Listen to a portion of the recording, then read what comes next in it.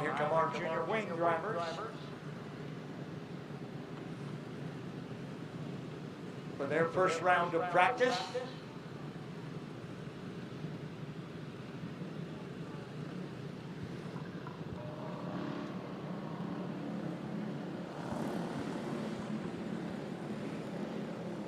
A reminder, racers and crews, that our good friends at MBTVsports.com are live. We are live streaming practice and qualifying.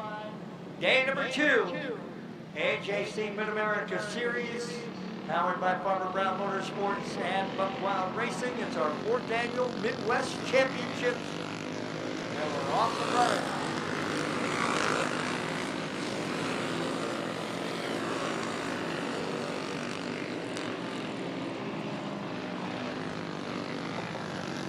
Nice catch.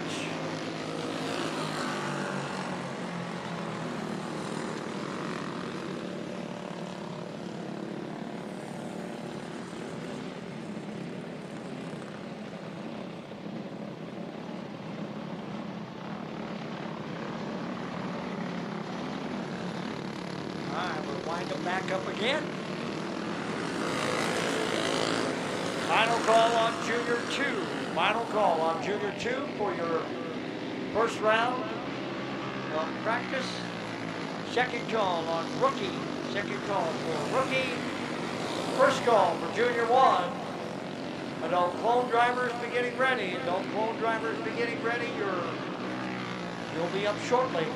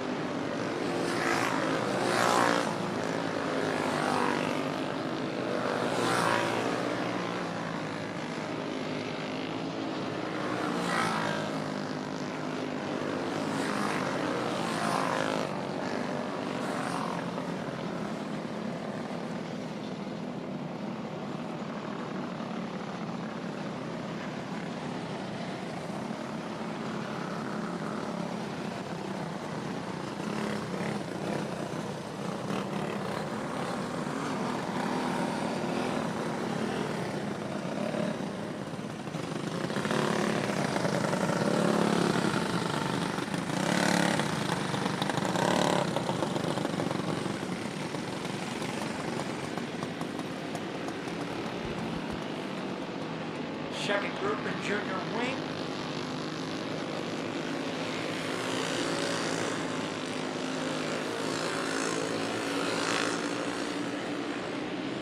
Final call on Junior 2. Final call on Junior 2 for your first round of practice. Second call on Rookie. Second call on Rookie. First call for Junior 1 and Adult close.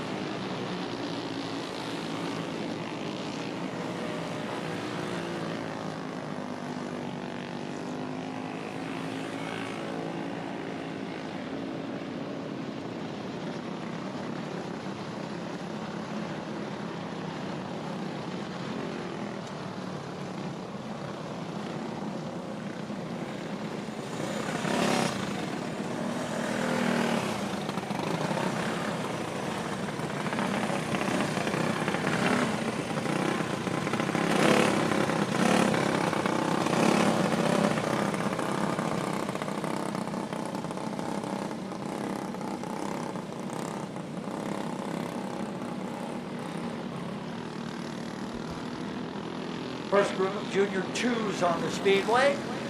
One more to go. Remember, guys, we are using cones.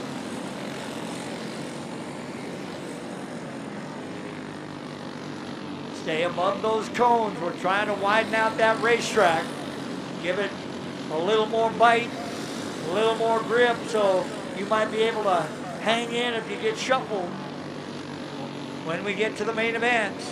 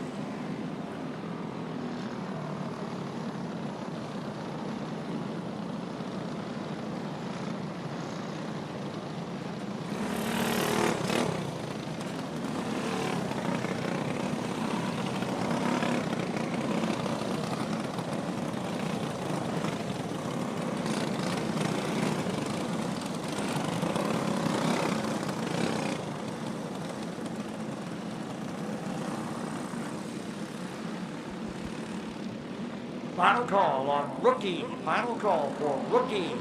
Second call for junior one. Second call for junior one. First call for adult clone. That'll mark the end of round one. Final call for rookie. Second call for junior one. Second call for junior one. First call for adult clone. And that will mark the end of round one. Our box 2 drivers be getting ready. You'll be the start of your second and final round after the adults.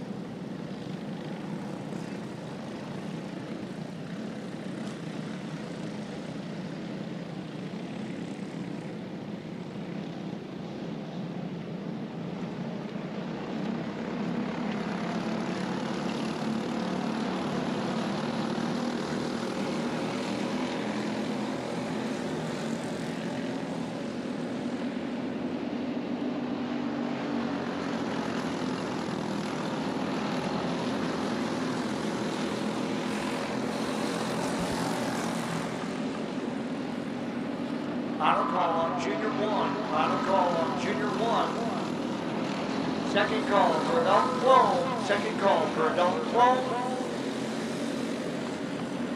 That'll mark the end of round 1. First call for R-Box 2 for second and final round practice. Final call on Junior 1. One more group to go to the Speedway. Second call for adult clone. Second call for adult clone. First call for R-Box 2 for your second and final round of practice. Adult clone drivers will mark the end of the first round. R-Box 2, you kick off round 2. All right, because she turned that up, I have to stay closer to the fence today. Otherwise, your team's back.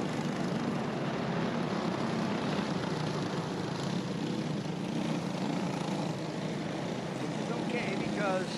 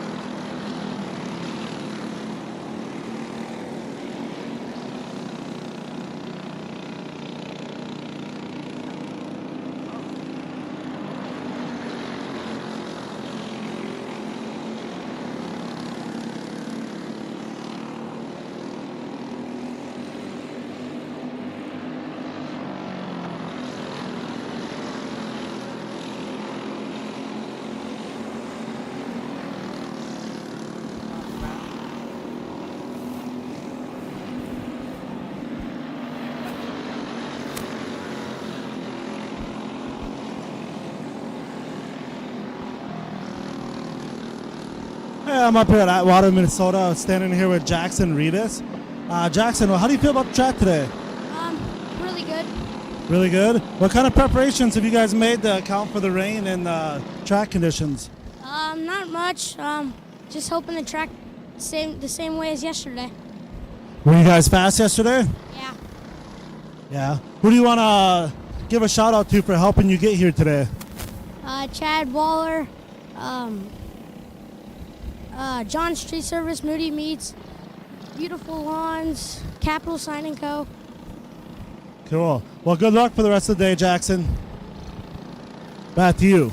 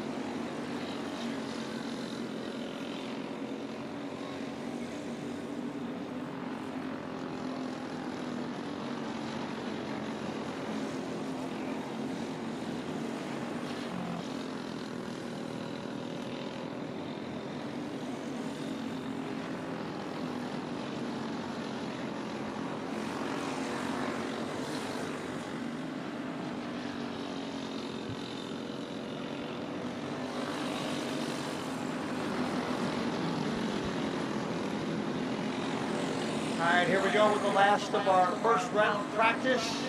This is adult clone. Final call on adult clone for your first round practice. Second call for R Box 2 for your second and final round of practice. First call for Rookie Cage for your second and final round of practice. Last set of use for the cones on the racetrack with our adults.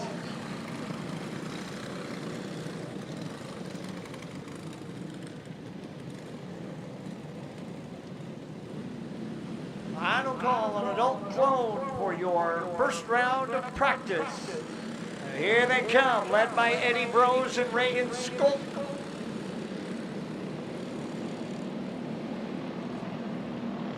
See Jake Robb in the mix.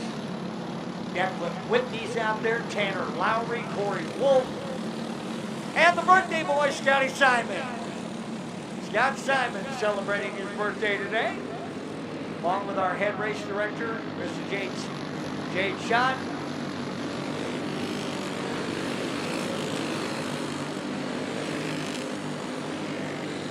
Final call on adult clone for your first round of practice.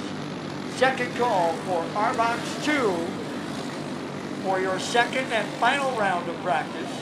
First call for Rookie Cage for your second and final round of practice. RBox 1 driver is beginning ready. You'll follow that Rookie Cage.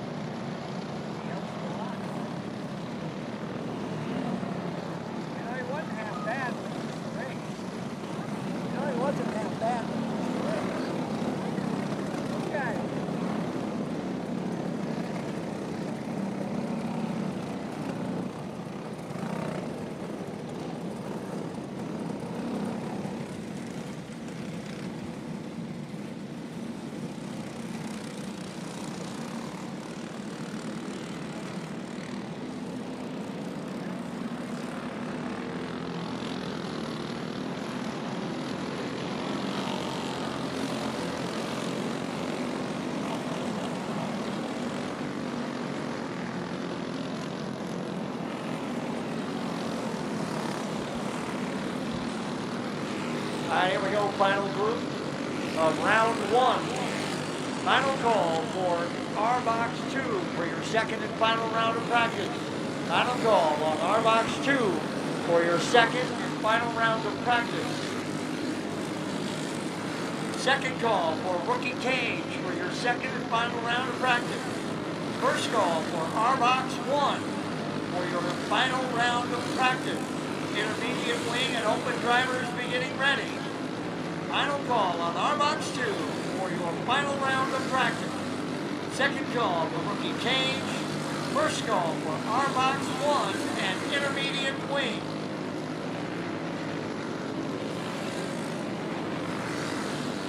Last of our first round practice laps here in adult flow. Final round practice coming up. Starting with R-Box 2, then rookie cage and R-Box 1. Intermediate, open, and right on through the order the same way we did in round one.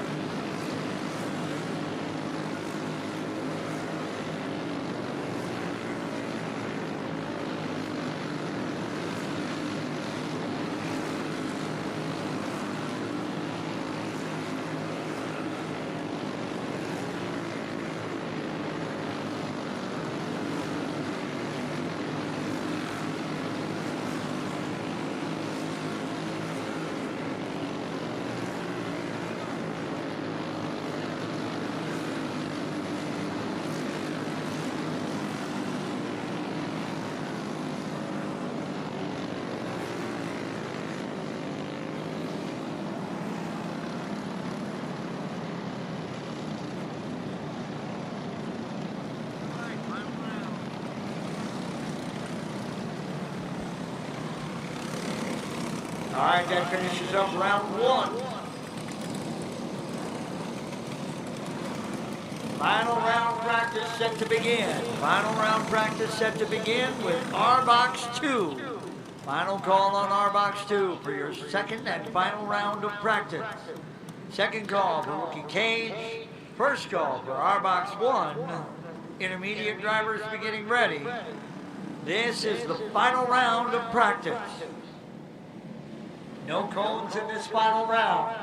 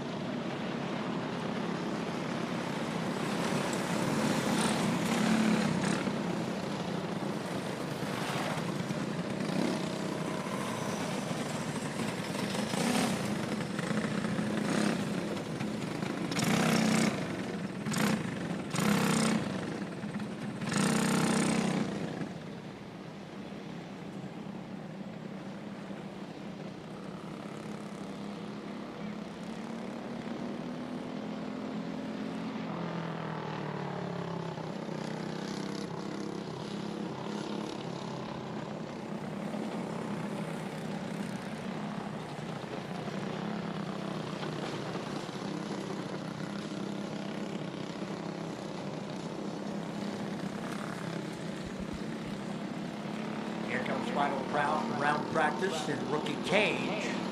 Final call for our box 1. Second call for intermediate wing.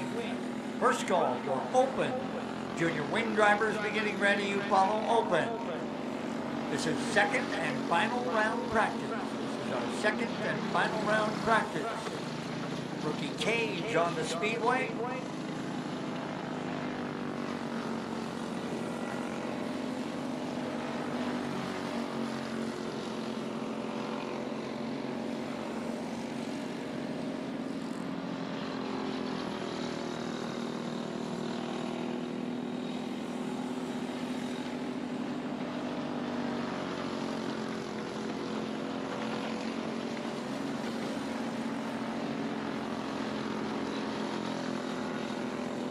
Final round practice. Final call for our box 1. Final call for our box 1. Second call for intermediate. Second call for intermediate. First call for open and junior wing. First call for open and junior wing.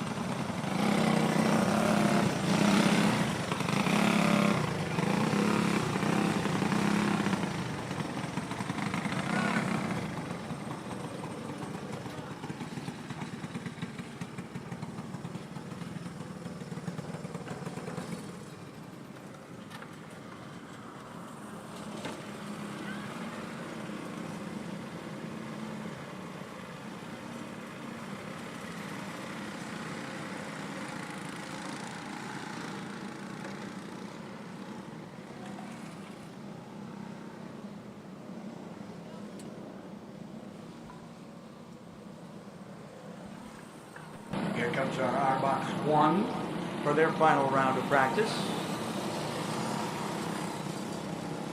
Final call on intermediate wing. Second call on open. Second call on open. First call on junior wing for final round practice. Junior 2 drivers be getting ready. You follow the junior wing. Final call on intermediate wing. Second call on open. First call on junior wing. Junior 2 drivers be getting ready. This is second and final round practice.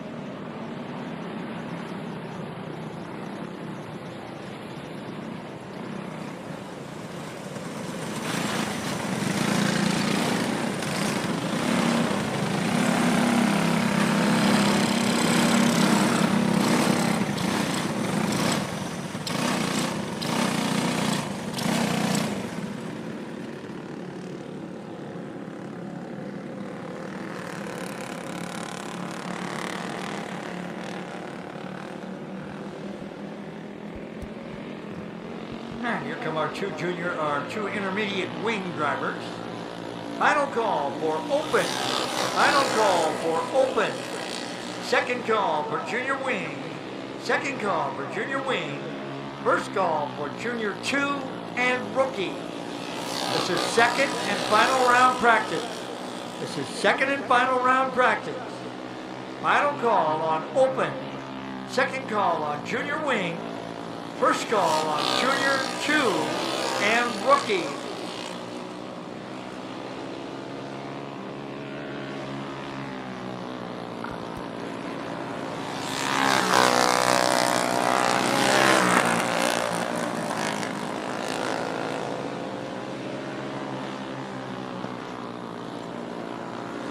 Hi, this is the mouth of the track. We're back at Atwater Karting in Atwater, Minnesota. We're standing here with the 2H machine of Oliver Holmes. Oliver, how'd you feel about the track today? Good. Good. What kind of preparations did you guys make to get here?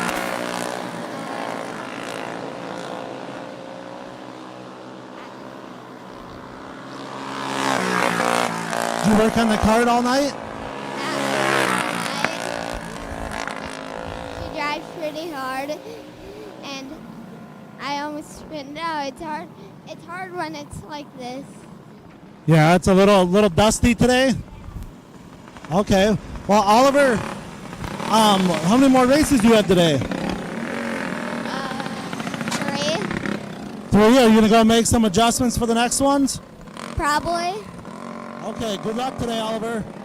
Back to Dean Martin in the booth for more racing action.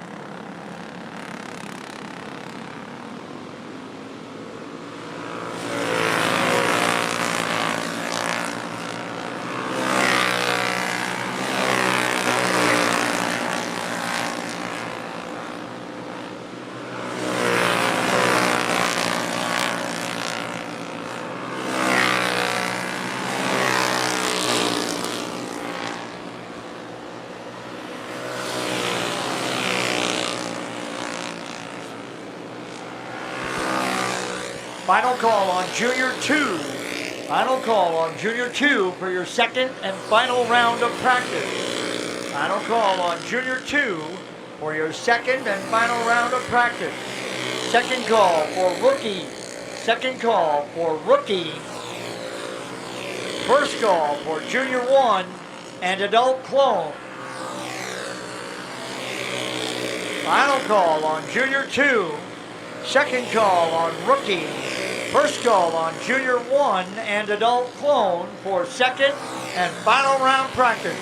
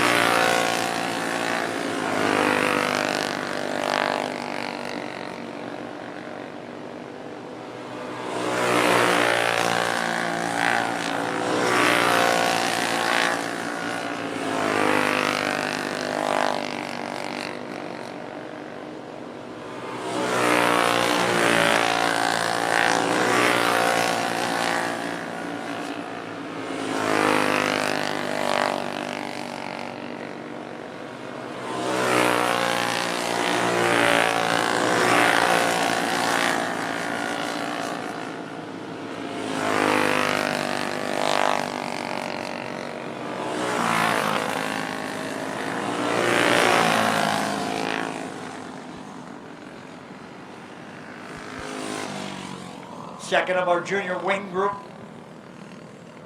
finishing up, and they'll make the turn and off the exit lane. That'll put us on final round practice in Junior 2. Final round practice in Junior 2, and here they come. Anderson, Wolfgren, Tacknell, Finnegan, Arnold, Gillis. That'll be Group 1. So 2 groups here in Junior 2. Final call on Rookie for your second and final round practice. Second call on Junior 1 for your second and final round practice. First call for Adult Clone for your second and final round practice. Final call on Rookie. Second call on Junior 1. First call on Adult Clone for second and final round practice.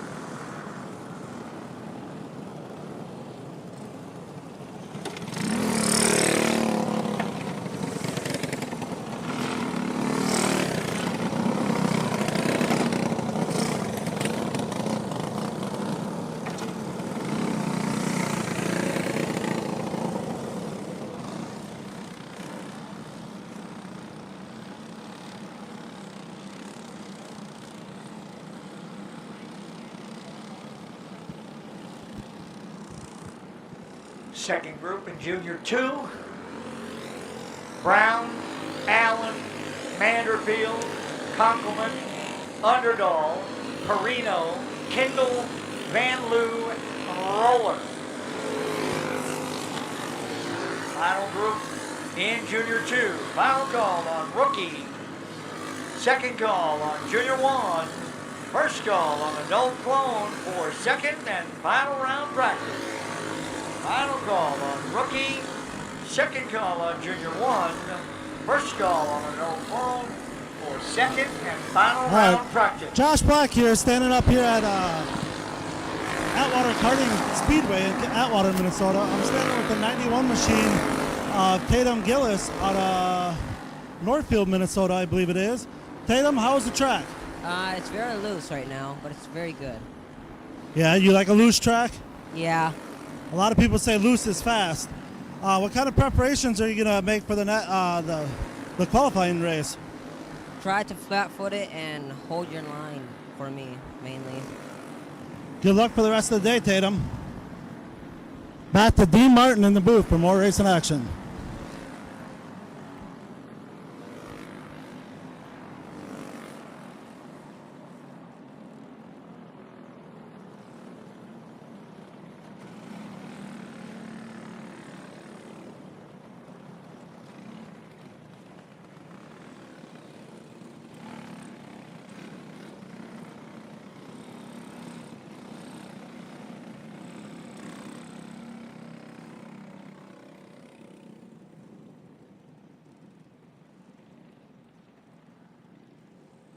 And I feel like they have the nicest aluminum seats out there.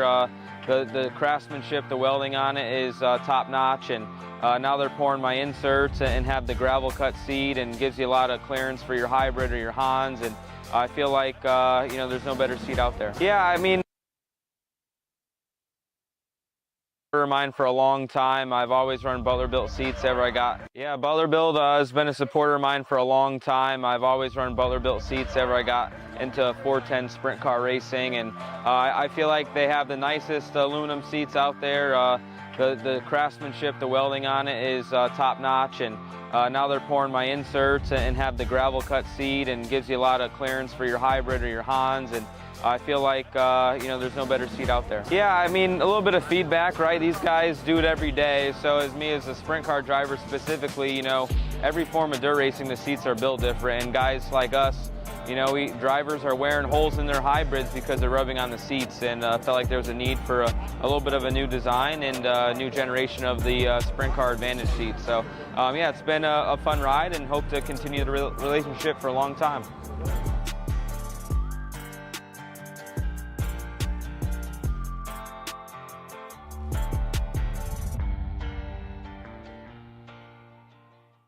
When you've got to ship it from anywhere to anywhere, QualityFreightRate.com. the LTL Freight Logistics Specialist for your small business. QualityFreightRate.com. We simplify shipping, eliminate those surprise charges, and negotiate the best rates from most LTL qualified carriers. QualityFreightRate.com. Special residential and liftgate rates available for automotive and ag implements. QualityFreightRate.com. Use the promo code ICE and get 10% off your first shipment. Startup is so easy. Get a quote and ship today. QualityFreightRate.com. Painful steps shouldn't be part of your daily routine. At Foot and Ankle Clinics, PA, we specialize in diagnosing and treating a wide range of foot and ankle conditions, from heel pain and bunions to diabetic foot care and sports injuries. Our board-certified podiatrists, Dr. Jeff Pellercells and Dr. Russell John Hill, bring decades of experience and a compassionate approach to every patient. At our clinic, we are dedicated to serving the community with the highest level of care. Your well-being is our top priority. Serving the communities of Woodbury, West St. Paul, and Edina, we're committed to providing personalized care tailored to your needs. Don't let foot or ankle pain hold you back. Visit footandankleclinics.com to schedule your appointment today.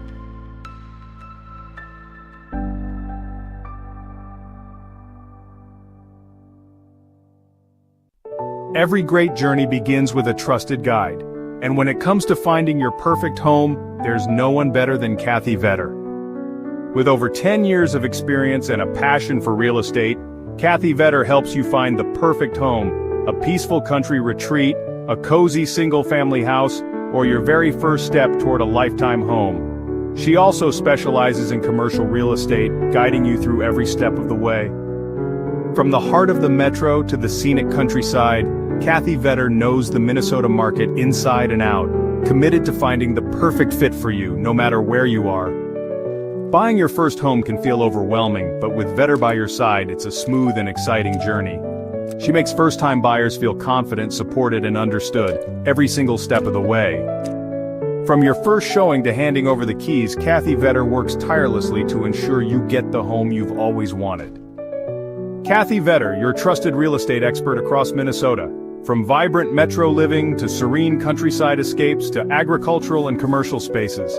Let her help you unlock the door to your next chapter.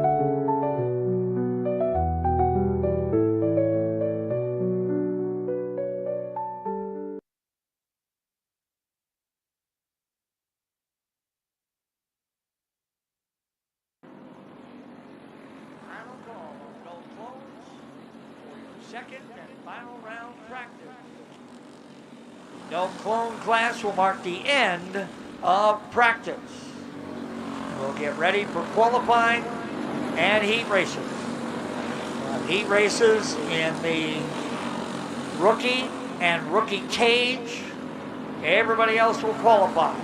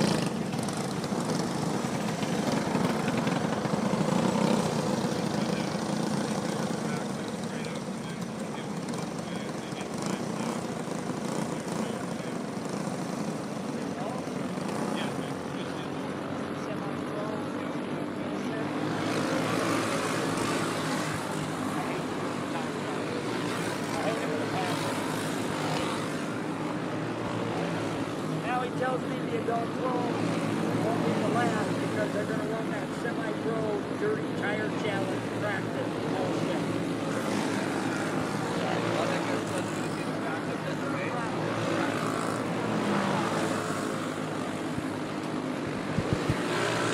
A reminder, drivers and crews, if you're participating in that semi-pro dirty tire challenge, you'll get your practice right after adult clone. So there'll be a couple of minutes.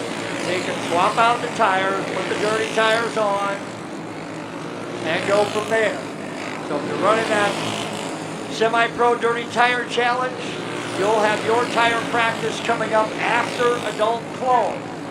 Final call on adult clone, and then it'll be our semi-pro dirty tire challenge.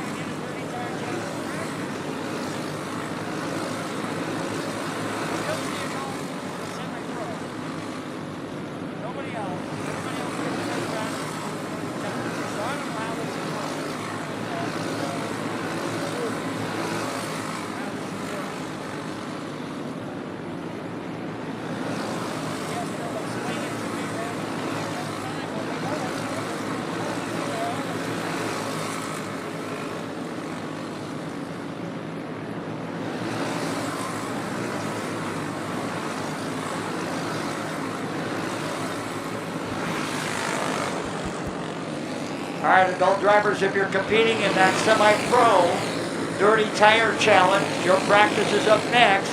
You should begin moving back to the grid. We'll take a couple of minutes, but we already know what set of tires you're getting, so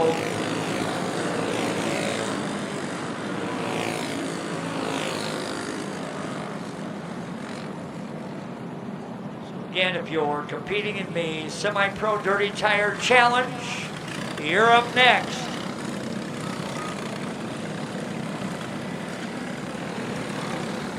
You are in that Semi-Pro Dirty Tire Challenge and you wish to practice those tires,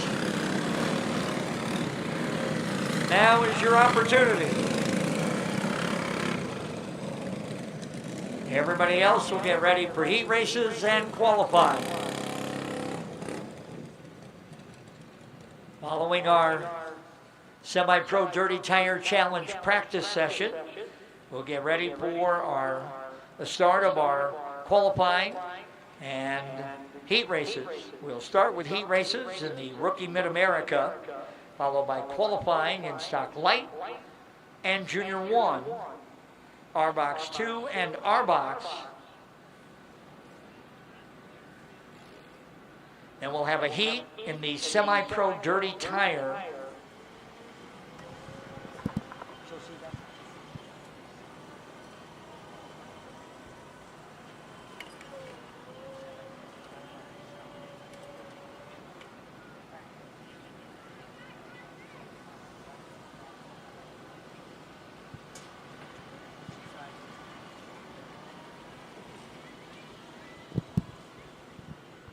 All right, Semi-Pro Dirty Tire Challenge, practice.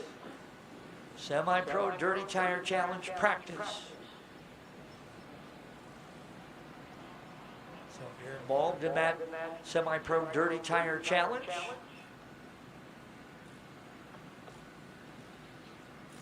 guys are getting tires mounted, and we'll give them practice laps, then the tires will come off and go right back to the staging area there until we see them for their heat race. And then they'll come up for their heat race with just their left front and go from there.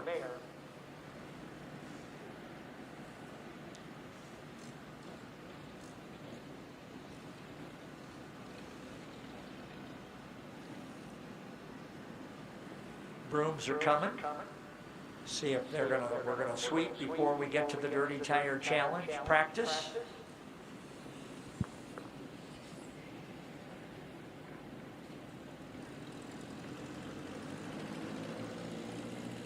And it looks like we will. So we'll fire up the brooms. Sweep off the racetrack. That'll give the Semi-Pro drivers in the Dirty Tire Challenge practice a couple extra minutes to get things mounted. Crews are taking their current tires off. Because remember, all they provide is their own left front. We provide everything else. We provide the right front and both rear tires for this Dirty Tire Challenge. All the drivers provide is the left front tire.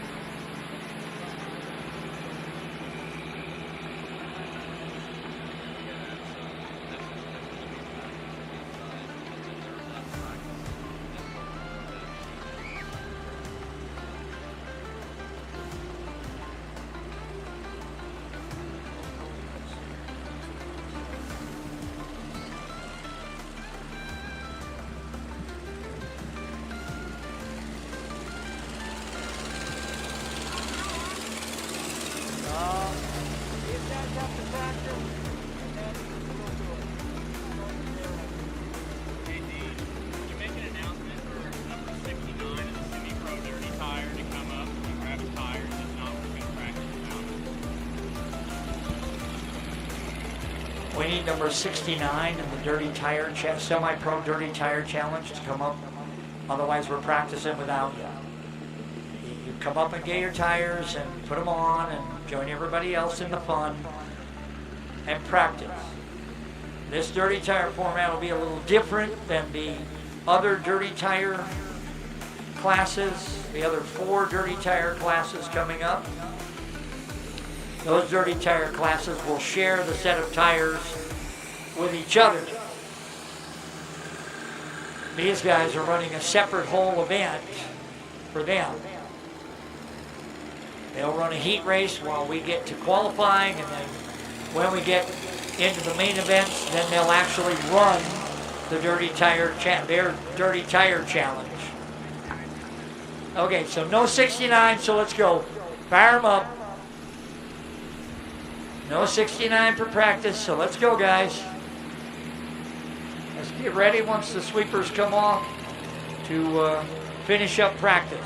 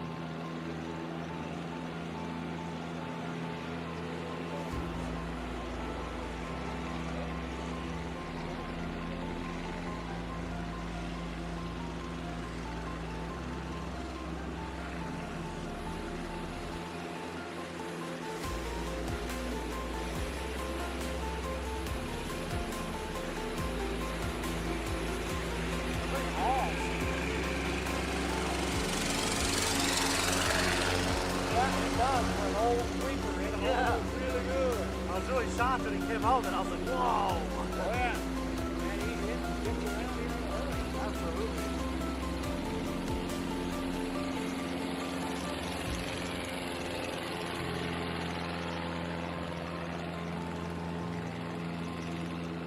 You gonna make that an obstacle? You gonna make that an obstacle?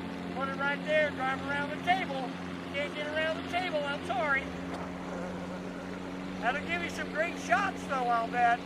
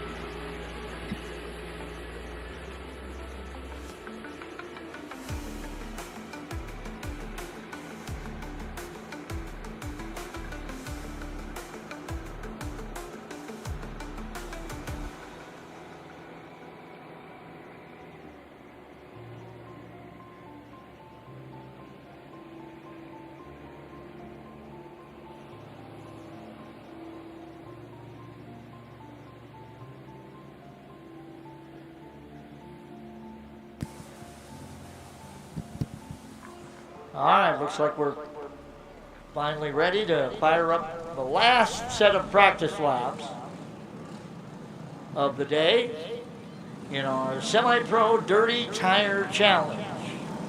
Here they come. No prep on these tires. They just bolted them on a couple minutes ago, and when they get done with practice, they'll take them off, put them right back in the same spot they got them from, and they'll get them when it comes time ready for their heat race. So here we go.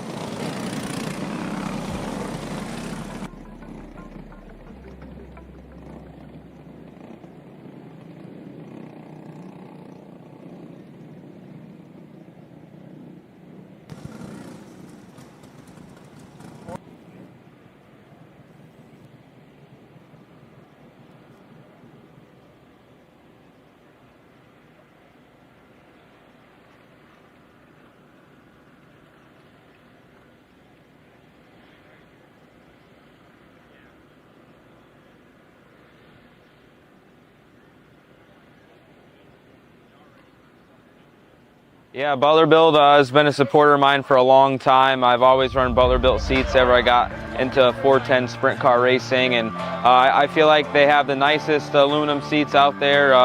The craftsmanship, the welding on it is top notch, and now they're pouring my inserts and have the gravel cut seat and gives you a lot of clearance for your hybrid or your Hans. And I feel like, you know, there's no better seat out there. Yeah, I mean, a little bit of feedback, right? These guys do it every day. So as me as a sprint car driver specifically, you know, every form of dirt racing, the seats are built different. And guys like us, you know, drivers are wearing holes in their hybrids because they're rubbing on the seats. And I felt like there was a need for a little bit of a new design and a new generation of the sprint car advantage seat. So yeah, it's been a fun ride and hope to continue the relationship for a long time.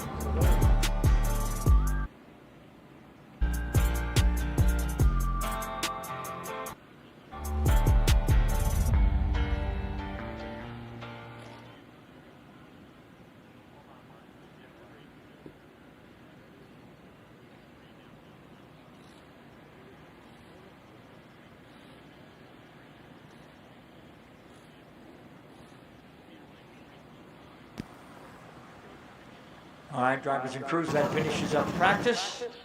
We'd like to get underway with our qualifying and heat races at about 4:10. It's about 6 to 8 minutes from now, 6 or 7 minutes from now. We'll start with Rookie Mid-America. Yeah, I'm down here. I'm out here in Atwater Speedway in Atwater, Minnesota for the Mid-American AJC race. I'm standing here with Jeremy Brown from Elko Newmarket. Jeremy, how'd the track feel today? It felt pretty good. You know, it's been a long time since I raced here, probably 15 years or so just kind of getting back into the hang of things. But yeah, it was good. A little dusty, but good. How do you like that dirty tire challenge?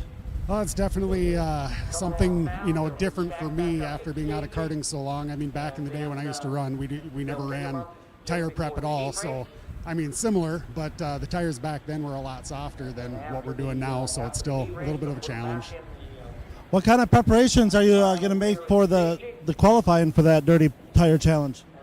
Just get my head on straight and, you know, teach myself got to hit my marks. I don't know other than that. The kart's a good kart. I just, you know, me as an old timer, I have to get my reflexes back and my timing back.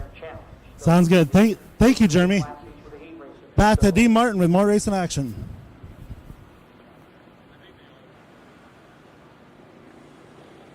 About 5 or 6 minutes, we'll go rookie, and then we'll follow that up with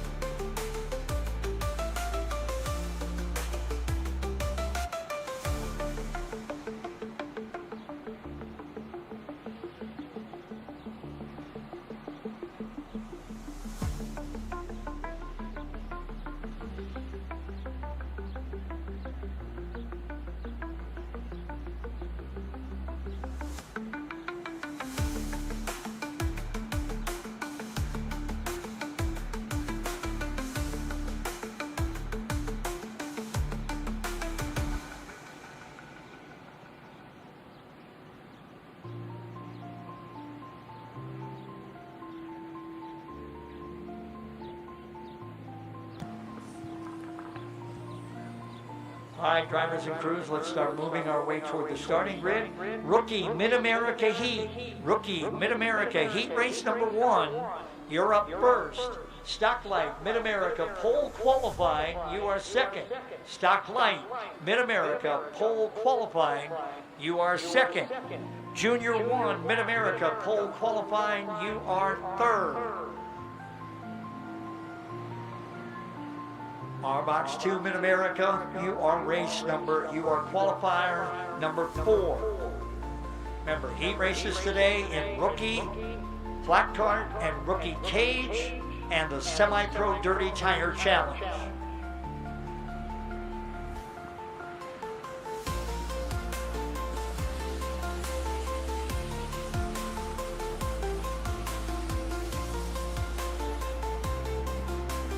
Drivers and crews, let's start moving our way toward that starting grid for our qualifying and heat races. We start with heat races in the Rookie Mid-America.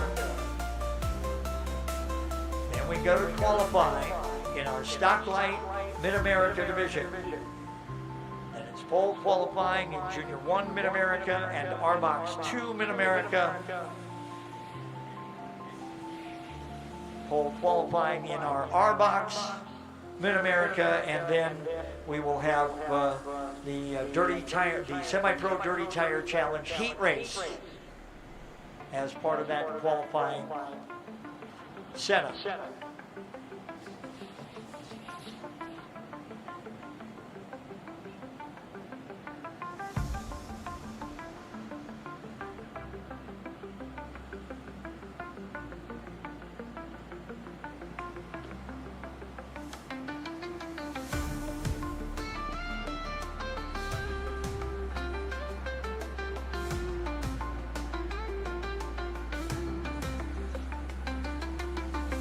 Couple of our rookies moving forward.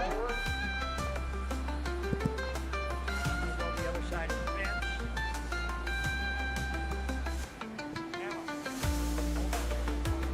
Is it on?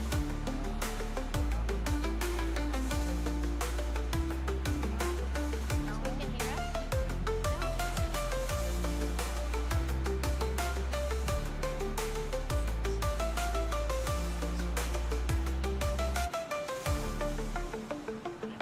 I've never done this before.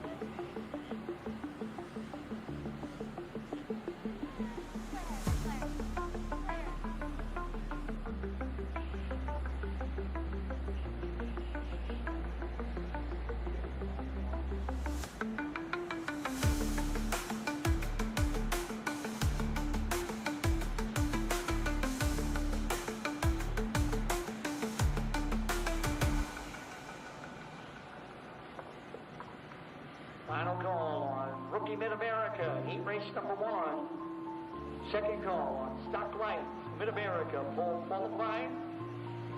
First call on Junior 1 Mid-America, pole qualifying.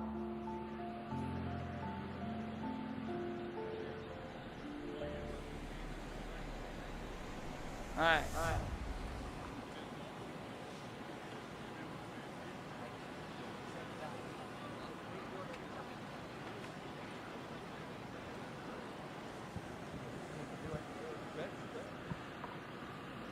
All right, ladies and gentlemen, as everybody gets ready, the rookies get settled in, and they'll fire up momentarily. Before they do, we'll take a moment, as always, for a pre-race ceremony. Old Glory flies over the infield here at beautiful Atwater Karting Speedway, and we're lucky enough again to be honored to sing the national anthem, as they did yesterday.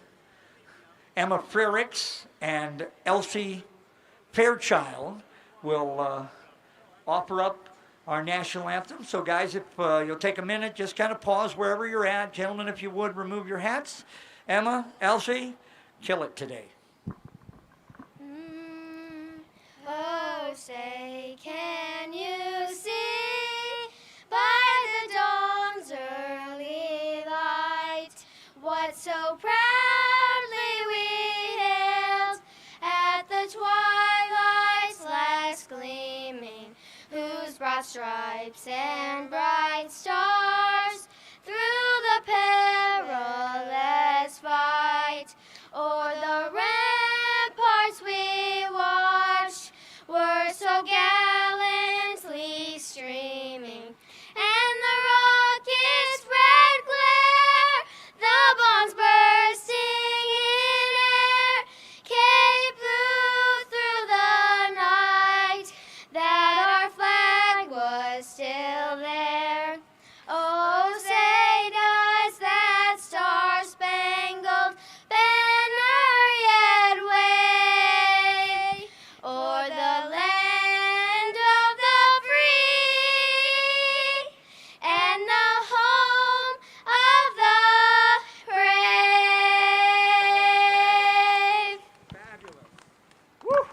Fabulous, ladies. Absolutely fabulous.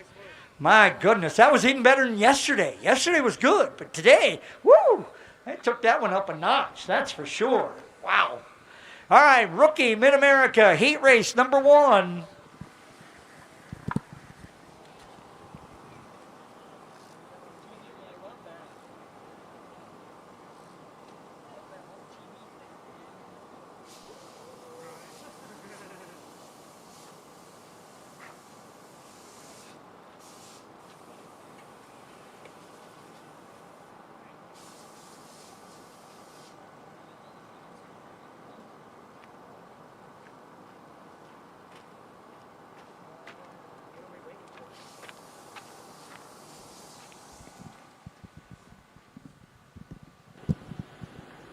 Heat race number 1 for our Rookie Mid-America division will start like this. On the pole is the 20 out of New London, Wisconsin. That is Owen Quaintance.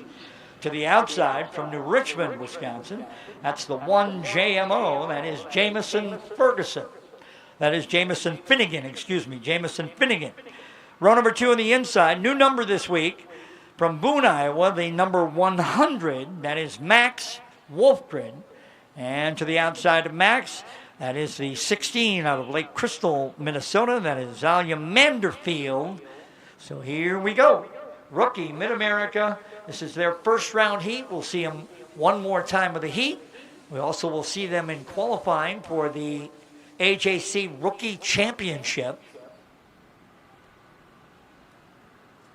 So we'll see them several times today. A couple of heat races. The Mid-America Feature and the Rookie Championship.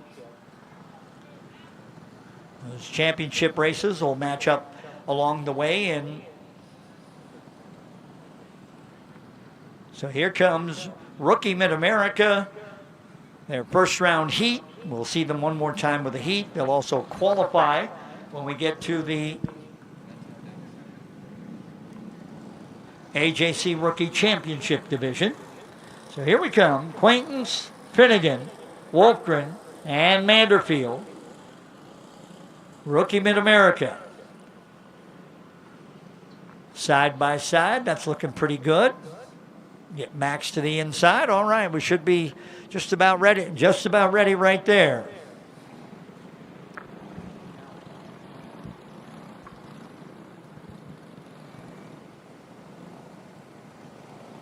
Roll green flag means we go next time by. Finnegan captured both races yesterday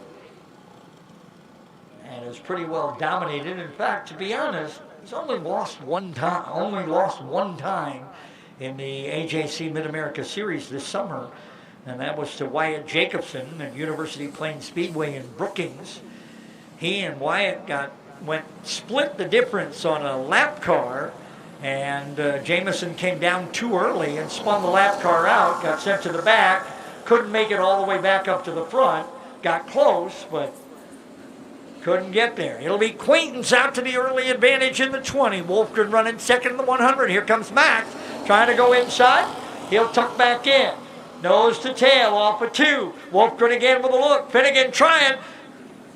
Little bit of contact. Quaintance comes around, gets it going again. We stay green. Owen Quaintance got crossed up a little bit. I don't know how much contact there was.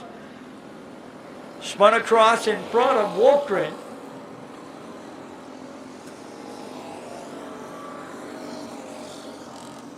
Wolfgren and Finnegan running 1 and 2. Halfway home here in this heat. Stocklight Mid-America pole qualifying up next. Stocklight Mid-America pole qualifying to that starting grid. Junior 1 Mid-America pole qualifying, you're on deck. Then R-Box 2 and R-Box. Wolfgren and Finnegan duking it out down the back straightaway. Wolfgren able to hang on so far. Finnegan working, trying to find a way around. Here he comes, back up on. Opens the door a little bit. He'll come to the inside, and Jamison will grab the advantage. Heading into the race lead. Here comes Waltman right back. Can't get there. Waltman looked like he had a chance. White flag, checkers wave. It'll be Finnegan and Waltman 1 and 2. Then Manderfield and Quaintance in round 1.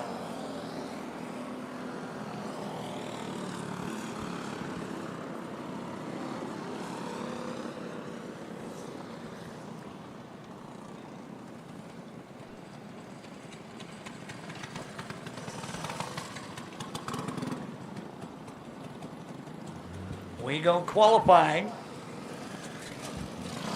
in stock light.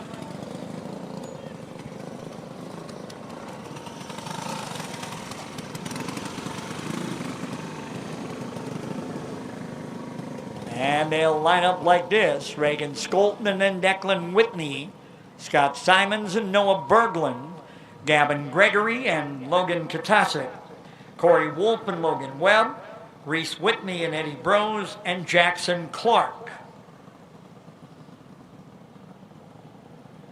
Stock Light Mid-America pole qualified. 3 laps. They'll take the green. That'll start their time. They'll take the green again, then the white, and then the checkered. And here we go, Group 1. Starts with Skolton, followed by Whitney and Simons. First time lap coming here. Skolton at 11.619. Whitney at 11.596. Simons at 11.406. Skolton now at 11.403. Simons back to the pole with a 3.73. Scotty trying to give himself an early birthday present. Skolton now at 11.323. Simons second quick with a 3.73. And then Whitney at 11.503. So Reagan Skolton at 11.323 as the provisional pole through Group 1.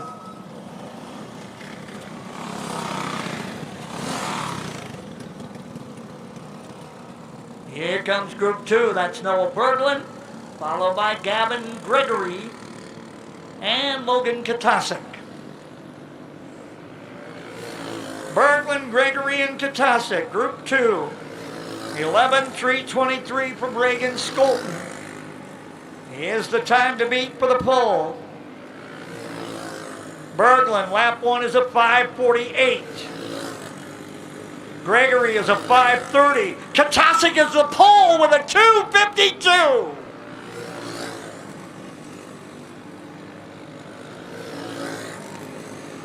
Berglund and Gregory 4th and 5th. Katasik even quicker with a 2.39. Gregory to second with a 3.17 on his final pass. But Logan Katasik out of Belle Plaine, Minnesota with a 2.39. Gregory second. Skolton third, Simons in the 4th spot, and then Berglund with that 4.15 is now 5th. Here comes Group 2, that's Logan Webb, Corey Wolf, Logan Webb, and the other half of the Whitneys, that's Reese. Corey Wolf on the watch for the first time. Lap 1 is a 6.30. Webb is second quick with a 2.99.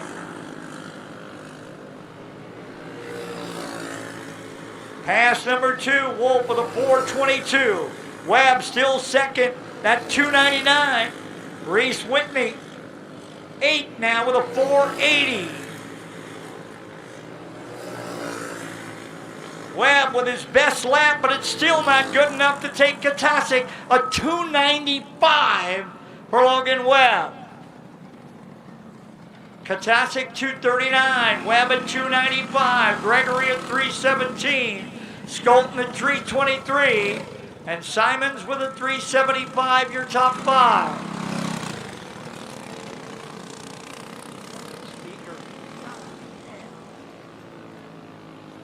Here comes our next group. Eddie Brose, Jackson Clark. Brose and Clark to finish. Eddie to the pole on lap one with a 185. Clark to second with a 186. They're a thousandth of a second apart. Brose to an 024. Clark no better, that 186. Final pass. Brose goes 10.927. Clark with a 179, but Eddie Brose, the only driver to break the 11-second barrier, goes 9.27, and he'll start on the pole, followed by Clark, Katasik, Webb, and Gregory. Junior 1 Mid-America pole qualifying coming up. Group 1 should be Easton Quaintance, Dayton Van Beek, and Hayden Arnold. Then Landon Reamer and Jackson Reeves, Evelyn Hess, then Colton Brown and Gavin Reamer, Kaylor Ekstrom, and Kane Hooper.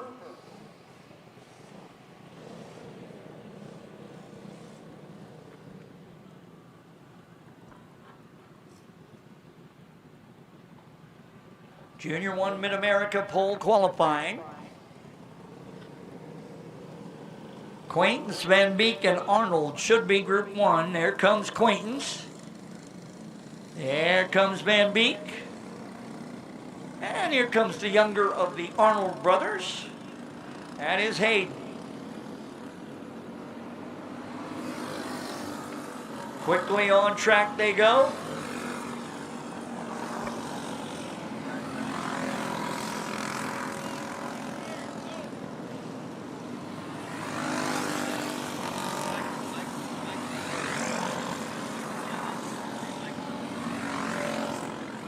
Arnold quickest of this first three. Quaintance with a 12.423.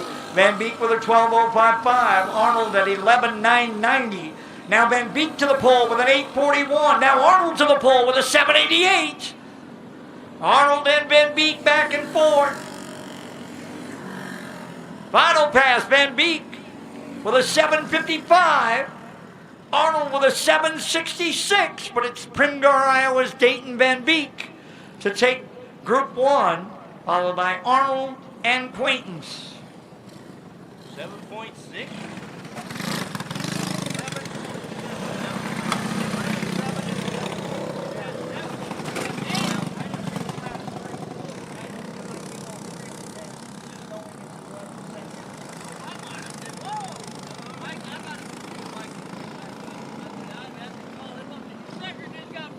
All right, here comes Group 2. Landon Reamer in the 18. Jackson Reeves in the 5. And the young lady Evelyn Hess in the 15. Lap 1, and Landon goes 12.314. Reeves second quick at 11.760. Hess fourth with a 12.187. Second time around, Reamer with a 12.155. He's fourth. Reeves still second. Final pass is coming. Reamer still fourth.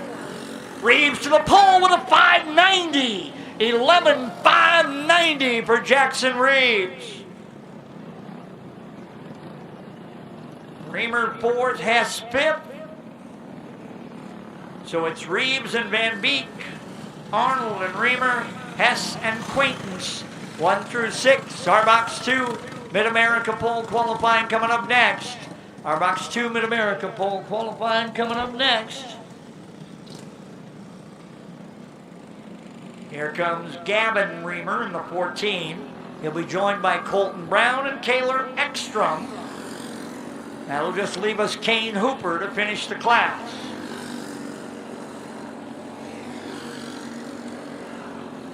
Lap 1, Gavin going 12:132. He's fourth. Lap 1, Colton Brown going 11:672. He's second. Ekstrom at 11:874. He's fifth. Brown to the pole with a 5:49. Ekstrom to fifth with a 7:78.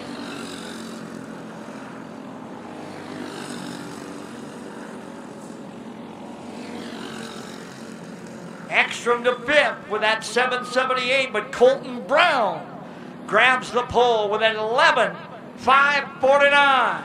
Reeves second at 5:90, then Van Beek at 7:55, Arnold at 7:66, and Ekstrom at 7:78.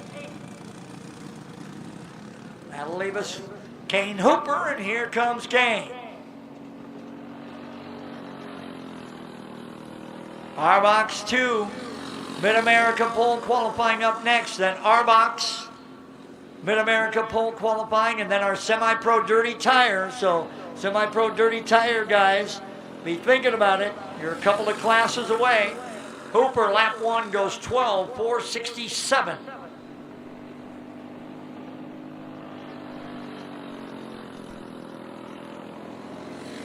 Hooper, lap 2 goes 3:04. Final pass coming. Trying to pick up a spot maybe, or two. Will not, cannot go faster than that 3:04. So Colton Brown will lead him to the green in Junior 1 Mid-America, followed by Reeves, Van Beek, Arnold, and Ekstrom. Your top 5.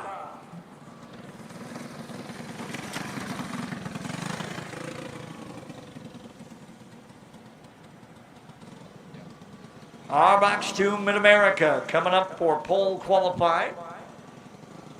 Should be just a couple of groups here. 15H of Evelyn Hess. The 16J of Jasmine Flickinger. The 99 of Jacob Core. The 52E of Elsie Fairchild. Elsie, half of our national anthem singers. You'll see her race here in a few minutes. The 7M of Kaylee Milbrett, 21 of Colton Horse, and the 2 of Case Holmes. RBox 2 Mid-America pole qualifying. RBox Mid-America pole qualifying coming up, and then semi-pro dirty tire heat. So semi-pro dirty tire challenge drivers might be starting to get ready, get those tires on, and won't take us long to get there. So here we go. Flickinger and Hess and Horsch. Flickinger, Hess, and Horsch off and running.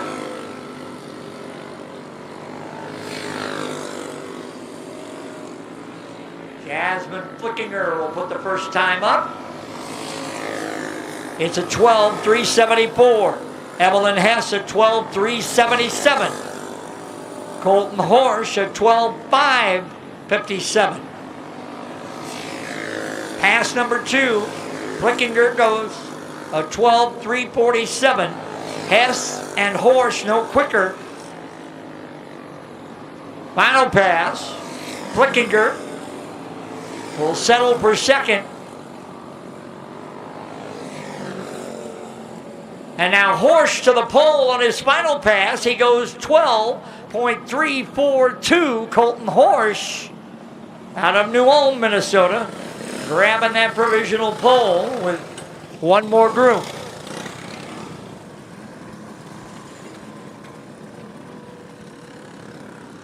Here she comes, sang the national anthem for us beautifully, and doesn't drive a race car all that badly either. Here comes Elise Fairchild in the 52E. Followed by the 7M, that's Kaylee Milbrett. And the 2, that's Case Holmes. Fairchild, Milbert, and Holmes. Elise, lap 1 at 12:695. Milbert to the pole with an 11:928. Kaylee swept the R-Box 2 yesterday. Holmes to second with a 12:182.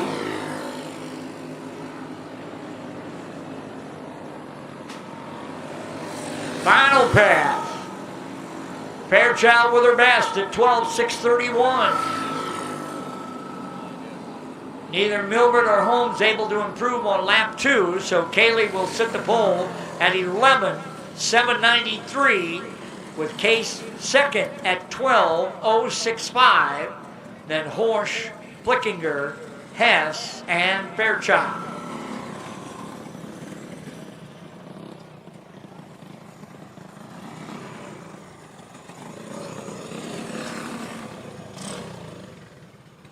That'll set us up for R-Box Mid-America.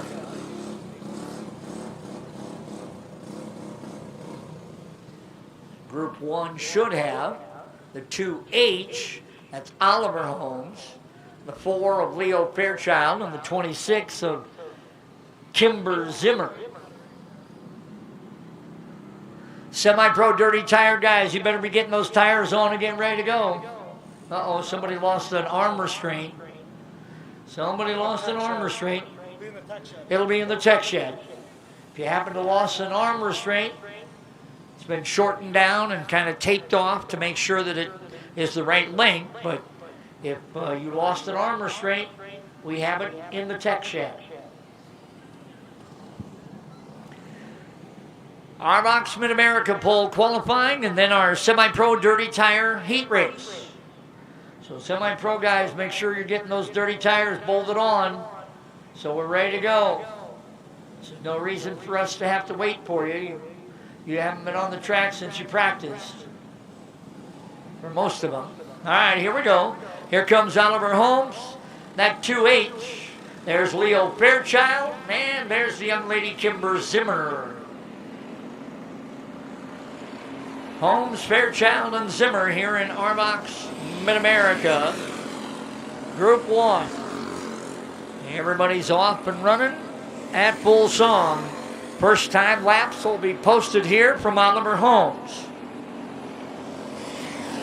Oliver with a 13:088. Fairchild with a 12:950. Zimmer with a 12:880.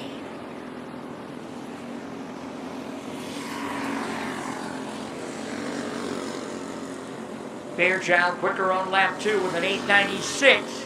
Zimmer no quicker. She'll stay on that 8:80 for right now.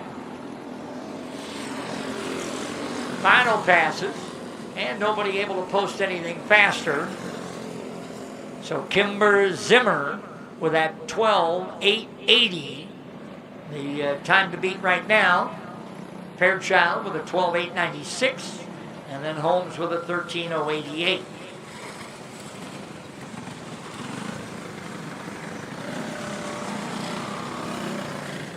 That'll set us up for Group 2.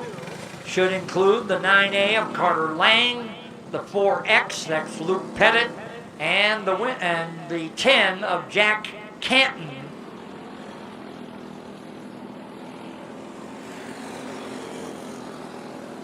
Jack swept R-Box yesterday, the defending track champion here in rookie cage, but obviously has moved up into R-Box. So here we go. Pettit with a 12:871. He's on the pole in that number 4X. Now Canton with a 12:776. Pettit no faster on lap 2. Carter Lang now to second in that 9 with a 7:79. Final passes. Pettit no faster. Lang to the pole with a 7:21. Canton back to the pole with a 7:03. Pettit had it for a second, and then Canton took it away. So Jack Canton, the reigning rookie cage champ here at Atwater Karting Speedway, now in his first year in Arbox. Swept all the races yesterday, and he'll start it from the pole. And that'll get us to our Semi-Pro Dirty Tire Challenge heat.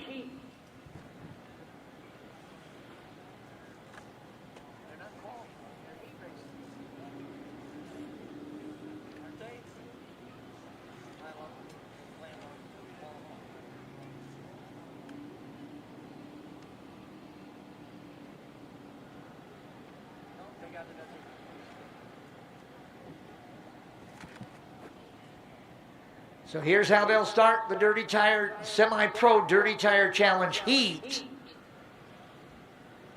On the pole from New Richmond, Wisconsin, it's the 30 of Tyler Alton to his outside. From Scandia, Minnesota, the 189, the birthday boy, Scott Simons. Row 2 on the inside, the OG3, Elko, New Market, Minnesota, that's Jeremy Brown to the outside. The 2018 from O'Fallon, Missouri, that's Tanner Lowry.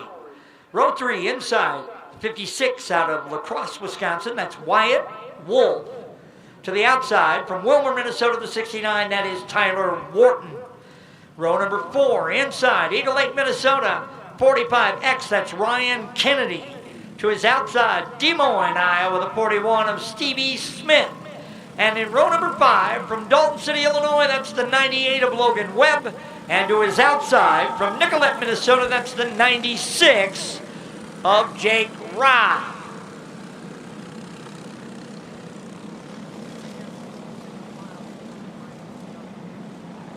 Let's see if we're actually going to do this double file. Yeah, we're going to give it a try. Double file, okay. Normally a flat card heat or a feature is not double file, but we'll see what happens here. This is our Dirty Tire Challenge for the Semi-Pro. The rest of the Dirty Tire Challenges will come at the end of the day. All right, here we go. Off and running, green flag. Simon on the outside, it's Alton. Lowry quickly up into second. Brown running fourth. Simon's in the 3 spot. Kennedy now 5th. Alton, Lowry, Simons, and Brown, your front 4. A little bit of a gap, and then there's Ryan Kennedy. Lowry looking wide. Out of turn 2. Looking for that inside line if he can. Through the corner. Took a look. Wasn't enough there to pull the trigger.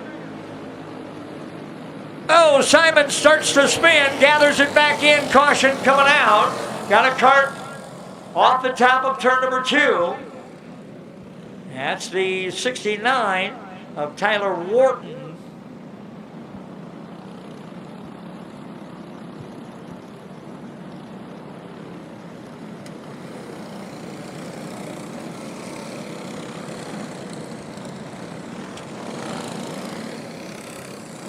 Tyler Alton in front of Tanner Lowry, Scott Simons, Ryan Kennedy, Jake Robb. Robb's the guy who has really moved up the most. He started 10th, and now he runs 5th. So that set of dirty tires is really working for Jake here in the heat race. Not bad at all for, now we're going to move Jeremy Brown back in to 3rd. Simons back to 4th. Let's see if that's exactly right. I think it might be the other way around. Brown was 4th behind Simons, but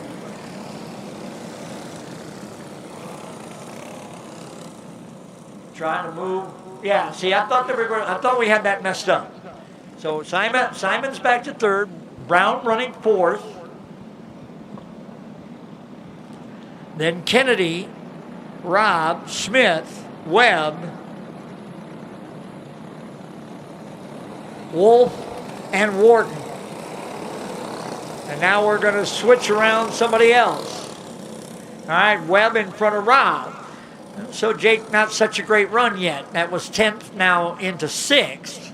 7th, actually. So what looked like a nice run from 10 to 5th, once we got everybody lined up, just 10 to 7 right now. pretty good run for Tanner Lowry out of O'Fallon, Missouri. That's a brand new kart for them. That's a whole brand new chassis they've been trying to dial in this weekend.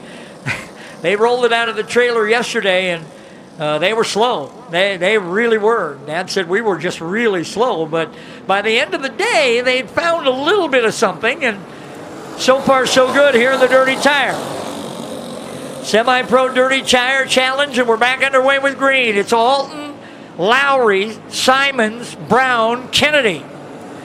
Simons now to the inside on Lowry. Lowry trying to fight him off, could not. Hangs on to it, though. Trying to stay in there and fight his way back in, maybe for fourth. He and Kennedy duking it out. Lowry still looking for an opening. Can't find one. Might find one behind Stevie Smith. Halfway home here. Lowry finally finds a way back in. He was running second. He comes out in seventh. Alton, Simon, Brown, Kennedy, Webb, and Robb. Then Smith, Lowry, Wolf, and Waltman. Jake Robb to the inside. Going to bring a freight train with. Logan Webb going to get kicked back. Coming down to 2 to go. Alton has led the entire way. Brown to challenge for second. Couldn't get there. Simons cut him off. Brown didn't have the nose, didn't have the lane anyway. White flag in the air. Tyler Alton. Scott Simons. Jeremy Brown. Ryan Kennedy. Jake Robb, your top five. Off of 4, Alton's going to win it. Simon, Brown, Kennedy, and Robb will go 2, 3, 4, and 5 in Semi-Pro Dirty Tire.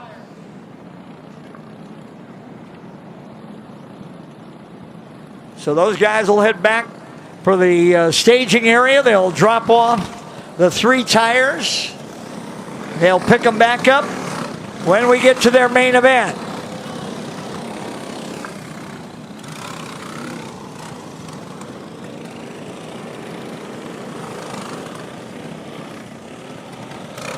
Meanwhile, we go back to qualifying.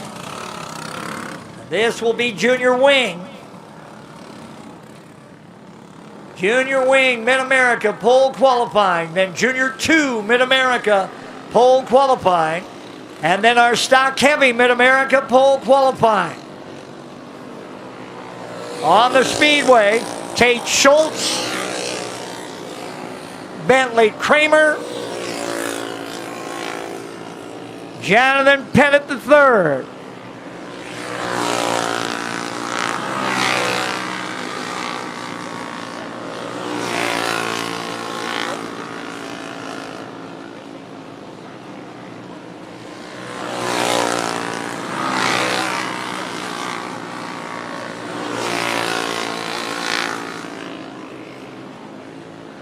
Pettit quickest so far with an 11.573.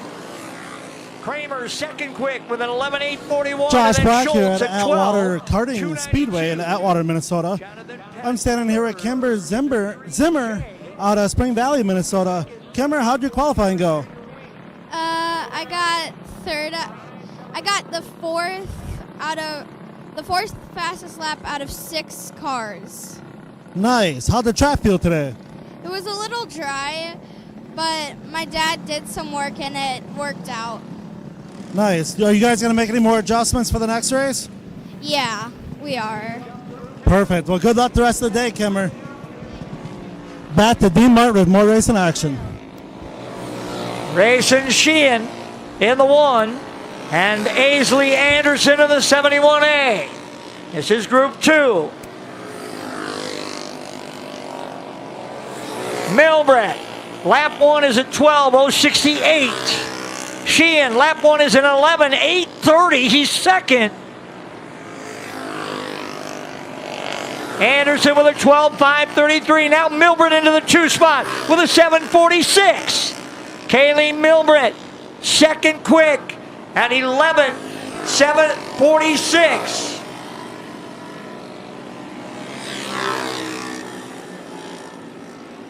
Sheehan second quick at 11.7, third quick at 11.767. Pettit still quickest so far with that 5.73.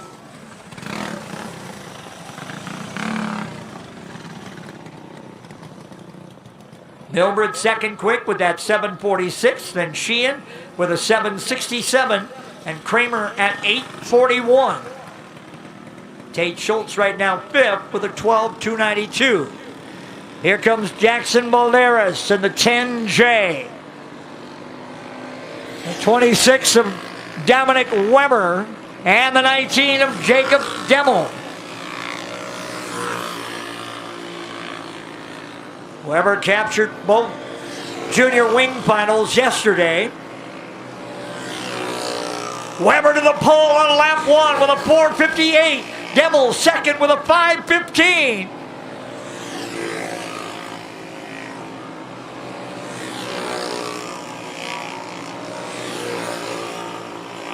Weber and Demmel neither quicker on lap two.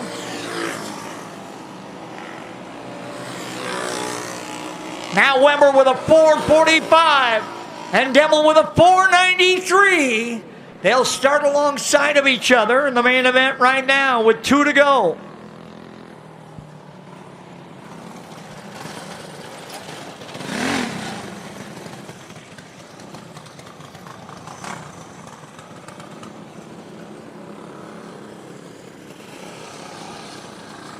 Weber and Demmel.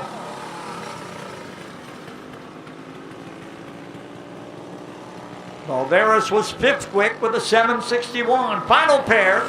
Here comes Mason Goodell with in that 10G. And Tanner Johnson in the 1T. Goodell and Johnson. Mason, lap one is a 12, 178, he's 8. Johnson, lap one is an 11, 748, he's 5th. Goodell no quicker on lap two.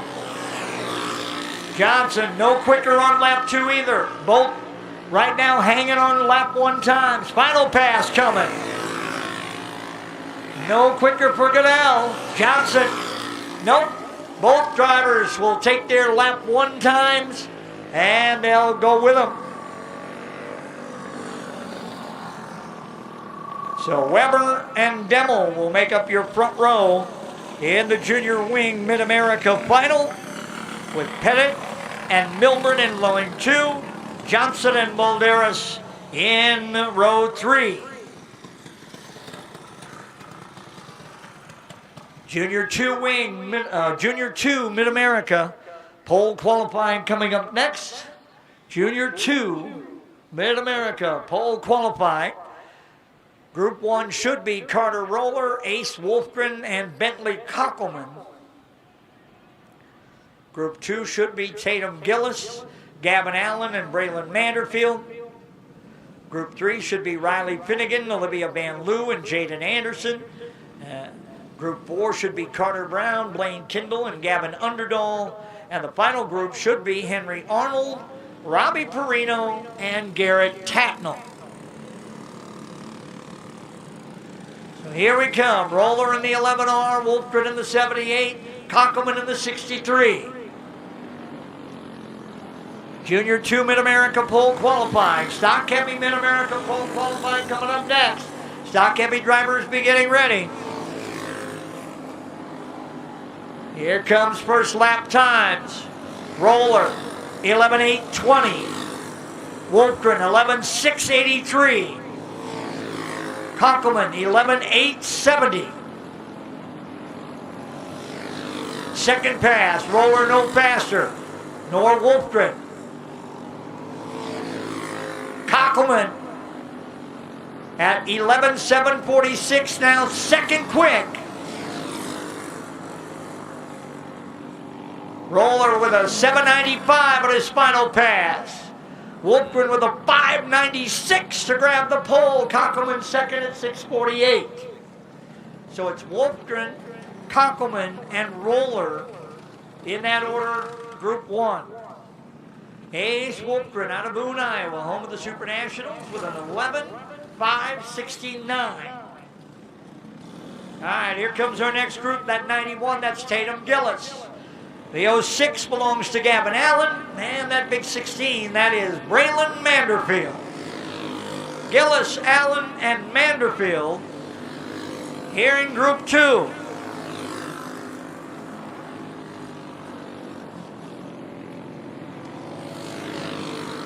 Gillis, lap 1 is at 12.349. Allen at 12.301. Manderfield is third at 11.706. Braylon Manderfield in that 16.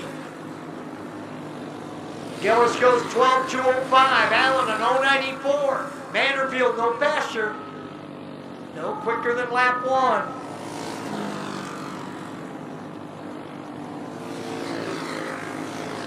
Final passes. And Manderfield will lock into third right now at 11.706. Gillis fifth at 11.870. Allen sixth at 11.978.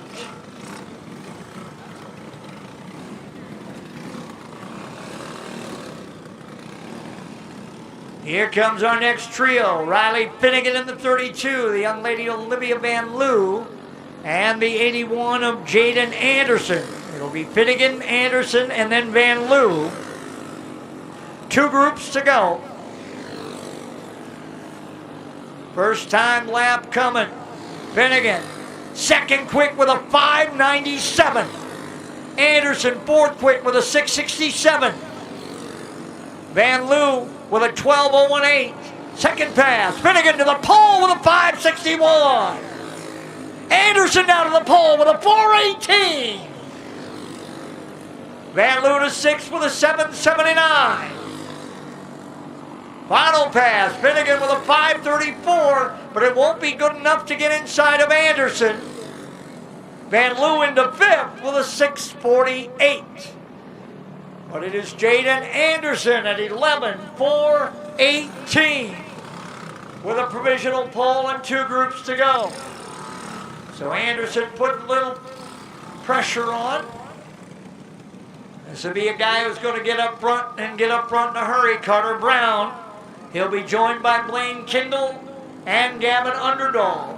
Underdahl was pretty fast yesterday, qualified well. Didn't have so much racing, but qualified well. Let's see what Brown does to lead him around. Carter, can he go to the pole lap 1? Yep, with a 3.43. Kindle the fifth with a 6.41. Underdahl with an 8.14. Brown quicker again, a 1.94. He may go sub 10. He may go sub 11. Let's see. Off of 4, final pass. Nope, he'll take the 1.94 and run. Kindle the fifth with a 5.90. Underdahl to 6 with a 6.23. Carter Brown with 1 group to go goes 11.194. And here comes that group, the older of the Arnold brothers. That's Henry. Here comes Robbie Perino and Garrett Tacknell. So it's Arnold, Perino, and Tacknell, the final trio in Junior 2. Right now, 11.194 is your pole. Arnold will have lap 1. It's a good one. Second quick with a 4.08. Perino, 7th with a 5.98. Tacknell, second quick at 4.05. Arnold quicker again with a 2.21. Tacknell with no quicker on lap 2. Final pass. Arnold not able to go quicker than that 2.21. Perino to 5th with a 5.05. Tacknell's final pass. He'll take lap 1 and run with that. So Brown will grab the pole, and he'll do so by a full 1/10 of a second over Arnold, Tacknell, Anderson, and Perino. Your top 5.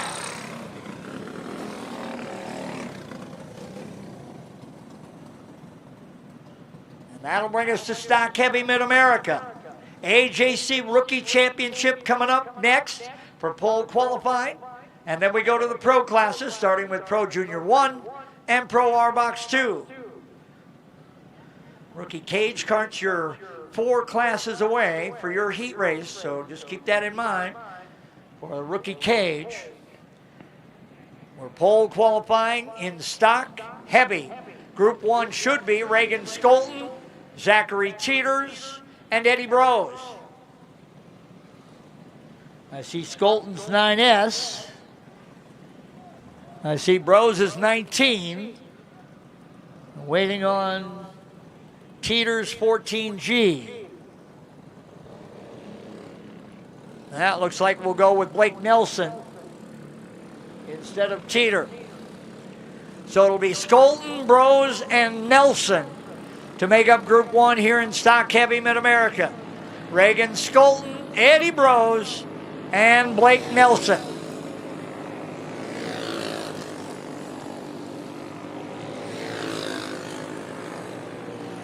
First lap times coming here. Skolton, 11:287. Brose, 11:210. Nelson, 11:418. Second time by. Skolton, no quicker. Brose, no quicker. Nobody able to improve on lap 2. Final pass. Skolton, nothing. Brose, a 125. And Nelson will settle for the 418. So, other than Eddie Brose picking up a little bit on lap 3, it was one lap and done. Skolton put up his fastest time on lap 1. Nelson the same. Brose got his fastest lap, though, on lap 3. Here comes Group 2. It will start with Jonathan Hansen, followed by Corey Wolf, and half of the Whitneys. That's Declan.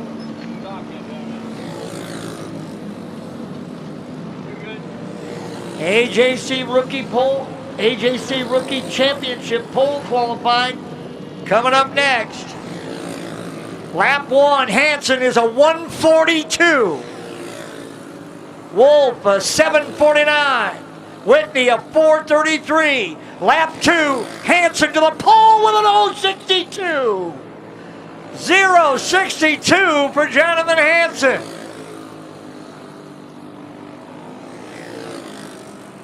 Final pass, and Hansen goes 028, just for good measure. Whitney to 4th with a 385. Wolf to 6th with a 524. But Jonathan Hansen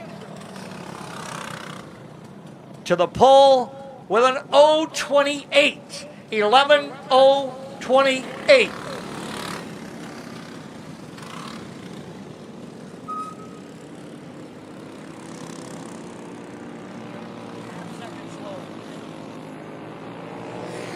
Here comes Tyler Alton, Jackson Clark, and Jake Robb. So it's Alton, Clark, and Robb.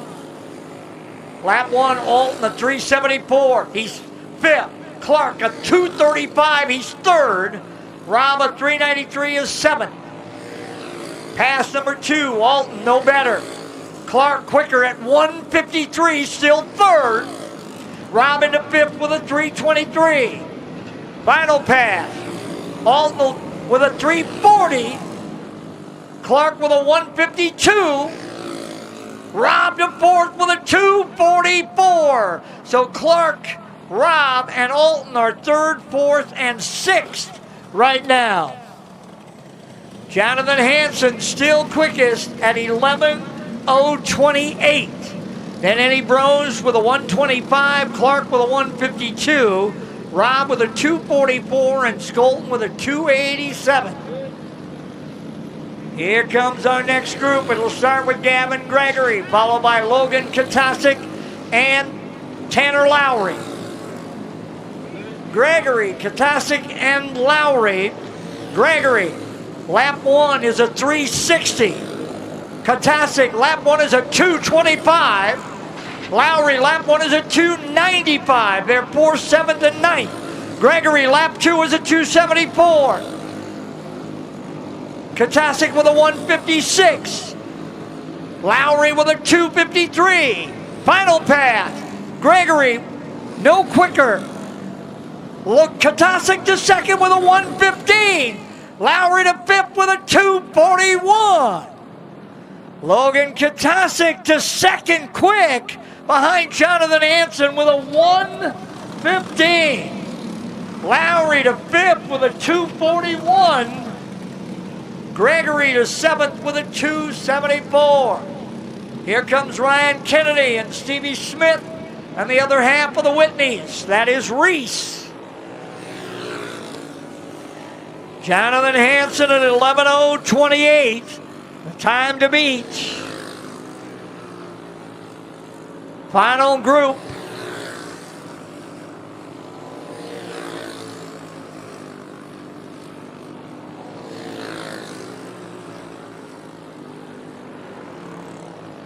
Oh, trouble for Kennedy. Stevie Smith, 8th quick at 267.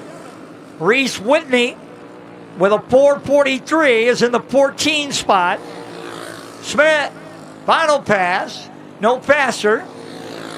Whitney's final one will put him right up behind his brother Declan with a 416. They're 12th and 13th. Smith in the 8th spot. Jonathan Hansen, 11:08.28, 11:08.28. That quickest. Katasic second at 115, then Bros at 125, Clark at 152, and Kennedy at 195. AJC Rookie Championship. This will be qualifying for these youngsters. They will race, but they will qualify now.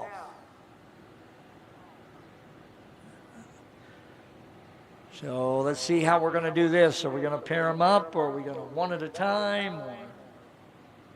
There's only 4. So Lamanderfield, Jamison Finnegan, Max Wolfgren, and Owen Quaintance. They'll be running for the AJC Rookie Championship.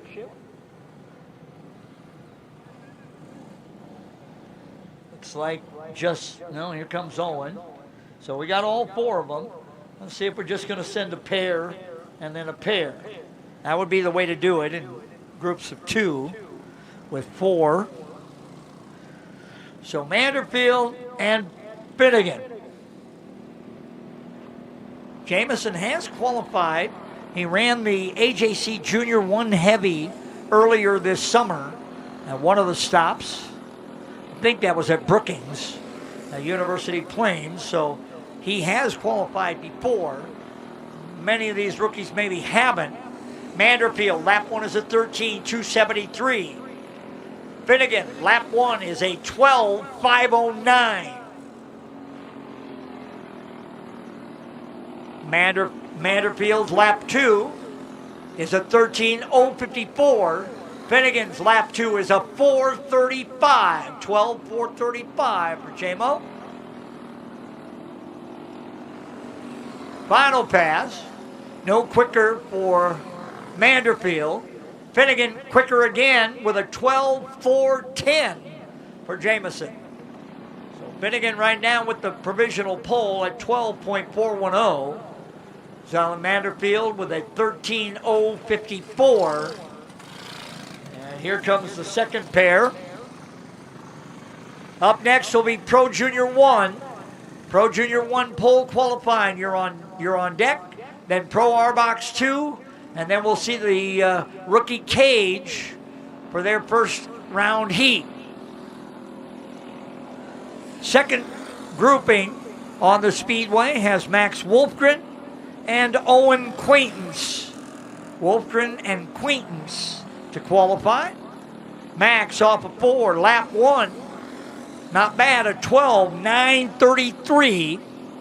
Quaintance, lap 1, a 13:280. Second pass coming. Wolfgren, no quicker, that 9:33. Quaintance, No quicker, still that 13,280. Final pass. Wolfgren looking for something. Couldn't find it. Lap 1 was as good as it got, a 9:30. And Quaintance already slowing down as he came to it. So Wolfgren and Quaintance took their times on lap 1, and they couldn't do anything better. Finnegan will grab the pole, followed by Wolfgren, Manderfield, and Quaintance.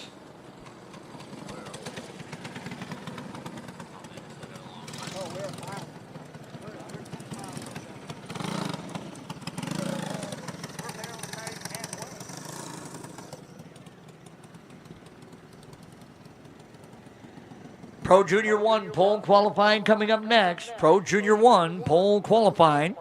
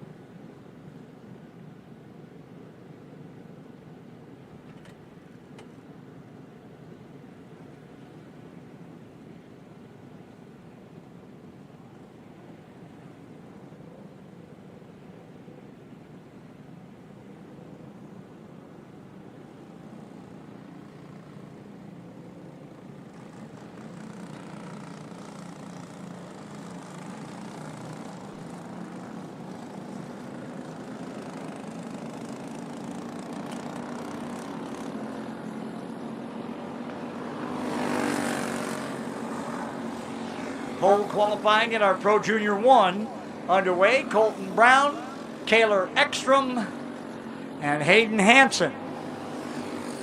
Brown goes 11.809. Ekstrom a 7.50. Arnold a 8.19. Ekstrom quickest so far.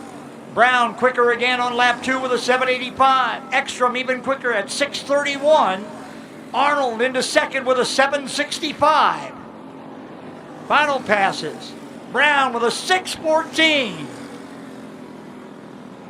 Ekstrom no quicker. Arnold's final pass is a 7.55, and that'll be good enough for third. So Colton Brown at 11.614. Ekstrom second quick with a 6.31, and then Arnold at 7.55. Here comes Group 2, Jackson Reeves, Easton Quaintance, and Landon Reamer. Reeves, Quaintance, and Reamer.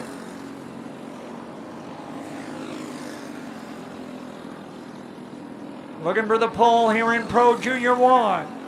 Jackson Reeves, lap 1. Third quick with a 6.77. Quaintance fifth quick with a 12.173. Reamer with a 12.063. Reeves to second now with a 6.27. Jackson's got it wheeling. Can he get inside of Brown? 6.14. Off of 4. Nope. Yes, he did with a 6.04. Jackson Reeves to the pole with a 6.04. Reamer to fifth with that 0.63. And Quaintance into the sixth spot with that 0.69. So Jackson Reeves quickest on his third and final pass at 11. Well, at pit side here, I'm with Zayla Manderfield at Atwater Karting Speedway in Atwater, Minnesota. Zayla races the Junior 1 division. Or no, the rookie division, sorry. Zayla, how'd the kart handle today? Good. Good. How did qualifying go? I don't know. You don't know? You don't pay attention to that? Perfect. Are you going to go back and help your dad make some adjustments for the heat races? Yeah. Yeah. Did you get Dad any feedback on what happened with the cart? No. No? All right, good luck the rest of the day, Zayla. Back to Dean Martin with more racing coverage. Gavin Reamer into 6th with a 9:65. Final pass, Van Beek to 3rd with a 6:22.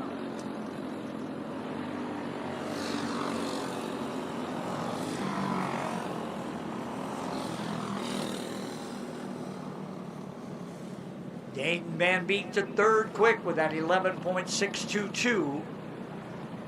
Gavin Reamer into 5th with an 11.738. Hooper, best lap was lap 1, that 13.049, and that'll leave us 1, young Evelyn Hess. So last to qualify. Up next is Pro R-Box 2. Rookie Cage, you're on deck. Pro R-Box 2 and then Rookie Cage. Then our Pro Stock Heavy. Then our AJC R-Box Championship. Hess, lap 1 is a 12.289. She's 9th. Coming to the white flag. Goes 12.145, still in that 9th spot. Got a chance with a good lap here. She could jump 2 or 3 spots. Final pass coming. And it's a 129, but she'll still start in the 9th position.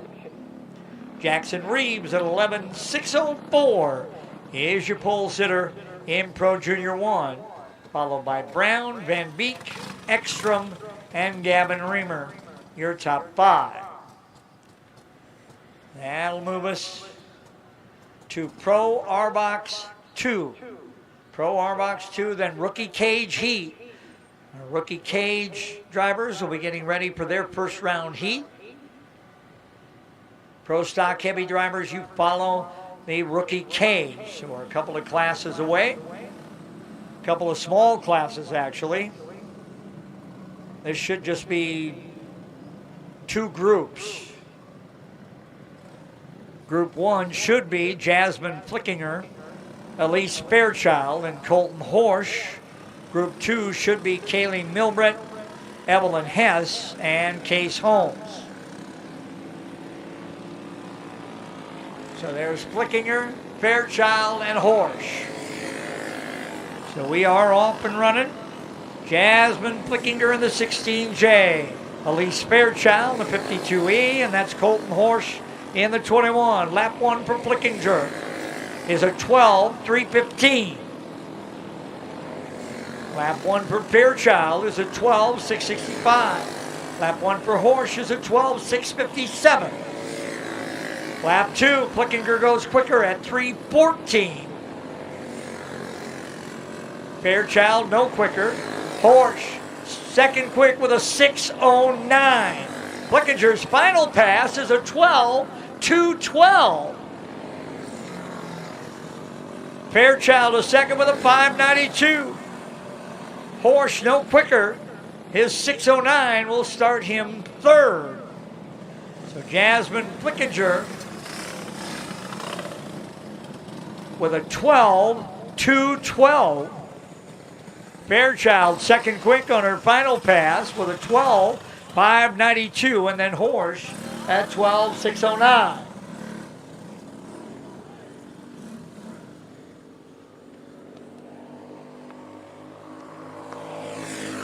Second to the last group, this is Kaylee Milbrett. Kaylee Milbrett and Case Holmes. I see Evelyn Hess. She had to transfer out of her flat cart, get into her cage cart. Milbrett to the pole on lap 1 at 11.779. Holmes to second at 12.035. Milbrett, lap 2, no quicker. Holmes, second pass, no quicker either. They're still 1-2. Final pass, Milbrett can't improve on the 7.79. Holmes can't improve on his either. So the tire prep worked for one lap, and that was good. That was it. Good enough to get them first and second. You rub and you prep and you grease and you do all that for one lap. And then you hope that it'll work out come the main event. All right, here comes Evelyn. Let's see what Evie's got here. This is Evelyn Hess, Plato, Minnesota, and that 15H. She's driving both a flat and a wing kart and has been doing it all summer long. She's been double duty in a flat kart and the wing. So she has had to jump out of one into the other. Lap one, good enough for fourth with a 3:39. 12.339. Lap number two. No better. Final pass coming here. Right now she'll start fourth outside of row two. Final pass. And lap one was all that it wrote. The 12.339 will be good enough for the fourth starting spot. Kaylee Milbrett will lead them to the green with Holmes alongside. Then Flickinger and Hess, Fairchild, and Horsch in Pro R Box 2. All right, we go heat racing now. Rookie Cage.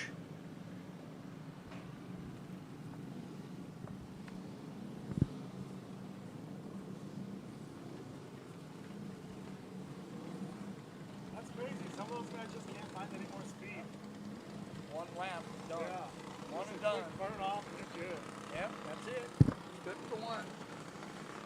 So here we go, Rookie Cage. First round heat. They'll line up like this on the pole from Grove City, Minnesota. The 380. He loves to be called the high side hustler.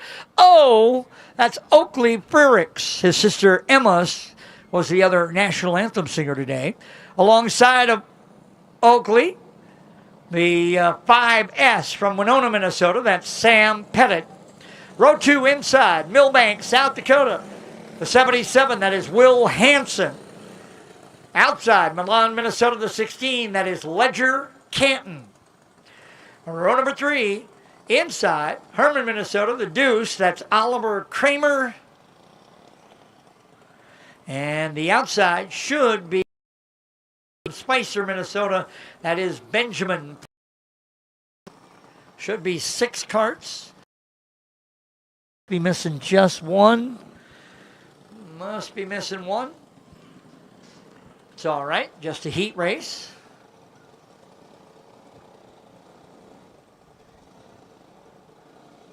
Let's see, Frericks.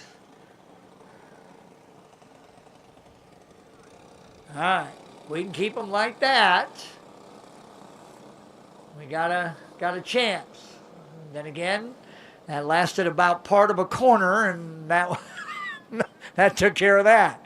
So, I don't know. You may have to go from a standing start. I'm not sure. These guys may not be used to a rolling start, so we'll see. Frericks and Pettit should be the front row. Then Hansen and Canton. And then Kramer and Flickinger. I do not see Oliver Kramer's 2.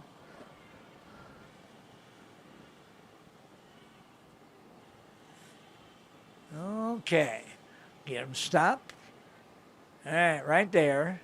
Now we'll move the 5S of Pettit up alongside. There we go. All right.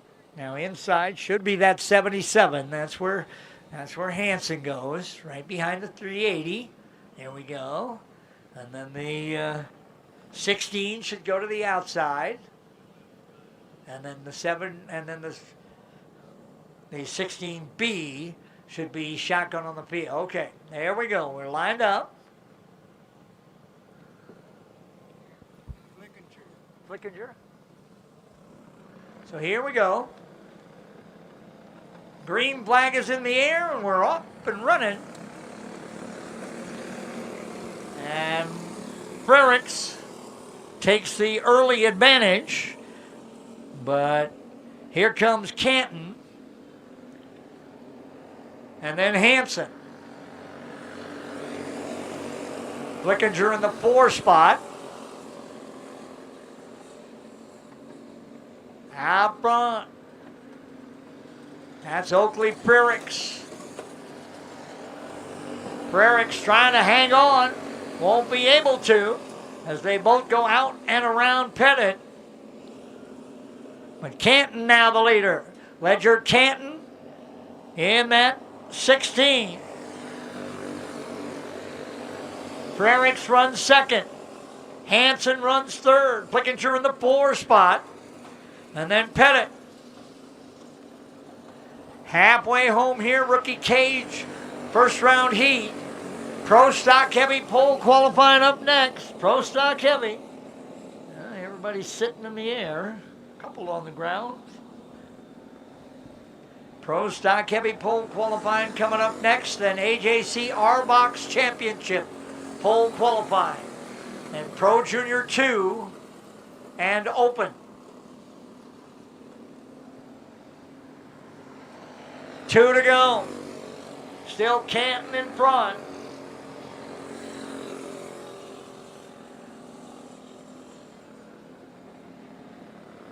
Canton coming to what will be the white flag, and 1 to go for Ledger Canton.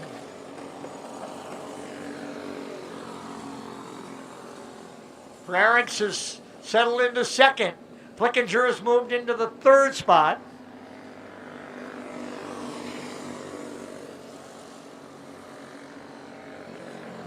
Checkered flag waves as Ledger Canton will win Rookie Cage heat race. Whoa, look out, and then he just crashes in to Hansen at the end.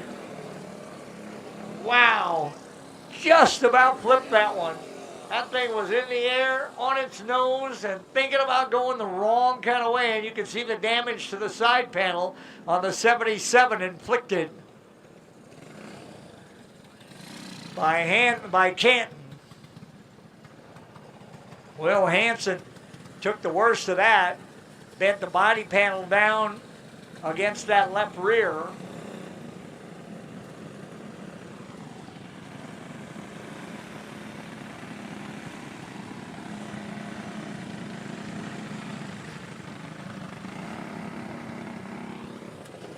They'll pop that side panel out.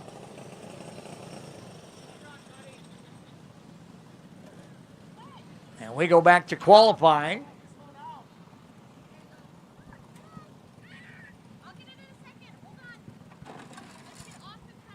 And we'll start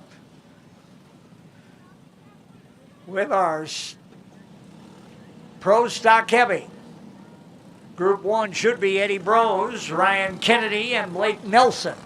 Brose, Kennedy, and Nelson.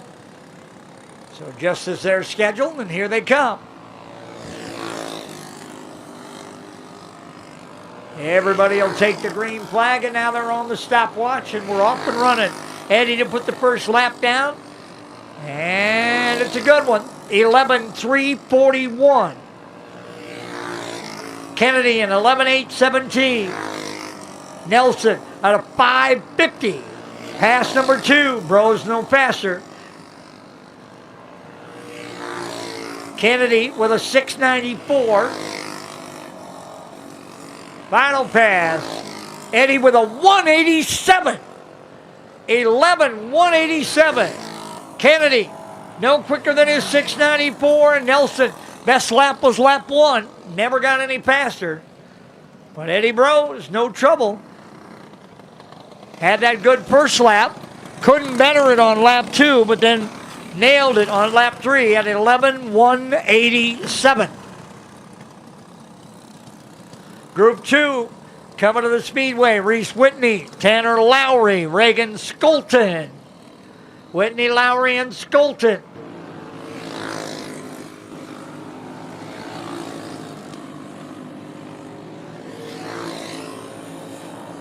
Whitney off of 4. Lap 1 is a 5:61. Lowry is a 4:59. Skolton is a 4:28. They're 2, 3, and 5. Lowry now to second with a 3:65. Skolton now to second with a 2:86. Whitney into fourth with a 3:89. Lowry no better. Skolton with a 2:76. Into second, but he's still a full 1/10 of a second behind Brose.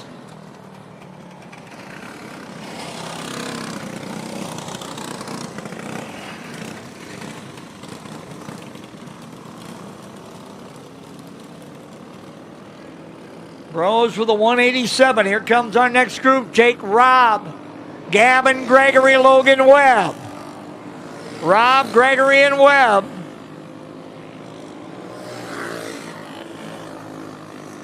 Robb, lap 1. Third quick at 3:04. Gregory with a 6:97. Webb at 2:43. Now Robb to second with a 2:38. Gregory to fifth with a 2:81. Webb to the pole with a 1:70.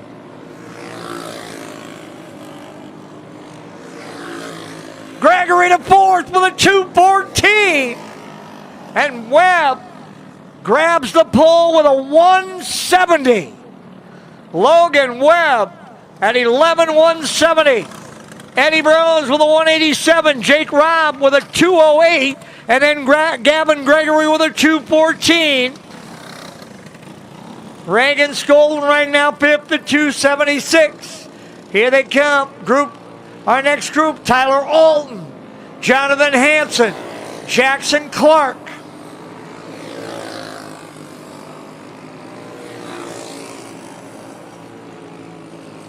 Alton. Lap 1 is a 5:30. Hanson, lap 1 is the pole with a 1:36. Jonathan Hanson at 1:36. Alton to ninth with a 3:79. Hanson, now Clark to the pole with an 0:87. Hanson second quick in 0:90. Now Hanson to the pole with an 0:59.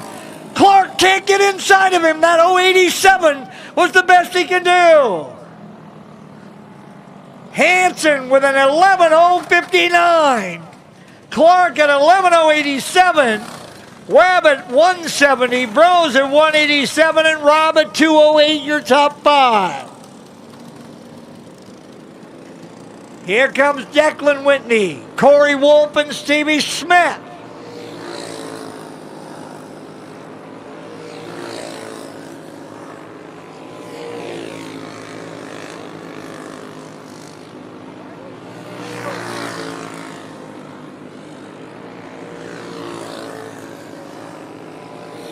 Whitney with an 11:247, he's 7th.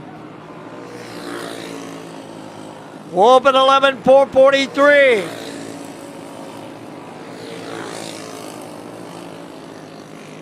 Stevie Smith at 11:262.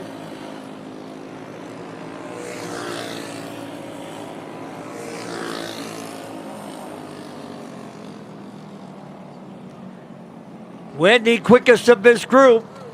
He and Stevie Smith are 7th and 8th. Corey Wolf in the 11th spot. And we have a solo qualifier. This will be Logan Katasic. He has been very fast on the watch today. Very, very fast. Let's see whether he can find something. Can he get inside of Jonathan Hanson's 11:059? Up next, AJC R-Box Championship Pole qualifying. Katasic at 11:188. He's 5th.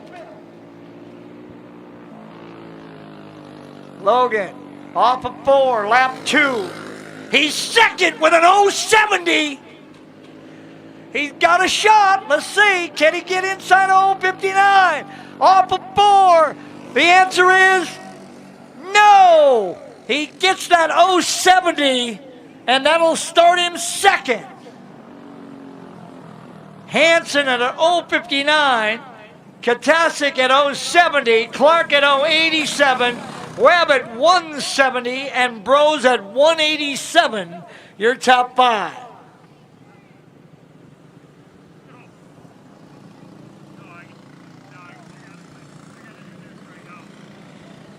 All right, we go back to pole qualifying. This is our AJC R-Box Championship.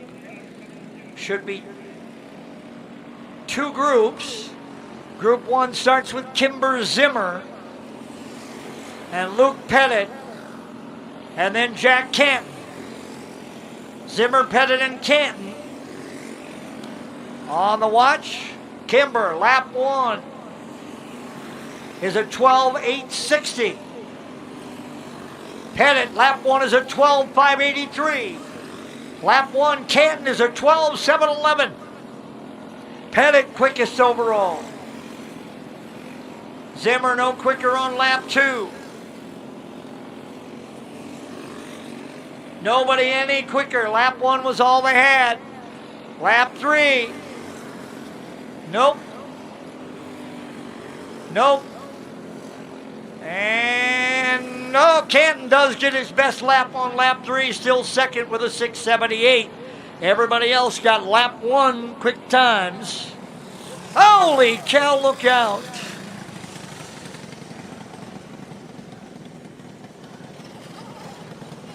That was just about.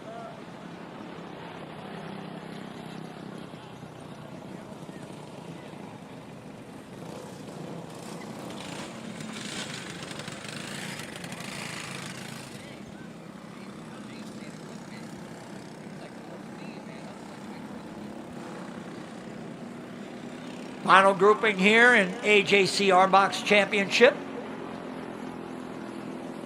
It'll be Carter Lang in the 9A. Oliver Holmes in the 2H, and Leo Fairchild in the 4. Lap 1, Lang a 12.821. Lap 1, Holmes a 13.257. Lap 1, Fairchild a 12.985. Second pass, Carter Lang a little quicker with a 7.66. Neither Fairchild or Holmes any faster. Final pass, Lang with his best at 12.743. That'll be good enough for third. Final passes, Holmes no quicker, nor was Fairchild. Lap 1s were their best. So Luke Pettit with a 12.583 will lead him to the green in the AJC R-Box Championship with Jack Canton alongside, then Lang and Zimmer.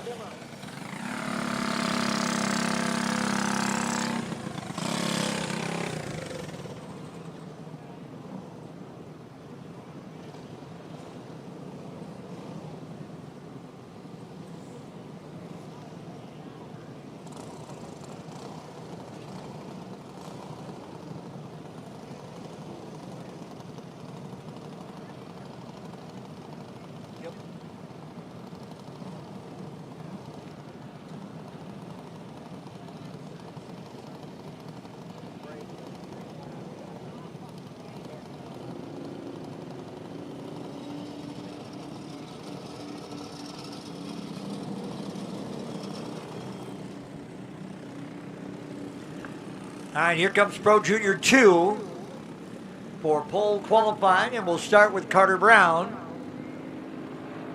Olivia Van Loo. So just a 2-cart, Brown and Van Loo. Still working on Kendall. Brown, lap 1 at 11.357. Van Loo at 12.016. Second lap, Brown at 2.35. Van Loo an 8.18. Final pass, Brown with a 1.48. Van Loo No passers, you'll settle for that 8:18. So Carter Brown with an 11:148. And Olivia Van Loo second quick with an 8:18. Here comes Braylon Manderfield and Garrett Tatnell and Tatum Gillis. Crew's still working on Kindle. Looks like they've got it fixed, whatever. And Blaine will get into another group here.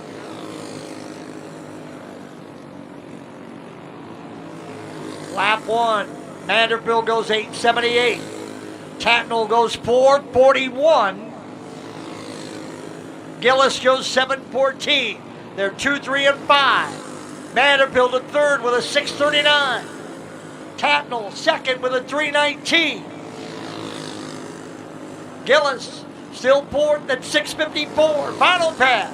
Manderfield no quicker. Tatnell no quicker. Final pass for Gillis. He'll jump him to third with a 5:63.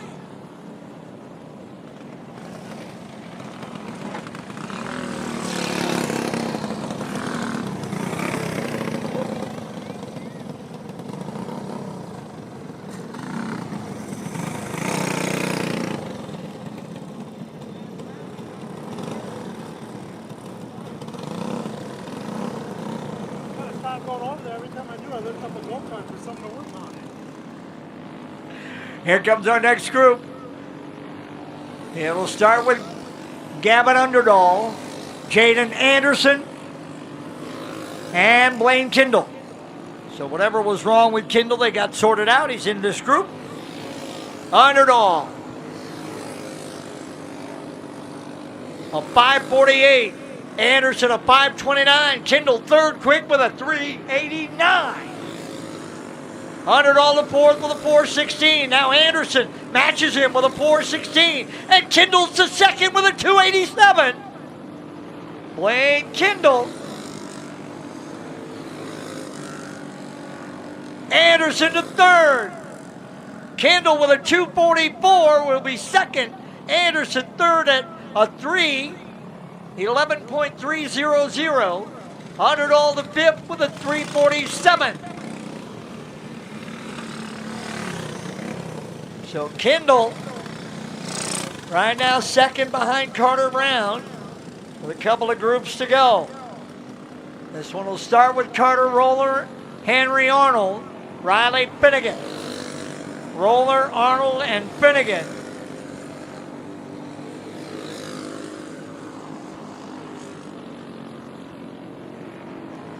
Lap 1, Roller sixth quick with a 3:88.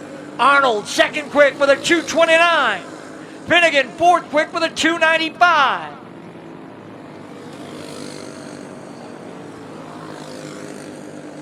Arnold no quicker on lap 2. Finnegan now second quick with a 1:87.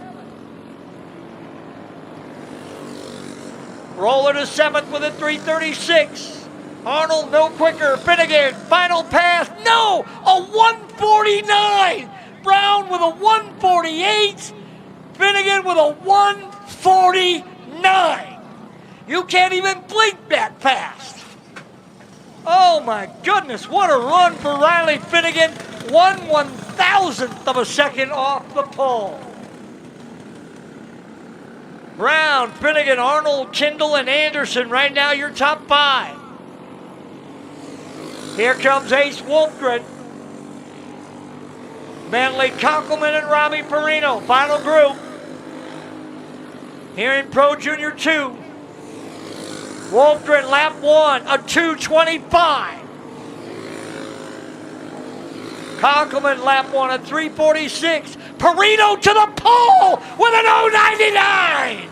Robbie Perino to the pole.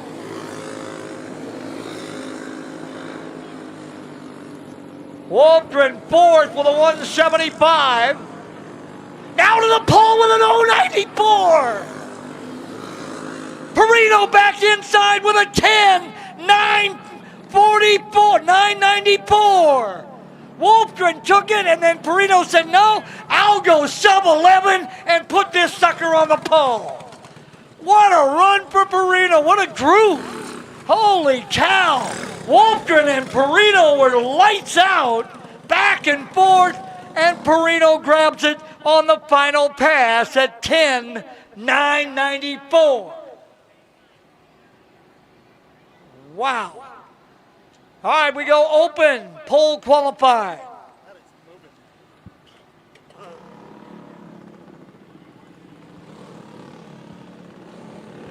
So here come our opens. Might be two groups of them.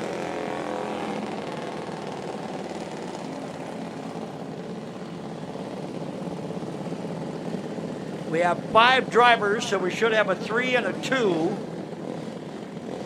If everybody starts. I see Zachary Teeter. Here he comes. Tyler Waltman. And then Tom Gillis.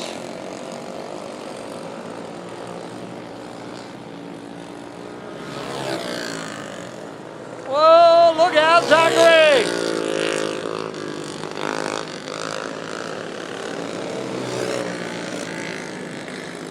First time lap coming here. Waltman at 11:728. Teeter with a 7:26. Gillis to the pole with a 6:24. Second pass. Waltman now to the pole with an 0:89. Teeter with a 4:58. Gillis to second with a 2:73. Final pass. Waltman no faster. Teeter. Gillis goes the best of that group with a 2 flat, but it'll be Waltman at 11:089, and then Gillis at 11.200.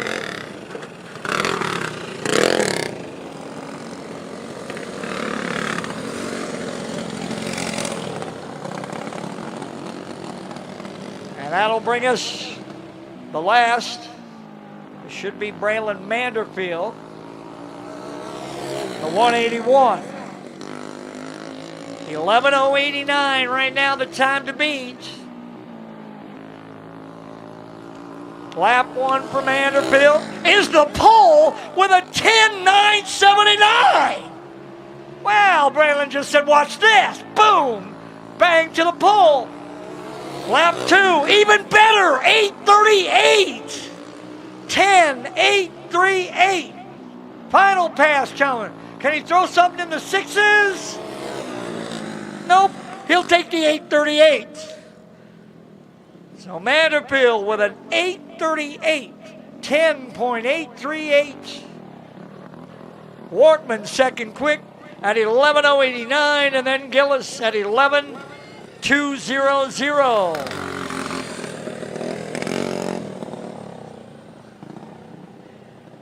That'll move us to our AJC Junior Wing Championship pole qualifying. Intermediate on deck, then our second go round of rookie heats, then Pro Stock Light and our second round of rookie cage before the Big 3, the AJC Junior 2, Junior 1, and Midwest Championship will qualify. So AJC Junior Wing Championship, Ainsley Anderson, Jacob Demmel, Jonathan Pettit.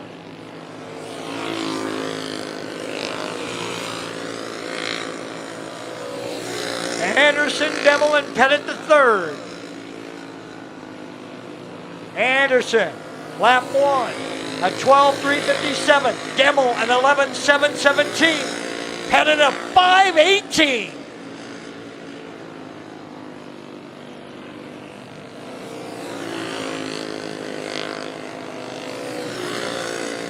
Demmel all done. He'll take one lap and call it good. Pettit with a 4.17. Final pass. And Pettit goes 2.82. 11.282 for Jonathan Pettit III. Devil second quick with a 7:17, and then Anderson with a 12:357.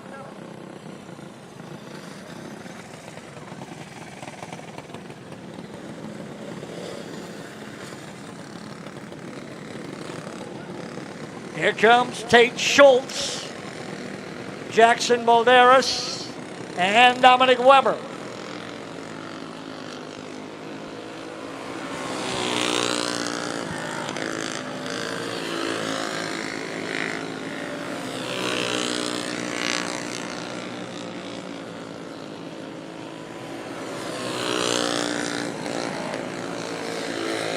Lap one, Balderas is 6:63. Weber a 2:64 to the pole. Schultz with a 9:43. Schultz no faster. Balderas no faster. Weber, nope. Nobody getting any quicker after lap one. Final pass. Schultz, yes, an 8:98. Balderas, no. Weber, yes, a 2:59. 11.259 for Dominic Weber. Schultz and Weber both got their best laps on their final pass. Balderas got his on lap one. Here comes Kaylee Milbrett. Bentley Creamer.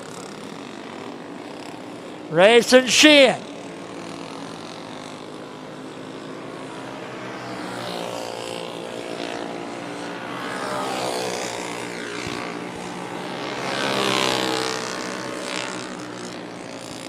First lap time, Milbrett.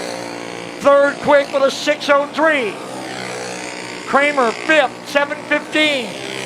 Sheehan fifth with a 6:85. Lap number two, Milbrett. Better with a 4:85, still third. Kramer to fourth with a 5:55. Sheehan with a 6:11 is fifth. Final pass, Milbrett. No better. Kramer no better. Sheehan, yes, a 5:67, but it'll still only be fifth.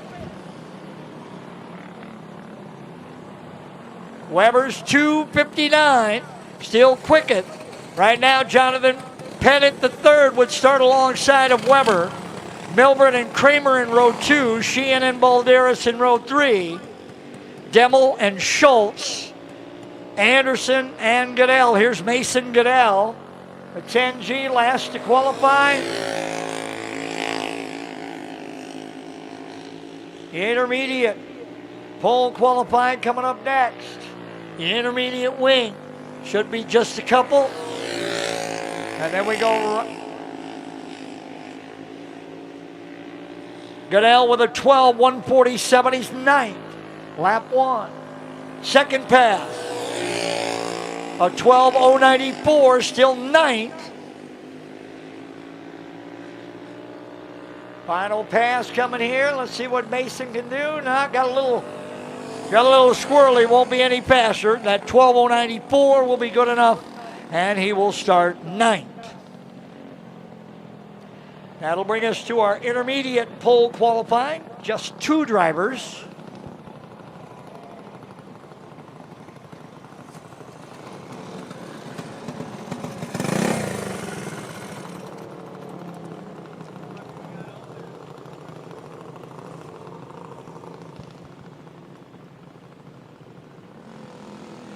So here comes Paul Geisinger in the 12G, and Jonathan Pettit III. We just saw Jonathan. Here's his other wing kart. Geisinger and Pettit. Paul told me this is his daughter's car. 11.761. Pettit an 11.117. Second round rookie heat coming up. Then pro stock light. And then second round rookie K. Geisinger quicker on lap 2 with a 5.96. Pettit no quicker. Still that 1.17. Final pass. Geisinger no quicker, but nor was Pettit. Pettit got it on lap 1 with an 11:117. Geisinger got his best lap on lap 2 with a 5:96.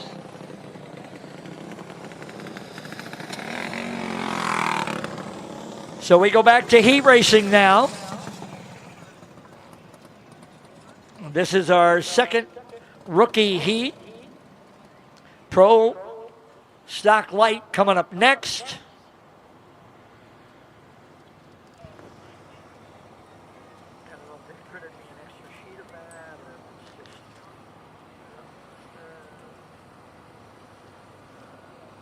So the guy over at the scale said that the nephew almost set the track record in open.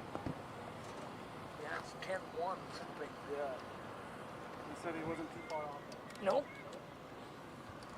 All right, here we go. Second round of heats for our rookie.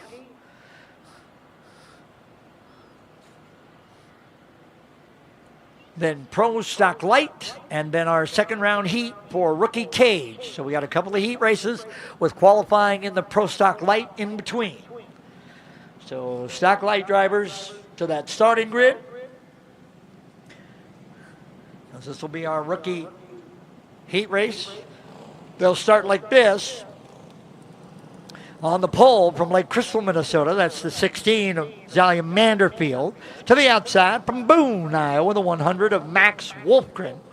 Second row inside, won the opener, won both last night. The one JMO out of New Richmond, Wisconsin, that's Jamison Finnegan.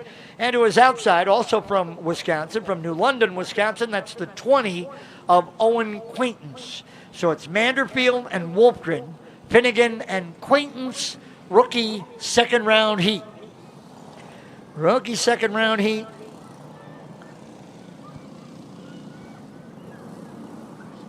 Pro Stock Light pole qualifying coming up. Then our rookie cage heat. Our second round rookie cage heat. And then we'll get our mandatory break in front of the AJC Championship qualifiers.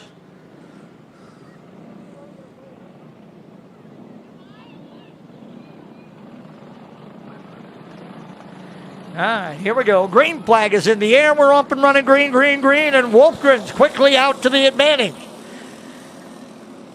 Finnegan up over the back. Jumped that left rear, but settled back down. Didn't really cost him anything. Jamison looking for. Now he's got the room to get through. Oh, look out. Manderfield has lost a tire. I wonder if that one got knocked off. When Finnegan jumped that left rear, loosened it up just a little bit, and it went flying.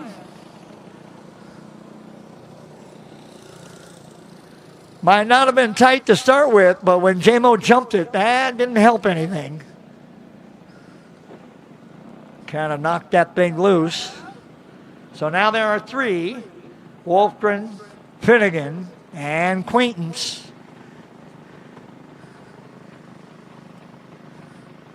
Manderfield, here comes the kart stand. Hang on just a second. Kart stand coming.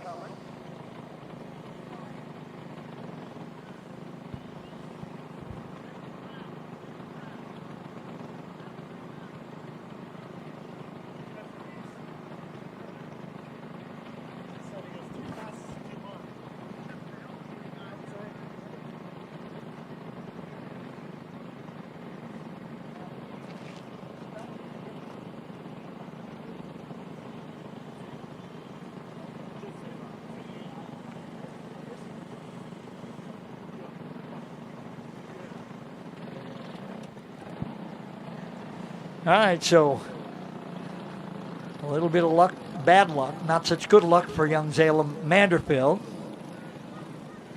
Might have been loose to start with, but it certainly didn't help that it got jumped. All right, here we go. Wolfgren and Finnegan already have pulled away a little bit from Quaintance as they come to the green, and the green flag waves.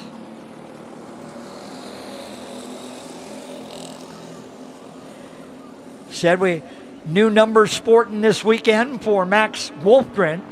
Had been the 78 all summer long, but I don't know. They they decided to turn it up to 100 apparently, and so that's what they did. They took the 78 off, and they put the 100 on, and now he's trying to hold Finnegan off.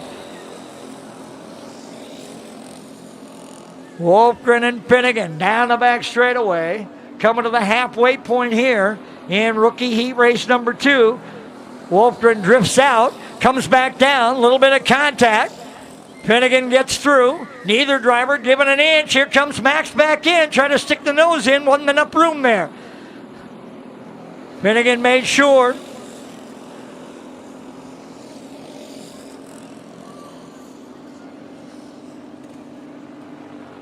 Two to go now for Jamison Finnegan. Pro Stock Light Pole qualifying coming up next. Pro Stock Light Pole qualifying coming up next. And then rookie cage, second round heat to the white flag now. 1 to go. Finnegan with a half a straightaway on Wolfgren. To the checkers for Jamison. Jamison Finnegan puts it in across in front. Wolfgren comes home second. Quaintance comes home in third.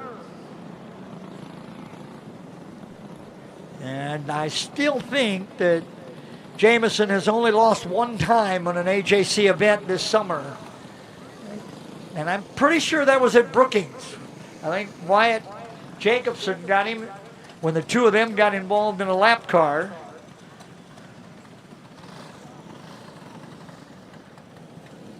All right, here we go back to qualifying. Last of our regular classes for qualifying. This is Pro Stock Light. Group 1. Reese Whitney, Noah Berglund, Reagan Skolton. Whitney, Berglund, and Skolton.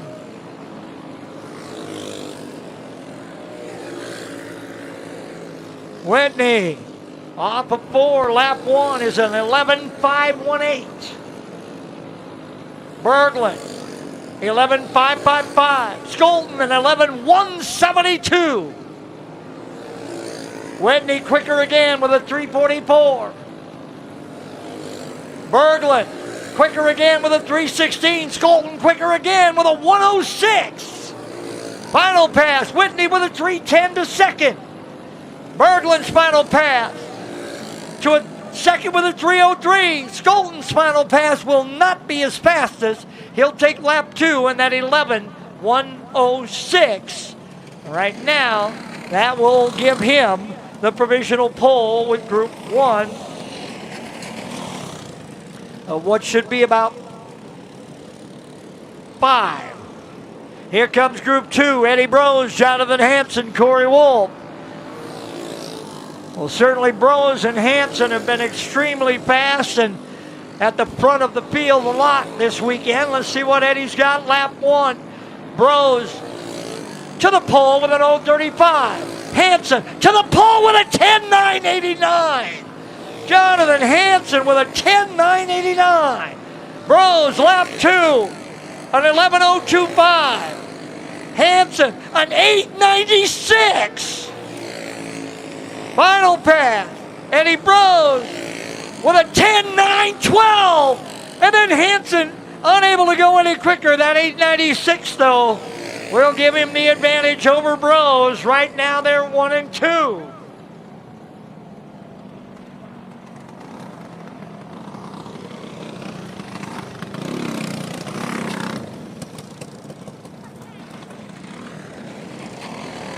Here comes that next group. It'll be Tyler Alton. It'll be Tyler Alton and Gavin Gregory and Jackson Clark. Clark's been pretty fast today. Let's see whether Jackson can put himself somewhere up in between those two or by those guys at the top. You got to go sub 11 to get anywhere near the front of this field. Alton, lap 1, 11.286. Gregory, lap 1, a 2.24. Clark, lap 1, a 10.992. Clark, lap 2, to second with a 10.9 flat. Final pass. Clark to the pole with an 891. Jackson Clark to the pole with an 891.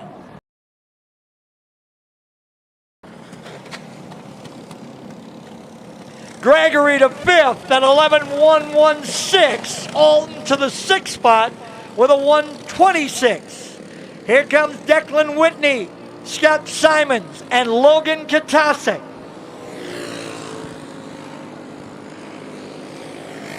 $10.891.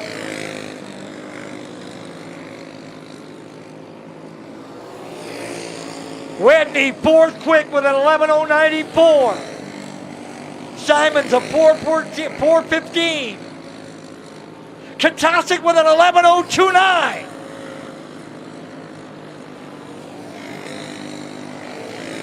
Katasek to the pole with an 8.40. 10.840 for Logan Katasek.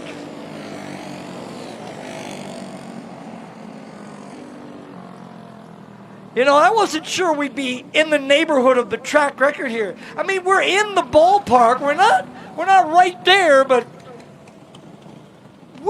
you can see the ballpark from where we're at. Let's put it that way. It's a 10-1, by the way. If you want to know how fast this track has ever been, the record here is 10.1. Fastest lap right now is 10.8. Here comes Logan Webb. Last to qualify. He was pretty good earlier in heavy. Let's see what he's got here in light. Lap 1 is a 9.93. He's got a shot. White flag. Webb. 9.39. He's still fifth. Final pass. Logan to the checkers. Nope. That 9.39 will be good enough. He will start fifth. And that'll bring us to the last of our heat races. Our rookie cage, second round heat.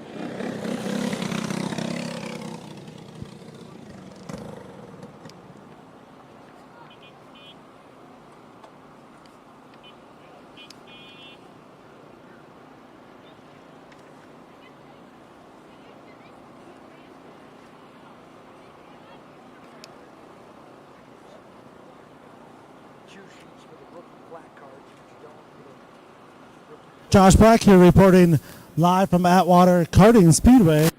I'm standing here with Logan Kotasik from Belle Plaine, Minnesota. Logan, you've been setting some quick times today. What do you look forward to the future? Hopefully the track is pretty good so far. Hopefully we can keep it in the feature. Yesterday the features didn't go as planned, but hopefully they do today. What kind of adjustments are you going to make for the feature? We're going to keep her around the same stuff probably. Good. Good luck for the rest of the day, Logan. Looking forward to watching you. I'd like to thank Premier Racing Chassis, Maxxis Tires, Double K Enterprise, Reimer Construction, Cass Racing Engines, BGR Motorsports, and MyVi Expressions. Perfect. Thank you, bud. Take care. Back to Dean Martin in the booth with more racing action. That is Oakley Frericks. Oh.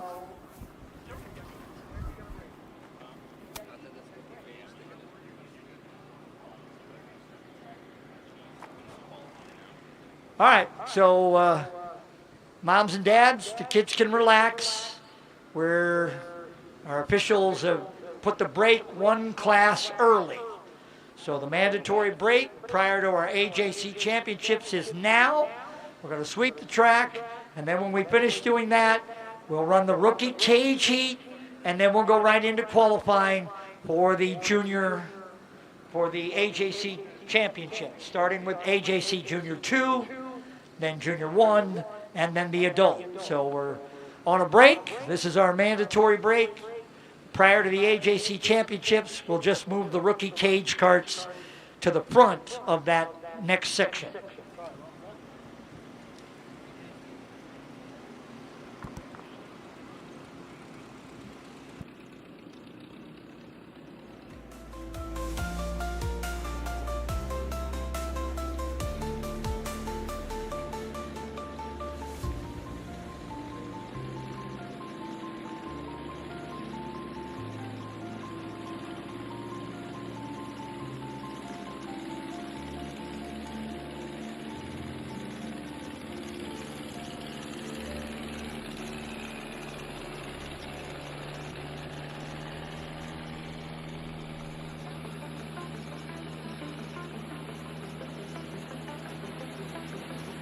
Painful steps shouldn't be part of your daily routine.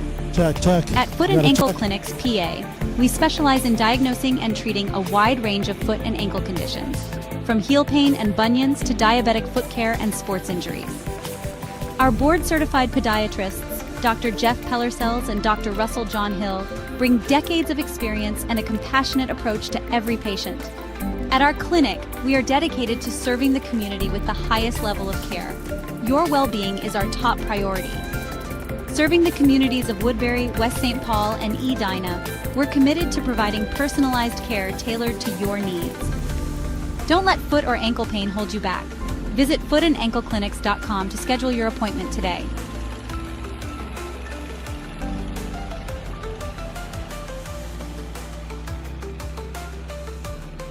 Every great journey begins with a trusted guide.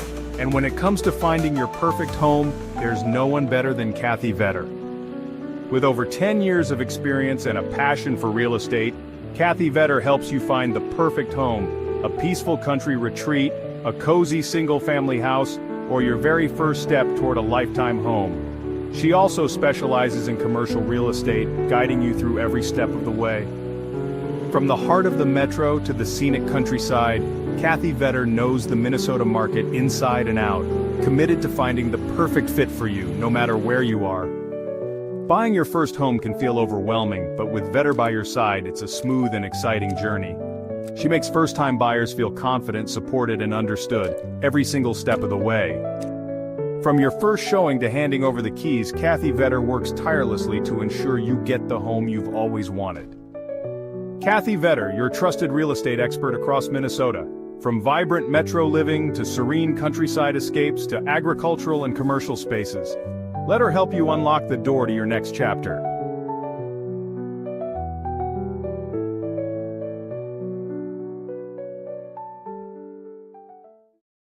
With over 40 years of experience producing quality racing components, we're excited to unveil the Kevco Drive Shaft. Our Kevco Drive Shafts are 100% made in the USA from USA-sourced materials. We have developed our drive shafts using precision machine yokes that offer more clearance with higher strength than any other shaft on the market. Our yokes are then zinc-plated black for long-lasting protection. All our drive shafts are meticulously hand-built and balanced on our brand-new superior Driveline Shaft Master drive shaft machine. Every carbon fiber Kevco drive shaft comes loaded with Spicer 1310, solid-body, non-greasable universal joints for superior strength. We offer U-joints, U-bolts, slip yokes, and anything you may need for your drive shaft. Kevco has the ability to custom build any length drive shaft for any application you may need, whether it be mild steel, chromoly, aluminum, or carbon fiber. Call us today at 800-770-3557 or check us out on the web at kevcoracing.com.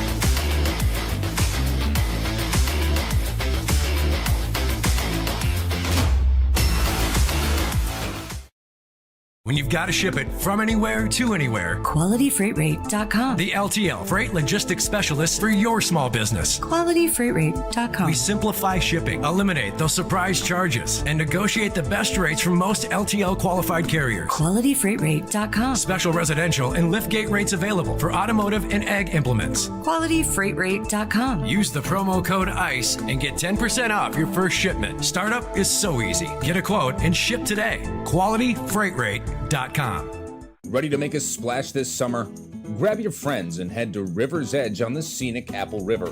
Whether you're looking to float the day away, camp under the stars, or catch live music and weekend events, River's Edge has everything you need for an unforgettable time. Book your tube, campsite, or party package now. River's Edge on the Apple River. Your summer starts here.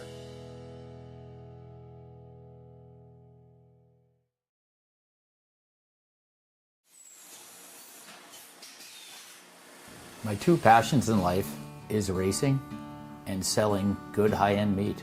So my grandfather came here from Germany back in the late 20s. He decided to open his own shop in 1951. He had all the recipes, he had all the talent. His father was a meat guy. His father's father was a butcher. They weren't football players, basketball players. They were in the meat business. And that's our family. That's what we're good at. Old World Meats was derived from Frank's Meats. That was my grandfather's name. I know the quality of my beef is the best because I've purchased it directly from the ranchers that certified Angus beef. We know what our beef is continuously, and it's very consistent. So we're located up here in Duluth on beautiful Lake Superior, just a stone throw off of Highway 61. I've lived here my whole life, and it's where I wanted to raise my family. To be successful, you need to have a talent. And I knew I was going to be in the meat business. I can taste spices, I can pick out flavors, where they need to come in, where they need to stop. So knowing your strengths are important and knowing where you came from. We have a hot snack stick that's got actually 8 different spices of heat in that, and it layers the flavors in the heat. That's what makes the difference with our product. The most exciting part was becoming coast to coast with the Old World Meats snack sticks. My neighbor stopped me on the street and said, "Paul, I was just down in Georgia and this gas station had your product." It was one of the highlights of the year. I don't know of a state at this point that we haven't had product in. Being in business in a small town really puts things into perspective. It's the little things for me to be appreciated and respected. So this whole operation here, it doesn't have to be the biggest, but it needs to have passion. And today, I'm changing lives of people that work with me. My guys are learning lifelong skills and values. That's the good stuff. Let's make the world a better place. Let's have a good time at it.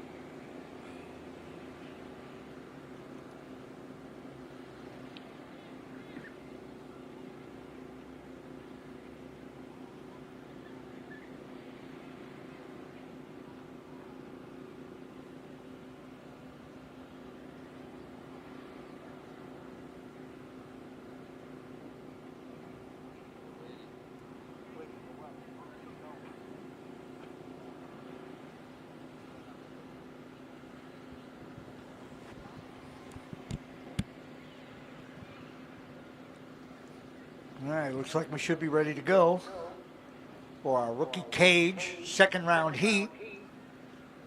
Then AJC Junior 2 Championship pole qualifying, followed by AJC Junior 1 pole qualifying, and then our AJC Midwest Championship adult pole qualifying. All right, motors are coming to life.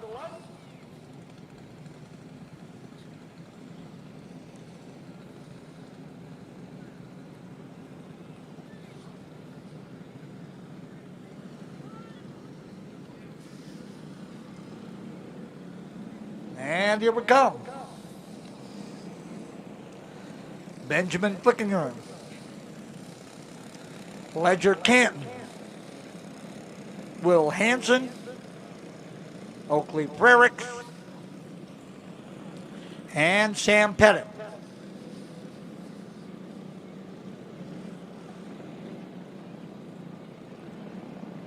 We'll get them lined up, and then we'll go from a standing start. Oftentimes in our rookie division, as we go about things, we end up starting with the rookies from a standing start and then gradually working them into that rolling start so that they get used to how the big karts go as they grow older and progress in their racing. All right, so we're going to move Hansen. Right.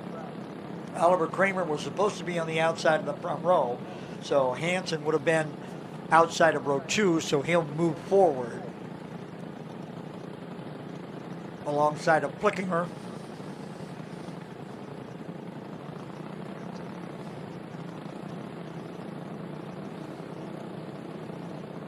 So the 16B is first. There we go. Then the other 16, that'll be Canton, Ledger Canton. And that other number 16 kart will be behind Flickinger. And then you got Frericks moving up, and then Pettit will start shotgun on the field. All right, we should be good right there like that.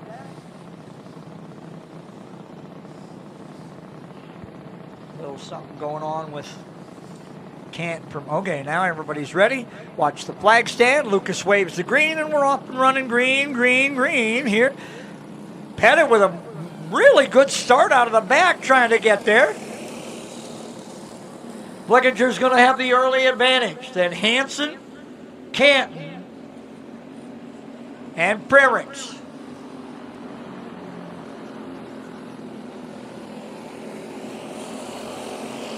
Flickinger and Hansen running 1 and 2. Here comes Canton. Remember, Canton won the first go round.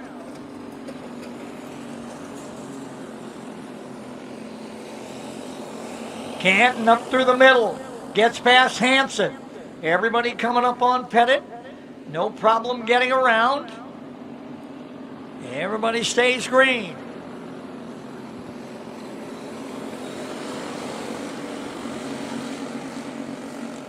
Canton closing the gap on Flickinger. Flickinger. Canton trying, got a little squirrely, look out. Woo. Nice save there. A little fishtail action on that thing, but Ledger was able to hang on to it. Canton way up high as everybody goes around Pettit again.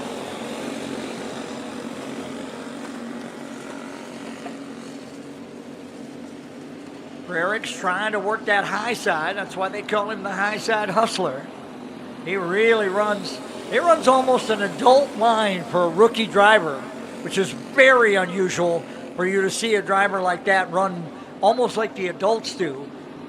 He'll go down to the bottom. White flag, final time around. Flickinger in front of Canton, followed by Frericks. Then Hansen and Pettit to the checkers. It's going to be Benjamin Flickinger, your winner in the 16B. Big Ben picks up the win. Nicely done. Followed by Canton,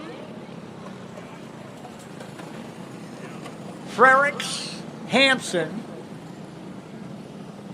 and Pettit. There we go. Flickinger gets it off. The crew awaits. Handshakes.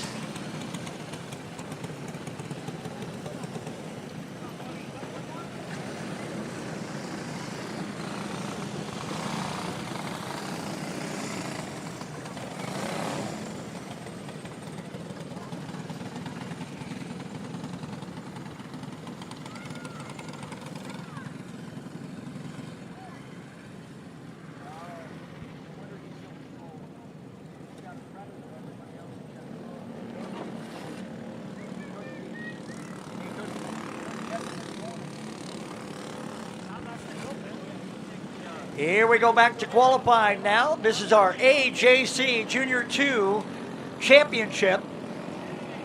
Group 1, Carter Roller, Tatum Gillis, Carter Brown. Roller, Gillis and Brown. Roller, 11,799. Gillis at 11,870. Brown at 11.362.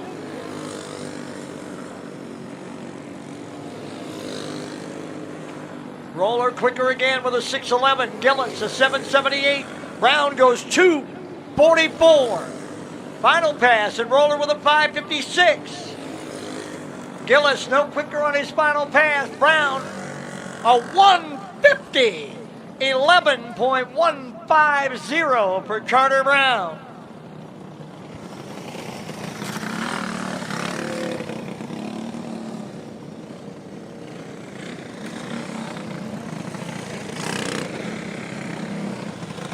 Here comes Group 2. Olivia Van Loo, Gavin Allen, Robbie Perino.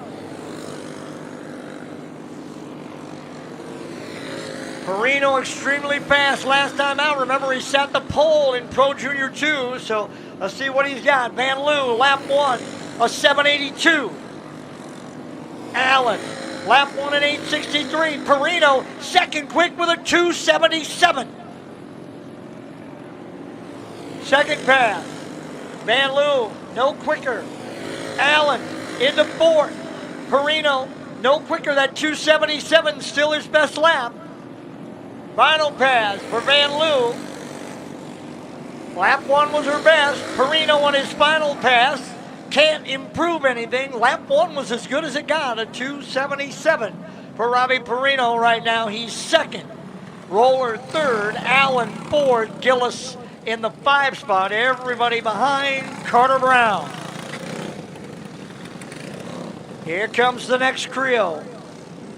Wolfgren. That's Ace Wolfgren. Braylon Manderfield and Henry Arnold. Waltman, Manderfield, and Arnold.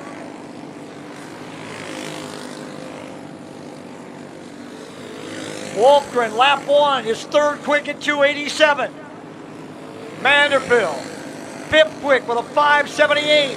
Arnold, fourth quick with a 3.59. Wolfgren to the pole with a 1.21. Manderfield with a 3.64, he's fifth. Arnold to third with a 1.66. Wolfgren's final pass no better, but the 1.21 will get him there. Ace Wolfgren to the pole through Group 2 with an 11.121. Brown second at 1.50. Arnold third at 1.66. Perino fourth at 2.77. And Manderfield fifth at 3.64. Here comes Blaine Kindle, Gerard Tatnell, Bentley Kockelman. Kindle, Tatnell, Kockelman. Kindle, lap 1. Seventh with a 5.70. Tatnell, sixth with a 4.29. Kockelman, sixth with a 4.27. Second pass. Kindle is sixth with a 4.24. Tatnell the fifth with a 3.62. Kockelman the fourth with a 2.73. Final pass. Kindle settles in. Tatnell the second with a 1.30. Kockelman the fifth with a 2.66, but Garrett Tatnell into the 2 spot with a 1.30.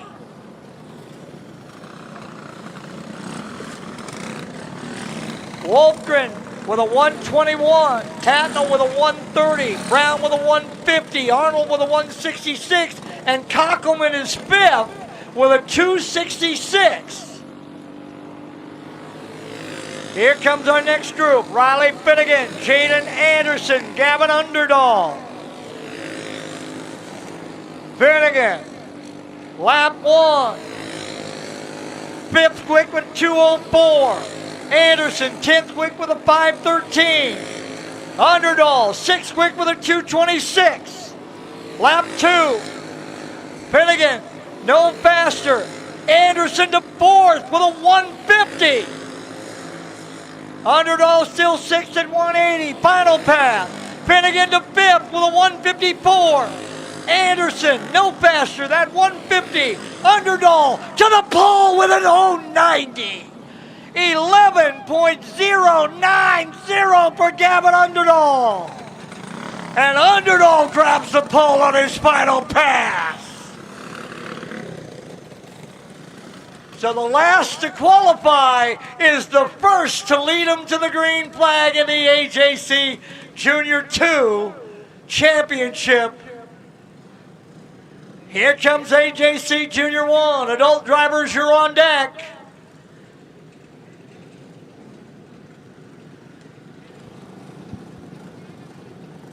These are our big AJC Junior Championships, the big arch trophies. Everybody wants to have one of those big looking St. Louis Arch kind of trophies for the Midwest Championship. So here we go in Junior 1. Taylor Ekstrom, Hayden Arnold, Dayton Van Beek. This is a good 3 to start, boy. We're gonna set the bar right here. Ekstrom, lap 1, a 5:19. Arnold, lap 1, a 6:19. Van Beek, lap 1, a 4:11. Ekstrom, lap 2, a 4:55. Arnold, lap 2, a 5:17. Van Beek, lap 2, no faster, that 4:11 still his best. Final pass, Ekstrom, a 4:48. Arnold, a 4:95. Van Beek, a 3:88. Dayton Van Beek with a 3:88. That's the quickest of this group, but that's a good group. 3:88, 4:48, 4:95. Here comes Group 2. Kane Hooper, Jackson Reeves, Landon Reimer, I should say, my bad. Hooper, Reeves, and Reimer got 2 more groups, this one and 1 more in AJC Junior 1. Then it's our adult. Hooper, lap 1, a 12:563. Reeves, lap 1, an 11:666. Reimer with a 9:29. Hooper, lap 2, a 4:68. Reeves to 4th with a 5:17. Reimer in the 5 spot with an 8:64. Final pass, Reeves to 2nd with a 3:95.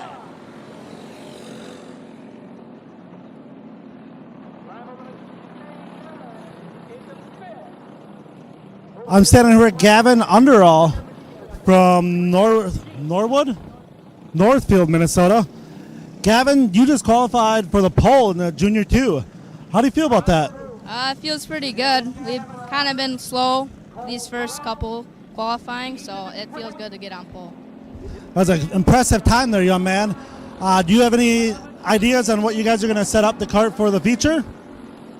Maybe, I don't know. It's usually just tires, so just have the right chemical and stuff. I understand that all day. Good luck for the rest of the day today. Good luck in the feature. You're starting pole, so run with it, bud. Thank you. Back to Dean Martin for more racing action. Queens at 11:894. Brown, 3rd quick now with a 4:31.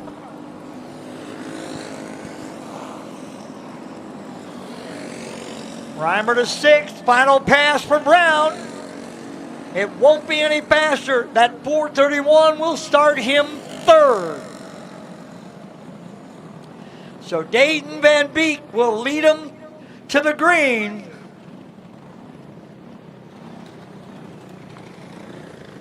In AJC Junior 1, our AJC Junior 1 Championship. And then all that remained was the adult to qualify our AJC Midwest Championship for adult clone. And they will start like this. Group 1 should have and does have Reagan Skolton, Logan Chatasik, and Logan Webb. So again, this is a good way to start right here. These three guys have all been very good today, especially on the stopwatch. So let's see what they've got. Everybody's off and running. Here comes the first time. Skolton, lap 1, an 11:088. Katasic, a 2:08. Webb, a 2:08. A 10:9:31 for Webb. Skolton goes 9:47. Katasic, an 0:24. Webb quicker again with an 8:78. Skolton with an 8:87. Katasic at 0:24.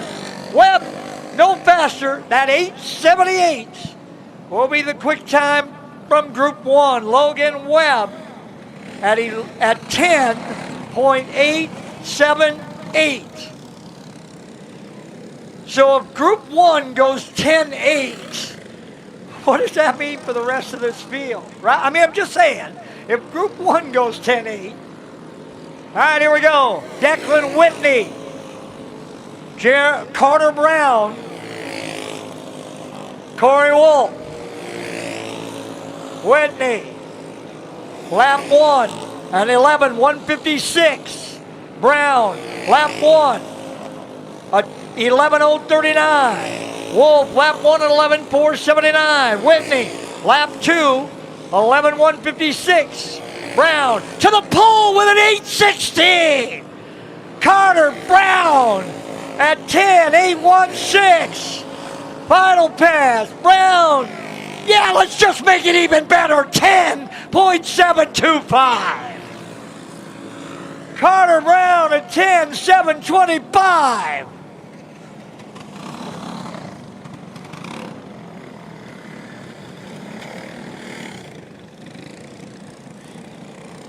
All right, here comes our next group. Jackson Clark, Jake Robb, Stevie Smith. Clark has been flying this afternoon as well. Can he get inside of 10.7? That's what it'll take. You got to be 10.7 or better. Clark, lap 1. He's second with an 8.51. Robb with an 11.008. Here comes Clark, lap 2. No, 8.39, still second. Robb Bipp with a 9.48. Final pass.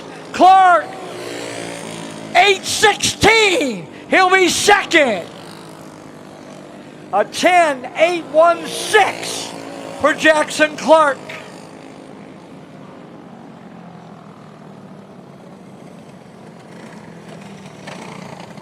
So it's Brown, Clark, Webb, Skolton, and Robb right now, your top 5. They're all under 11. They're the only drivers under 11 so far. Here comes Tyler Alton, Tanner Lowry, Gavin Gregory. Alton, Lowry, and Gregory. Alton. Lap 1, an 11.049. Lowry at 11.076. Gregory 11.027. White flag. Alton and 0.40, still at 0.49. Gregory to 6 with an 0.20. Alton with a 10.955. Gregory at 11.011. Lowry at 11.030. They are 6th, 7th, and 9th right now. Here comes our next group. It'll be Noah Berglund, Jonathan Hansen, Eddie Brose. I mean, this should be a group that could challenge that pole. Berglund, Hansen, Brose. Hansen, lap 1 is 3rd, 8.55. Brose, lap 1 is 8th with an 11.009. Hanson to second with an 808. Jonathan Hanson trying off of 4. A 780, but that won't be good enough. Carter Brown still the pole. Hanson second at 780. Bros sixth with a 925. Berglund 13 at 11,123.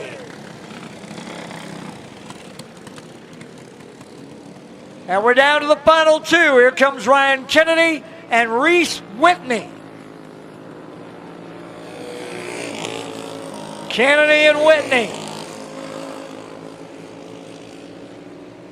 on the watch. Here they come, first time lap. Kennedy an 11,556.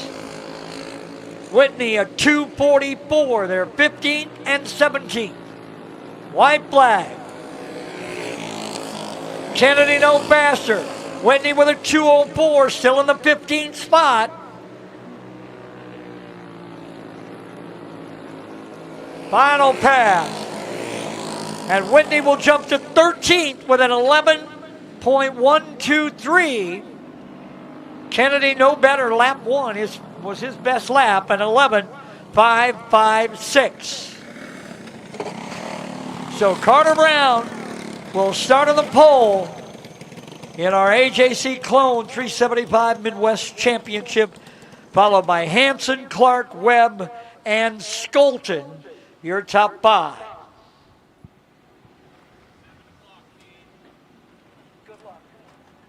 About 17 minutes. All right, our championship main events will begin at 7 p.m. It's about 15 minutes, a little over 15 minutes. So championship finals at 7 o'clock.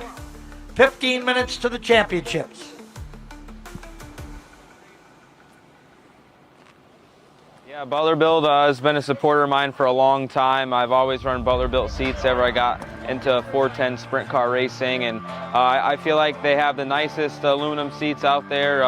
The craftsmanship, the welding on it is top notch, and now they're pouring my inserts and have the gravel cut seat and gives you a lot of clearance for your hybrid or your Hans, and I feel like, there's no better seat out there. Yeah, I mean, a little bit of feedback, right? These guys do it every day, so as me as a sprint car driver specifically, every form of dirt racing, the seats are built different, and guys like us, drivers are wearing holes in their hybrids because they're rubbing on the seats, and I felt like there was a need for a little bit of a new design and a new generation of the sprint car advantage seat. So, yeah, it's been a fun ride, and hope to continue the relationship for a long time.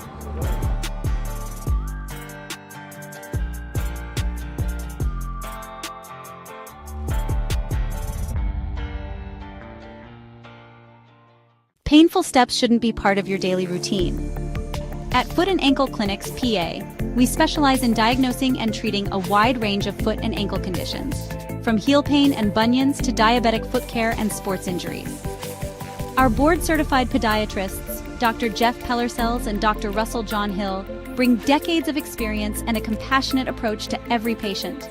At our clinic, we are dedicated to serving the community with the highest level of care.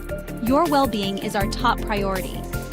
Serving the communities of Woodbury, West St. Paul, and Edina, we're committed to providing personalized care tailored to your needs.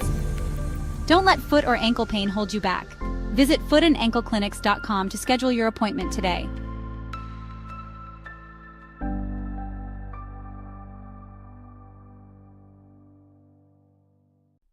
Every great journey begins with a trusted guide. And when it comes to finding your perfect home, there's no one better than Kathy Vetter. With over 10 years of experience and a passion for real estate, Kathy Vetter helps you find the perfect home, a peaceful country retreat, a cozy single-family house, or your very first step toward a lifetime home. She also specializes in commercial real estate, guiding you through every step of the way. From the heart of the metro to the scenic countryside, Kathy Vetter knows the Minnesota market inside and out, committed to finding the perfect fit for you, no matter where you are. Buying your first home can feel overwhelming, but with Vetter by your side, it's a smooth and exciting journey. She makes first-time buyers feel confident, supported, and understood every single step of the way. From your first showing to handing over the keys, Kathy Vetter works tirelessly to ensure you get the home you've always wanted. Kathy Vetter, your trusted real estate expert across Minnesota. From vibrant metro living to serene countryside escapes to agricultural and commercial spaces. Let her help you unlock the door to your next chapter.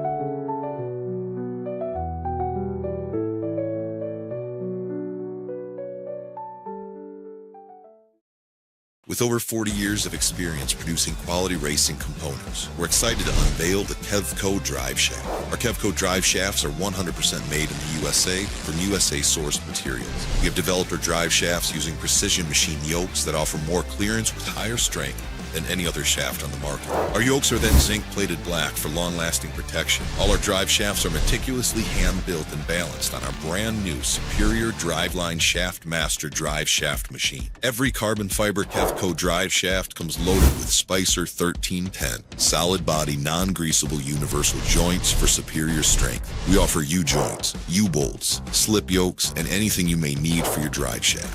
Kevco has the ability to custom build any length drive shaft for any application you may need, whether it be mild steel, chromoly, aluminum, or carbon fiber. Call us today at 800-770-3557 or check us out on the web at kevcoracing.com.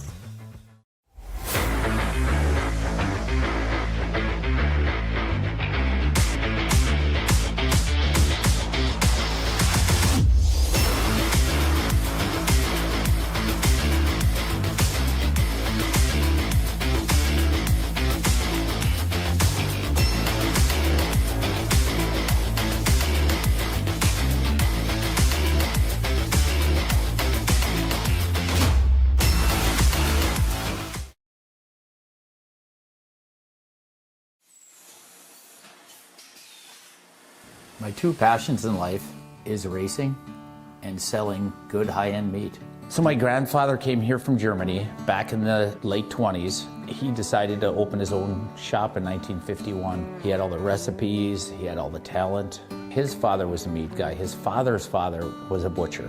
They weren't football players, basketball players. They were in the meat business. And that's our family. That's what we're good at.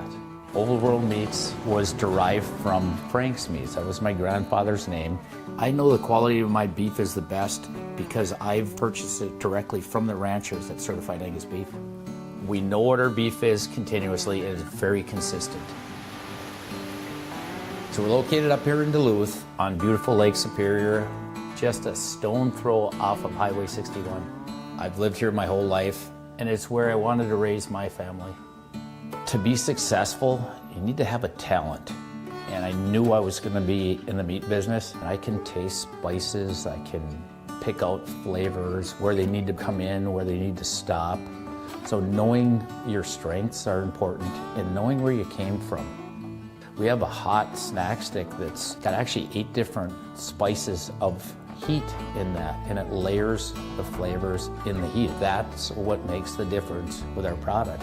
The most exciting part was becoming coast to coast with the Old World Meats snack sticks. My neighbor stopped me on the street and said, "Paul, I was just down in Georgia and this gas station had your product." It was one of the highlights of the year. I don't know of a state at this point that we haven't had product in. Being in business in a small town really puts things into perspective. It's the little things for me to be appreciated and respected. So this whole operation here, it doesn't have to be the biggest, but it needs to have passion. And today, I'm changing lives of people that work with me. My guys are learning lifelong skills and values. That's the good stuff. Let's make the world a better place. Let's have a good time at it.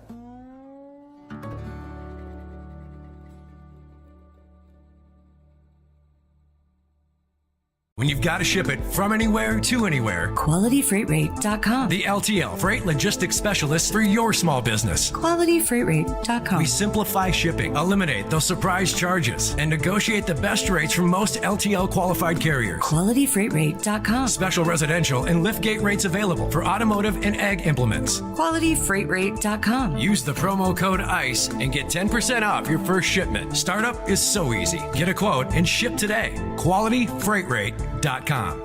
Ready to make a splash this summer? Grab your friends and head to River's Edge on the scenic Apple River. Whether you're looking to float the day away, camp under the stars, or catch live music and weekend events, River's Edge has everything you need for an unforgettable time. Book your tube, campsite, or party package now. River's Edge on the Apple River. Your summer starts here.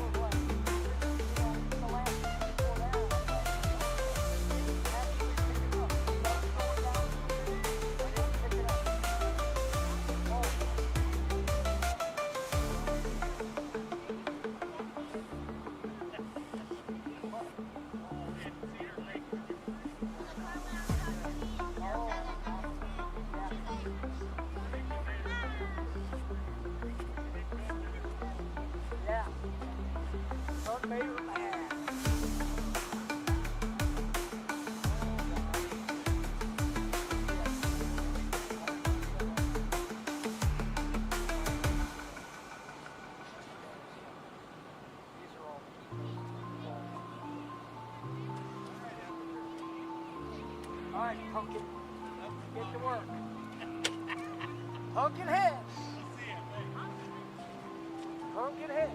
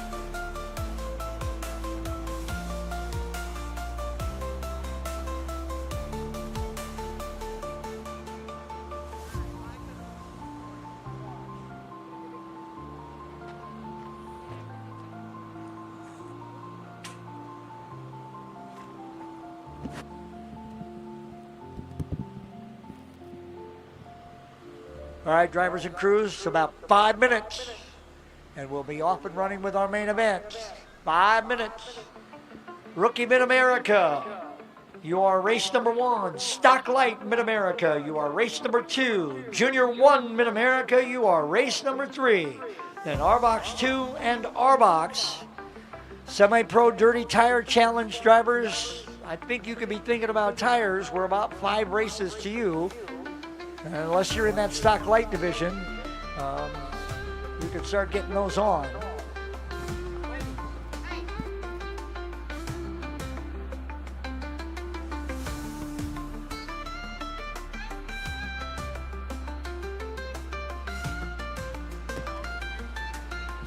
We're gonna do it right now. She just mentioned it to me now. Apparently, if you have maybe you haven't noticed them yet, but if you do, apparently there are a couple of little girls, and they're walking around with a bucket and a bunch of tickets, and they're doing a 50-50.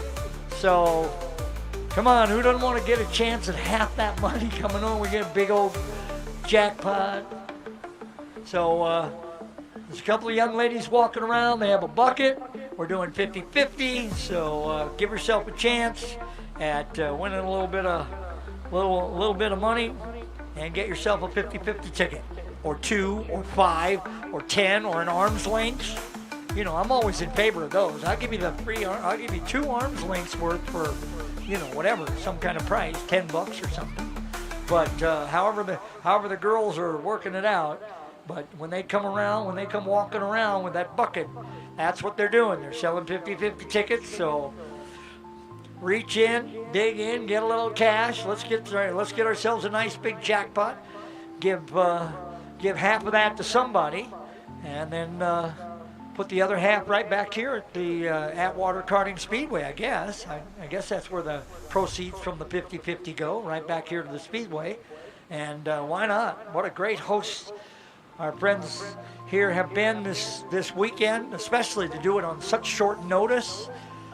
I mean, here we are a couple of days in front of the race, and all of a sudden Adam's going, hey, could we host the race? And the friends here at Atwater said, yeah, why not? What the heck? We got nothing else going on. And, then Adam generously brought some rain, as he brings everywhere. I mean, you're perfect at it, buddy. I don't know. You're better than most meteorologists when it comes to the weather like that.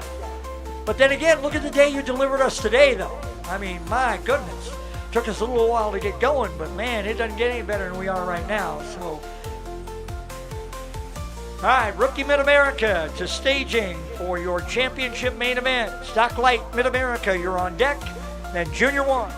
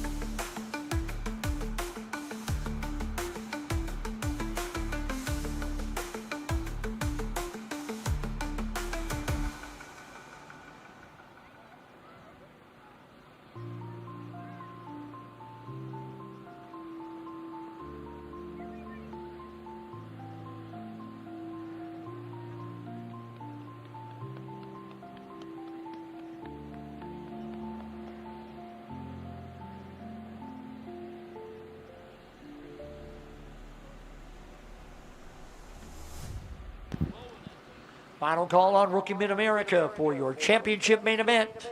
Second call on Stock Light Mid-America for your championship final. First call on Junior 1 Mid-America and RBox 2. Here's how the rookies are scheduled to start. On the pole out of New Richmond, Wisconsin, that's the 1 JMO, that is Jamison Finnegan. 2 is outside from Boone, Iowa, sporting the new number 100, that is Max Wolfgren. Row number 2, on the inside from New London, Wisconsin, that's the 20 of Owen Quaintance. And on the outside from Lake Crystal, Minnesota, the 16, that's Salem Manderfield.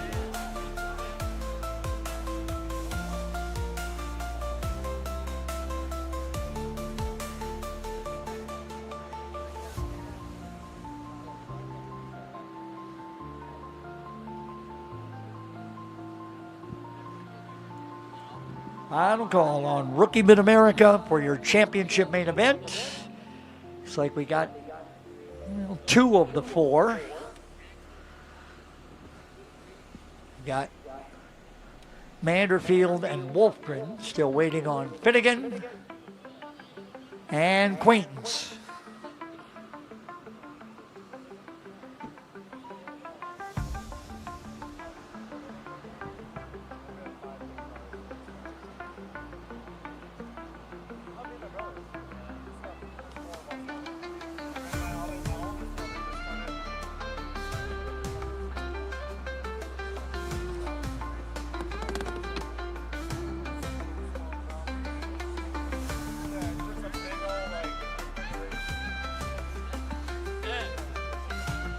All right, here comes Jamison, and there's Owen. All right, we got everybody for our rookie. Stock Light Mid-America Final coming up next. Stock Light Mid-America Final up next. Then our Junior 1 Mid-America Final, followed by our RBox 2 Mid-America Final, our RBox Mid-America Final, and then we have our Semi-Pro Dirty Tire main event. So, Semi-Pro Dirty Tire drivers, I guess if you're not in that Stock Light division, you probably can get those tires and start to get them mounted, I guess, for that main event, or at least as we get closer.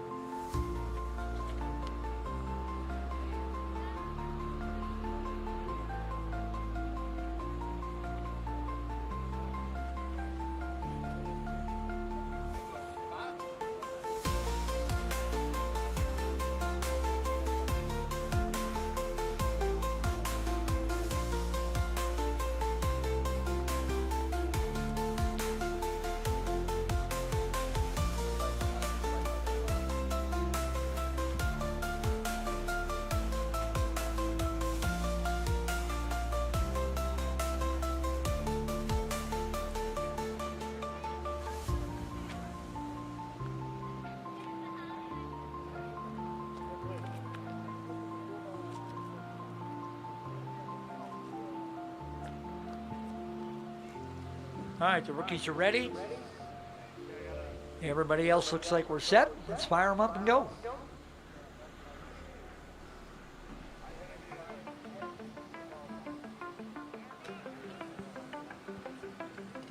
Stock Light Mid-America Final coming up. Stock Light Mid-America Final. on deck. So stock light drivers, that grid will be all yours as soon as these rookies roll out, and they're rolling out now.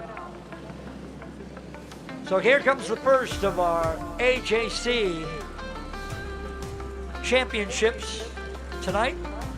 Part of our AJC Mid-America Series presented by Farmer Brown Motorsports and Buckwild Racing. This is our rookie main event.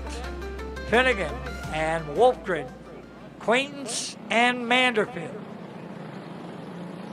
Field will get the one to go.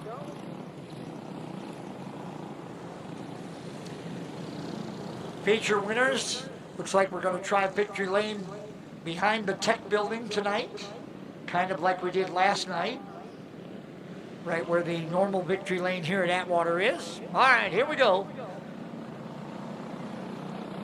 Rookie Mid-America final, off and running, green, green, green. And as it has been all day, it is Wolfgren and it is Finnegan, nose to tail. And the two of them have gotten away from Quaintance and from Manderfield.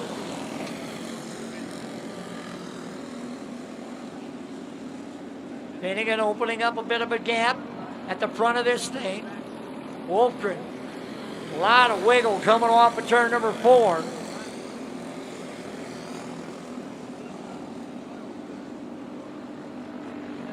Max really having trouble hanging onto that thing here. You can see that head bouncing around just a little bit. He's hit the disc blade a couple of times coming out of turn number 2. Clean stream this time. Finnegan all by himself.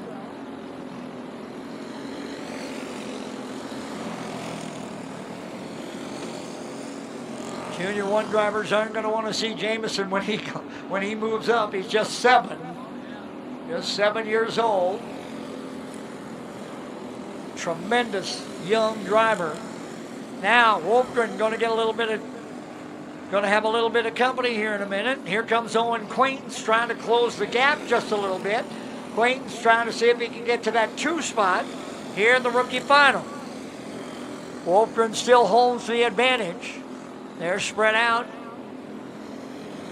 About a half a straightaway between the 3 of them, between Wolfgren, Quaintance, and Manderfield. Meanwhile, Finnegan on his own is already almost up to a half a lap lead on the rest of this field. Quaintance again continuing to close the gap on Wolfgren. Owen's coming. Quaintance trying to creep in and see if he can't get that 2 spot. And don't look now, but the young lady's getting in the mix as well. Zala's coming as well. Look at this thing. This battle per second is going to get real interesting here, real fast. Manderfield has caught Quaintance. Looks to the inside. Nothing there yet. Finnegan by himself. He may lap the field at this rate. They get jockeying for position. He's closing in on him in a hurry. Manderfield again with a run up on Quaintance. Finnegan can see him as he turns down the back stretch. Now Quaintance up high and then Manderfield spins. Zala gets it going. We'll bring the caution out and realign them. Well, that'll wipe out like a 3/4 of a lap lead for Jamison Finnegan. Jamison could see the back of the field when he came off turns 2 and 4. He could see that 4th place card.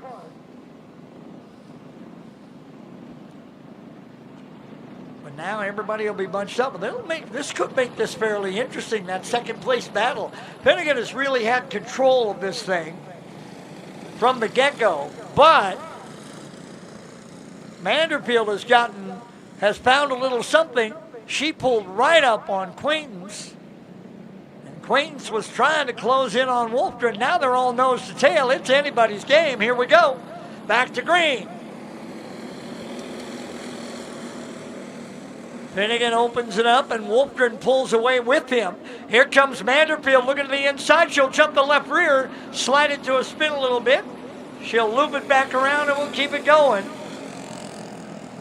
Off the top, now the caution comes out again. I think she thought she had a little more of that lane. Thought her nose was a little further inside, and then hopped that left rear on Quaintance. So we'll have to speed her up around to catch everybody else.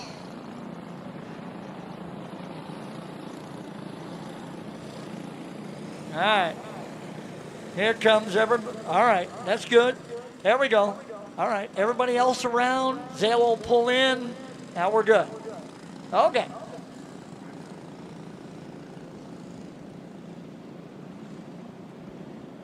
Slow the leaders just a little bit. We'll give them one to go this time. We'll let them get all bunched back up nice.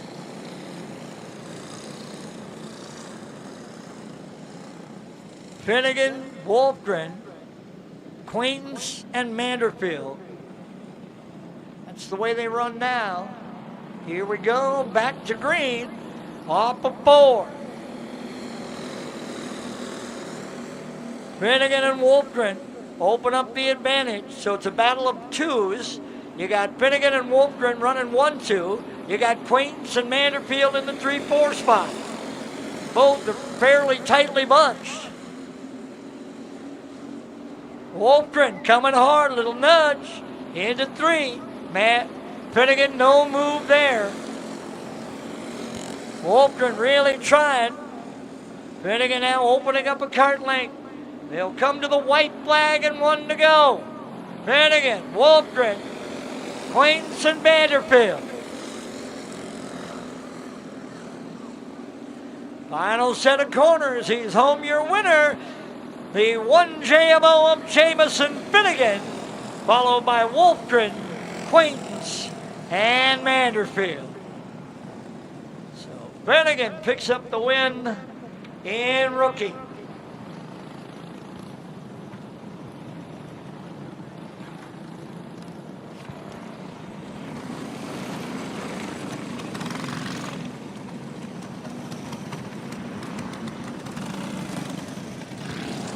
Rookies will head for victory lane behind the tech building. And we'll give you the lineup for the Stock Light Mid-America Final. On the pole from Mitchell, Iowa, the 19 of Eddie Brose.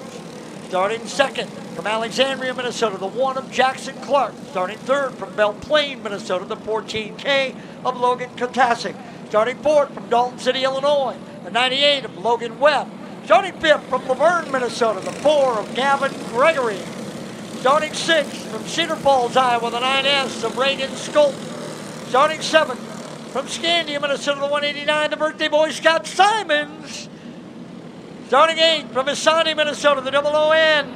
That is Noah Berglund. Starting 9th, La Crosse, Wisconsin. That's Corey Wolf in the 16. Starting 10th and 11th, it'll be the Whitneys. In the 10th spot from Ham Lake, Minnesota, it's the 5 of Reese Whitney. And right behind him, from Ham Lake, the 6th, that is Declan Whitney. So Reese and Declan start 10th and 11th.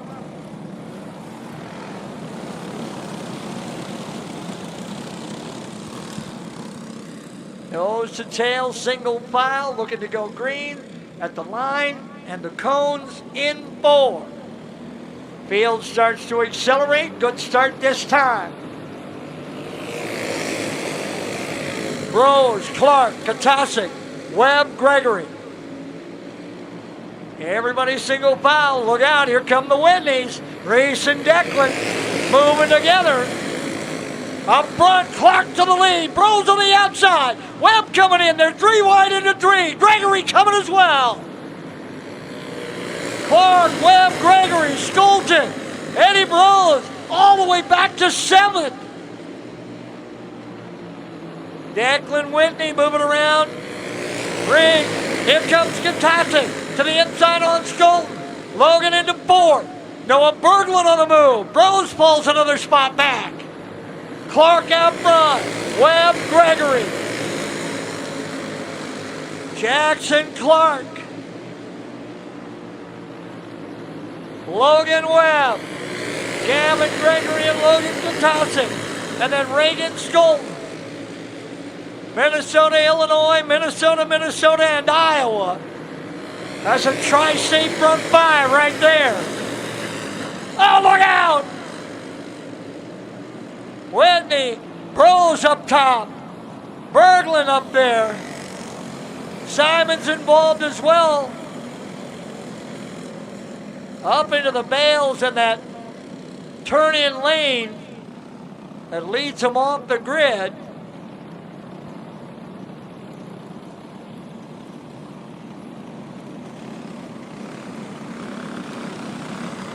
That'll send Scott Simons off in the 189.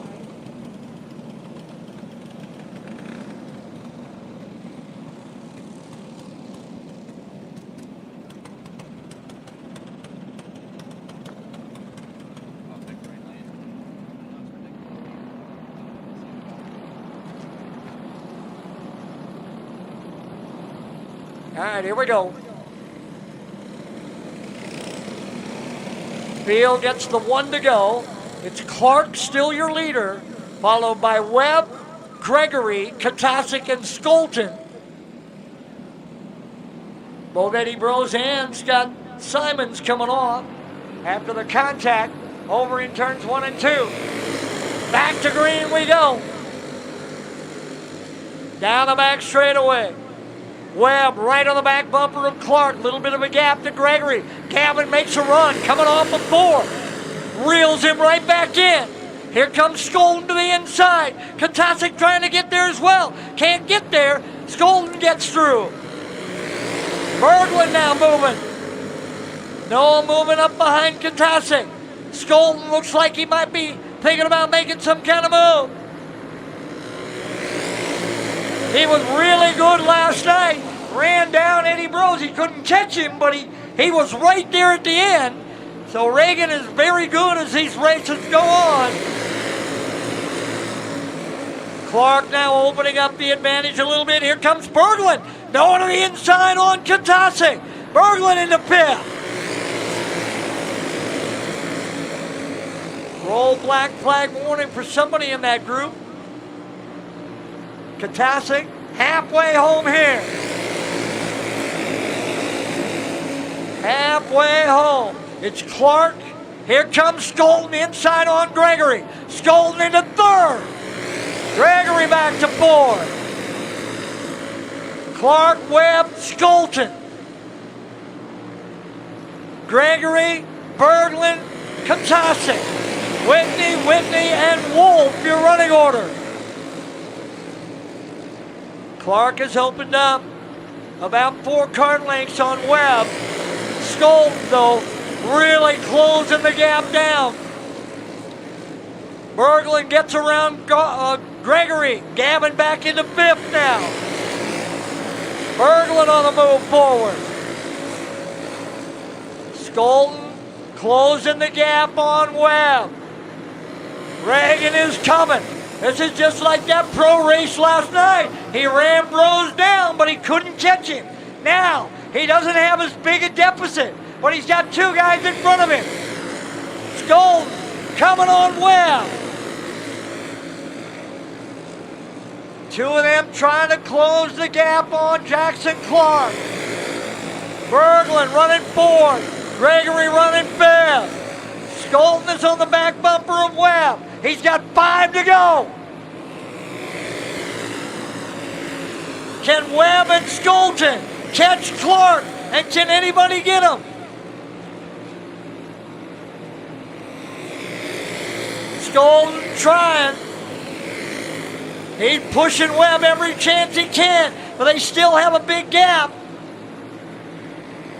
Now Skolton trying to go himself. He's got the run.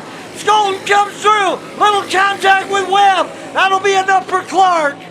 That'll be enough for Jackson Clark. And that'll be a tough break for Logan Webb. He'll drop from 2nd all the way back to 5th. Clark coming to the white flag and 1 to go. Skolton running 2nd. Berglund running 3rd. Gregory 4th. Webb 5th. It's checkers for Jackson Clark.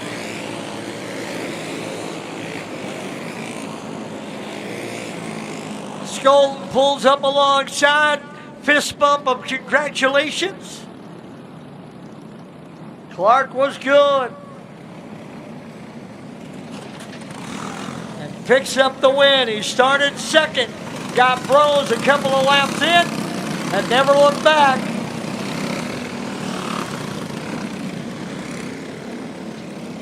That'll bring us to our Junior 1 Mid-America Final. Here's how they will start. On the pole out of Lee's Summit, Missouri, that's the 15 of Colton Brown. Starting second from Truro, Iowa, the 5 of Jackson Reeves. Starting third from Primgar, Iowa, the 12 of Dayton Van Beek. Starting fourth from Stanhope, Iowa, the 32, that's Hayden Arnold. Starting fifth from Fairmont, Minnesota, the 5, that is the 3 of Kaylor Ekstrom. Starting sixth from Mayer, Minnesota, the 14 of Gavin Reimer. Starting seventh from Mayer, the 18th of Landon Reimer. Starting in the 8th spot from Plato, Minnesota, the 15H, that's Evelyn Hess. Starting ninth from New London, Wisconsin, the 42, that's Easton Quaintance. And starting 10th from Urbana, Missouri, the 15K, that is Kane Hooper. Nose to tail. Junior 1, Mid-America, 20 laps. Set to go green. Brown, Reeves, Van Beek coming quickly to the inside. Reeves got a little wide coming out of turn 2. That opened the door. Van Beek and Arnold get through. Reeves back to 4th. Reimer's coming in the 5 and 6 spot. Then Ekstrom, Hess, Quaintance, and Hooper. Ekstrom now to the inside on Reimer. Into 5th. Here comes Reeves inside on Arnold. Reeves for 3rd. Arnold tried to turn down, then decided, nope, let me race. Up front, it's Colton Brown and Dayton Van Beek. Jackson Reeves and Hayden Arnold, Kaylor Ekstrom. That's your top 5. Then the Reimers are 6th and 7th. Here comes Evelyn Hess. Hess in between the Reimers has moved into 8th now. Brown still out in front. Dayton Van Beek right there behind him. Bit of a gap back to that 3-car battle for 3rd. Ekstrom right up on Arnold. Here comes Kaylor. Ekstrom looking inside. He got the line out into 1. Ekstrom into 4. Ekstrom's on the move now. Leaders coming up on Hooper. Spins right into and then goes off the backside. Caution coming out. Hooper turned, made contact with Brown.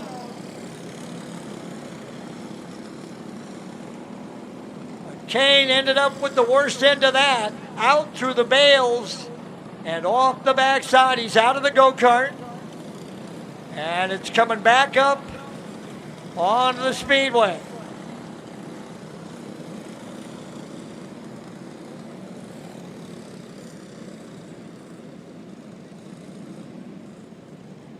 Put the bale barrier back in place.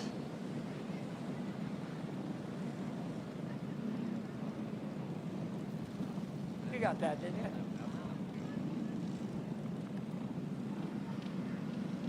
Hooper had spun a little bit earlier, was getting himself back going again. The leaders were coming.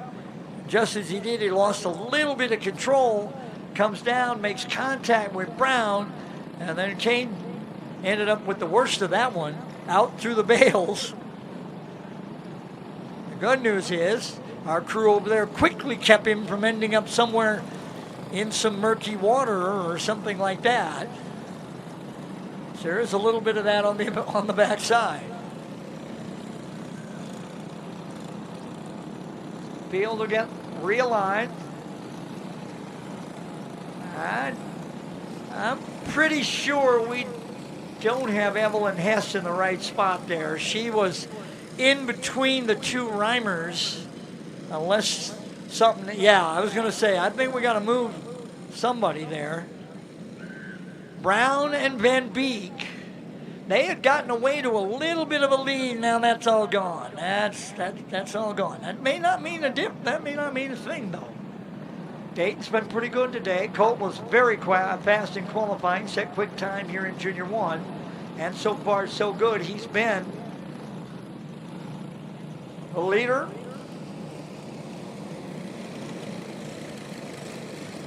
All right. Field has been given the 1 to go. They'll come back to the green this next time by. Colton Brown, Dayton Van Beek, Jackson Reeves, Hayden Arnold, Kaylor Ekstrom, then Landon and Gavin Reimer.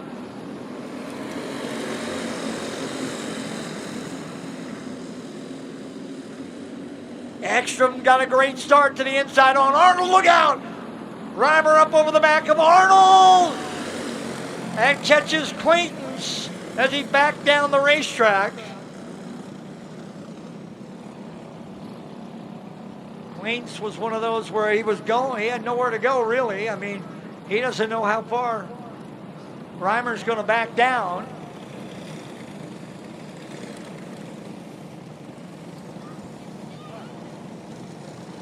And Landon came all the way down and into Easton.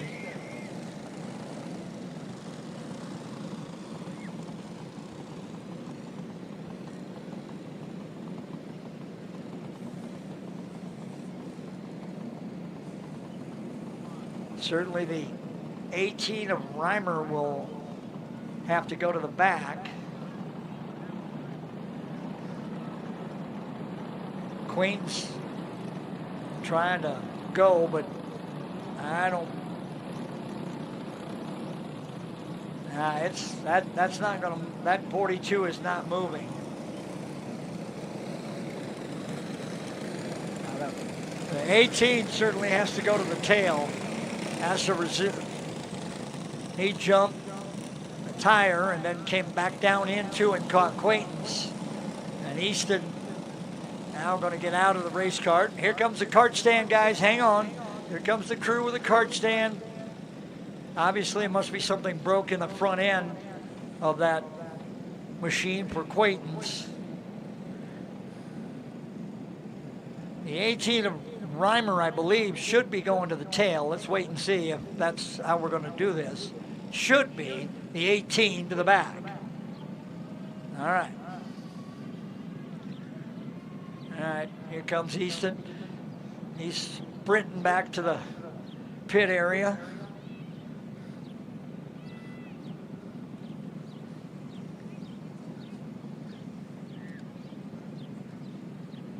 Obviously, a lot of disappointment for that young man, but that wasn't anything. There wasn't anything he could do. He's coming around the racetrack, and that cart just backed down right into him. Unfortunately, the problem, unfortunately, there's a lot of damage to that thing.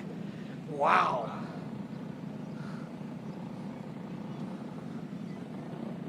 But Easton is certainly upset about how that thing finished. That is not how he thought this thing was going to go. He was running a pretty solid race. And unfortunately, he got run into, and that cart got really messed up. Reimer able to continue. To the back he goes. Landon in the 18. Up front, still Brown, Van Beek, Reeves, Arnold, Ekstrom. 1, 2, 3, 4, 5. Arnold looked for a minute on Reeves and then got back in behind. Brown opening up just a little bit on Van Beek. Reeves closes in. Now Van Beek thinking about something. Here comes Ekstrom again. Inside on Arnold. He's got the line. He'll make the pass into 4. Reeves looking again. Van Beek kind of opening that door just a little bit out of the corner, especially out of 4. And Reeves has taken a look a couple of times, but he hasn't been able to close it. Halfway home, he'll run it up over the back this time. Everybody goes spinning.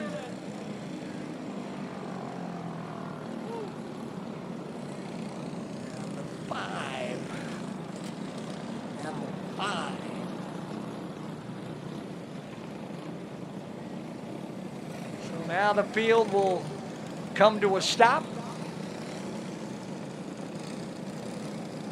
Around the back straightaway. Send Reeves on around because he's clearly going to head to the tail on this one, or should. We'll see whether or not that's how our officials call it. But there was a jump. There was a jump on that left rear as he was trying to make the move on Van Beek. And he's not going to say, I want to go to the, I'm on my spot back. You jumped the rear. Half the field went scrambling, so I don't think that's going to work. There we go. All right, so Jackson Reeves to the tail. And the field gets the one to go next time by.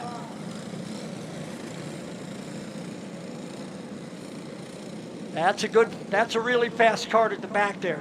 That 5 ain't going to stay back there very long. That's too good a young driver and a really good cart. He'll be moving his way through this field.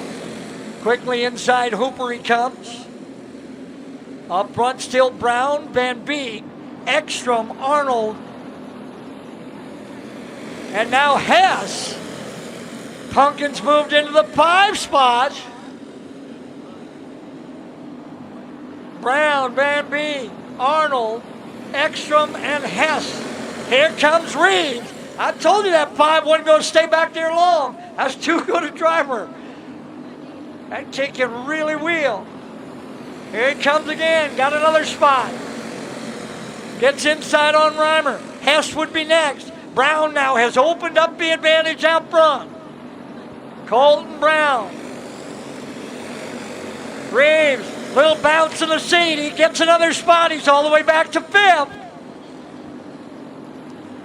5 to go now for Colton Brown. Van Beek and Ekstrom in the battle for second. Ekstrom looking. Not enough room there. Ekstrom coming this time. Now he does have the line. Ekstrom into second. Van Beek back to 3rd. Arnold 4th. Reeves runs 5th. Reimer into the 6th spot. Reimer, 6th and 7th, and then Hess. Brown with 2 to go and a huge lead. Full straightaway out in front for Colton Brown. All of that bumping and banging behind him, and Colton just said, y'all do have all whatever you want. I got this. White flag on cruise control. Ekstrom, Van Beek, and Arnold. Off of 4, Colton Brown to the checkers in the win. Ekstrom home second, Van Beek 3rd. Arnold 4th, Reeves 5th. Then Reimer, Hess, and Hooper. So Lee Summit, Missouri's Colton Brown with the win. And here he comes, everybody trying to get up alongside, little fist bump action. Reimer, Brown wins it, Ekstrom, then Van Beek, then Arnold, and then Reeves.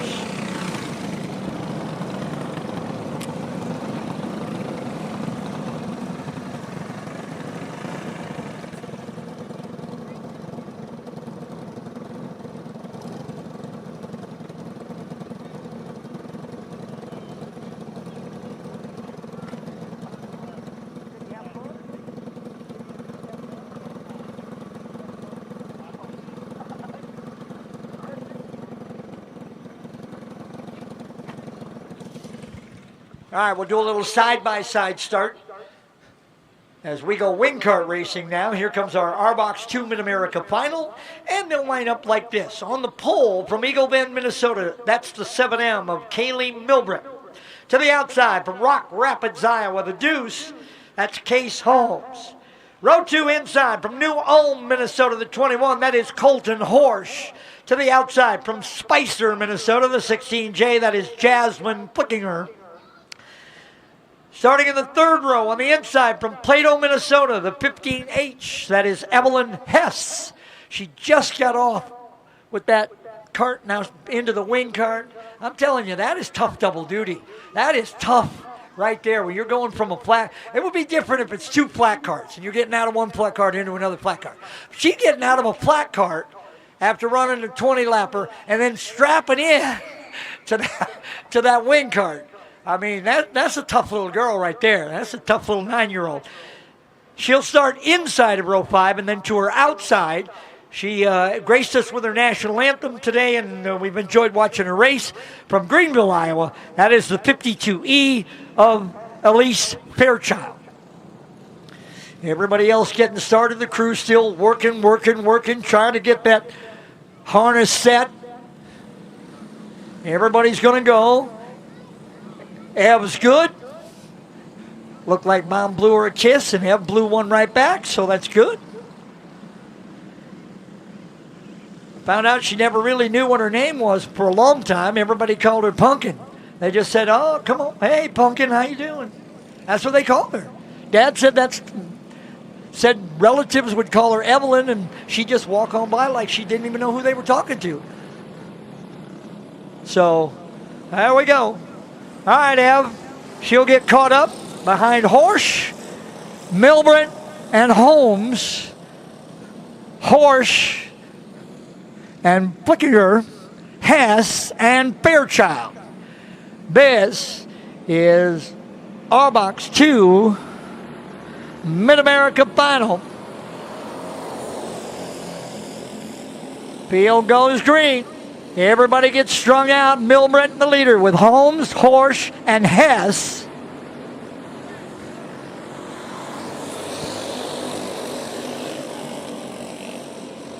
Kaylee Milbrandt in that 7M. Case Holmes runs second. Colton Horsch in the third. Evelyn Hess runs fourth. Now Hess looking to the inside on Horsch. She's got the line. He'll try to come down, but she's got it. Off of 4, Hess to third.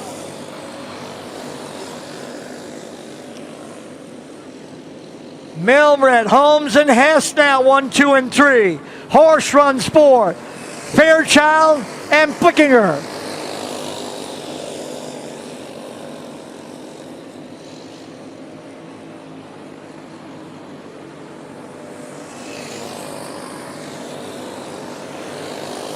Milbrandt stretching the advantage on Holmes.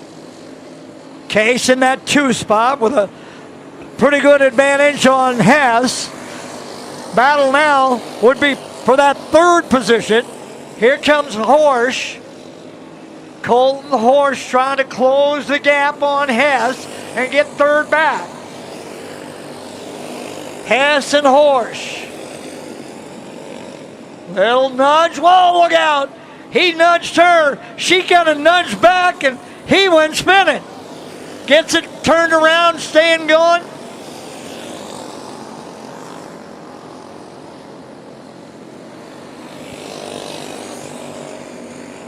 We stay green.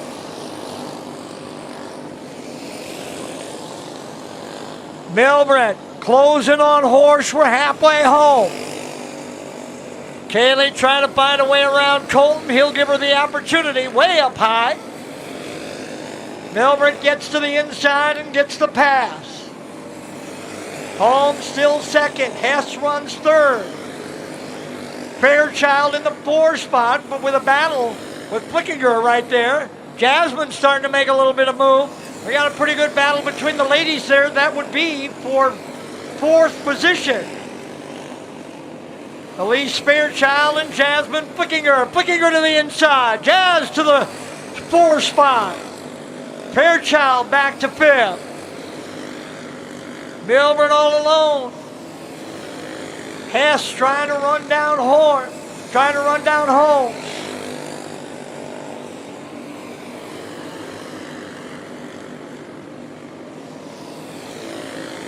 Hess now closing the gap. We're at 5 laps to go. 5 to go. It's all Milbrandt. Battle now for second, starting to take shape. Here comes Hess. Got it down to a couple of kart lengths. On Holmes and closing the gap.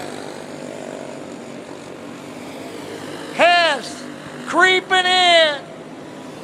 Case has got to know she's coming. Time winding down. Milbrett's well on her way. She's going to win this thing. Who's going to hang on? Holmes trying to hang on for second. Hess coming. 2 to go. Hess is right there on the bumper. Holmes and Hess in the battle for second. Milbrett to the white flag. 1 to go. The race for the 2 spot. Holmes still there.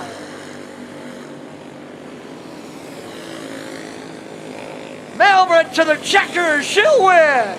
Holmes, Hess. It'll be Holmes. Holmes second. Hess right there, close third.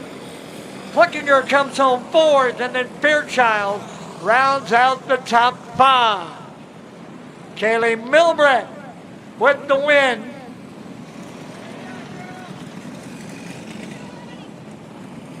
Holmes hangs on for second as he outdueled Hess for that 2 spot.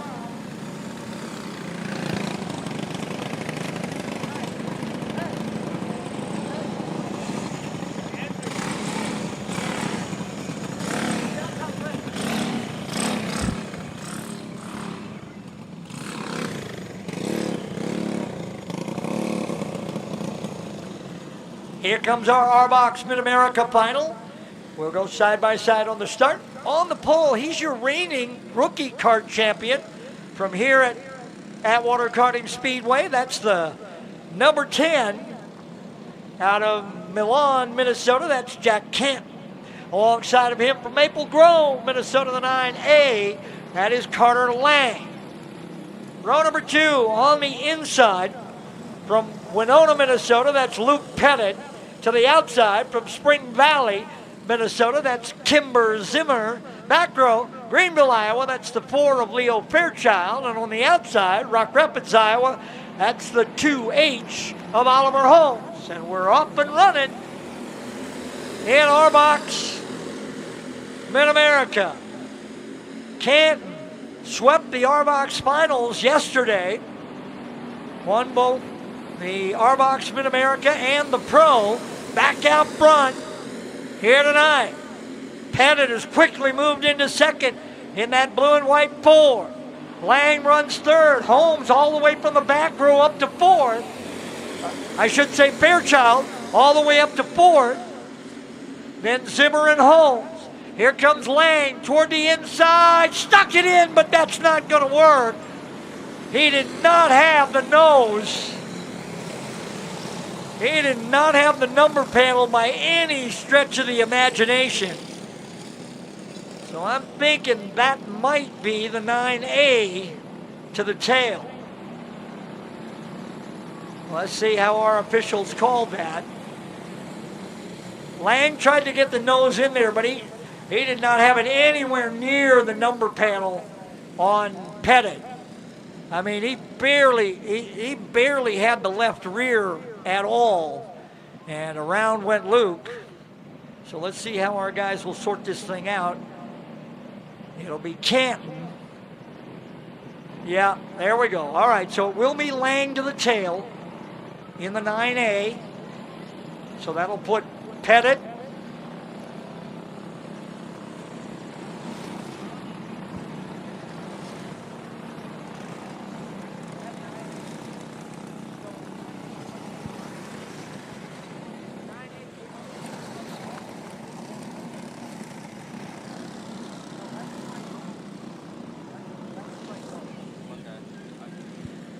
Canton, Pettit, Fairchild, Zimmer, Holmes, and Lang. And we're back to the green flag this time, off of 4. Pettit with a good start on the inside. Pettit trying to battle Canton, and he's got it. Pettit to the race lead. Fairchild coming as well. Canton did not get a very good start that time. And both 4s got by. Luke Pettit out front. Here comes Canton to the inside on Fairchild. Dialing back up into that 2 spot. Pettit, Canton, Fairchild, Zimmer, Lang, and Holmes.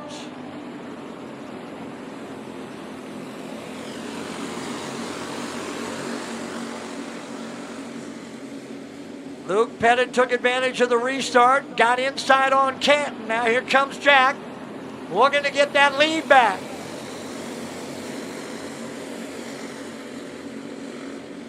Pettit has other plans. Like, no, I like where I'm at. I'll try and stay here. Canton now closes right up on the back bumper, gives him a nudge and turns him around. Canton gave him a nudge in the bumper and then said, "Now just get out of my way." And around he goes.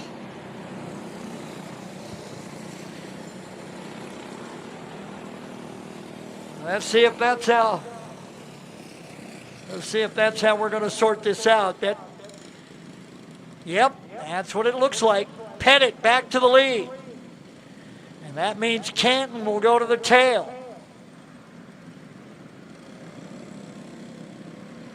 I think that might have just been a little frustration at some point. He got snookered on the restart. He couldn't find a way to get around him. Thought maybe if I'd give him a little something, and the little something was a little too much, apparently. Pettit goes around. So now you have the fastest of the qualifiers at the back of the field. But for how many laps? I wouldn't bet on many.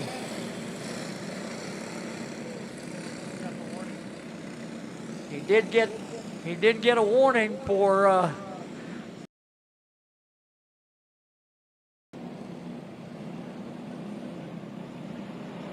here we come back to green. Pettit, Fairchild, Lang, Holmes, and Canton. Canton quickly to the inside on Holmes. He'll pick up one. Lang would be next. Meanwhile, Pettit's got his own trouble because Fairchild is right there. Here comes Leo. Fairchild trying to make something.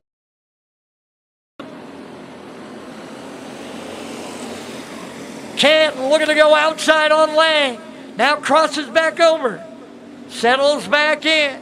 Nose to tail in the front. The battle of the fours. Halfway home. Pettit and Fairchild. Zimmer, Lang, and Canton.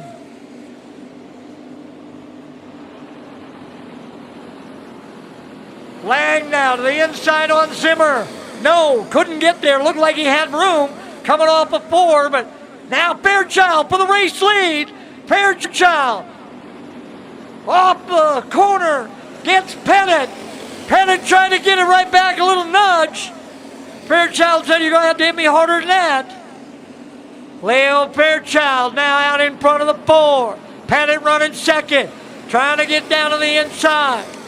Meanwhile, here comes Canton, trying to get back in this mix. All 5 of these guys are right there. Pettit looks again. Nothing. Trying to stick it in. Out of 2. Pettit turns. Zimmer gets tangled. Through the mud of the infield. Out they come. The caution comes. I think this time, if I had to guess, I would guess that Pettit, I think Luke might have gotten too much of that rear bumper.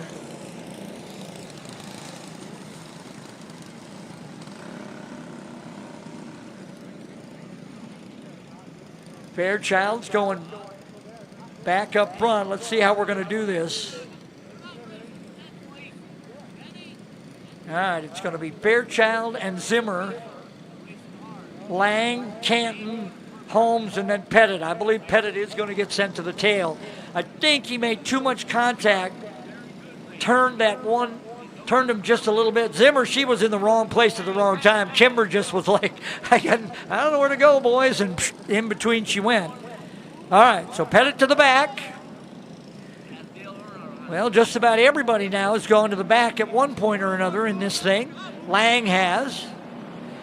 Canton has. Pettit has now. All right, one to go. Fairchild, Zimmer, Lang, Canton, Holmes, Pettit. And I mean to tell you, you want tight nose to tail. They are right there. They are bumping and banging. Down the back straightaway, Green is back in the air.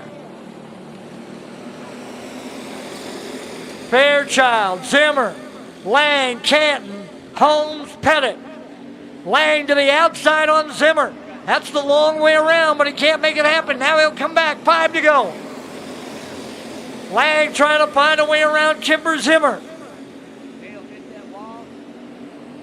Fairchild, Zimmer, Lang, Canton, Pettit, Holmes.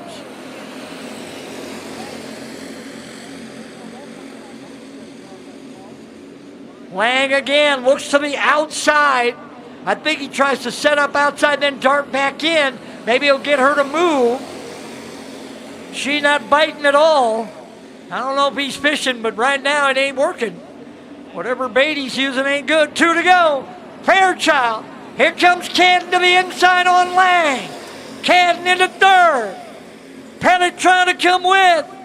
And he does. Lang back to fifth. White flag for Fairchild. Fairchild, Zimmer, Canton, Pettit, and Lang. Still anybody. Down the back straightaway. Who's going to get it? Zimmer. Trying, no, Fairchild. Followed by Zimmer, Pettit, Lang, and Canton. Wow. Man, oh man, what a great event. Each driver just about had to go through the entire field.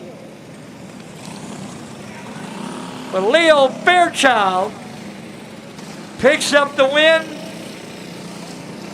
followed by Zimmer,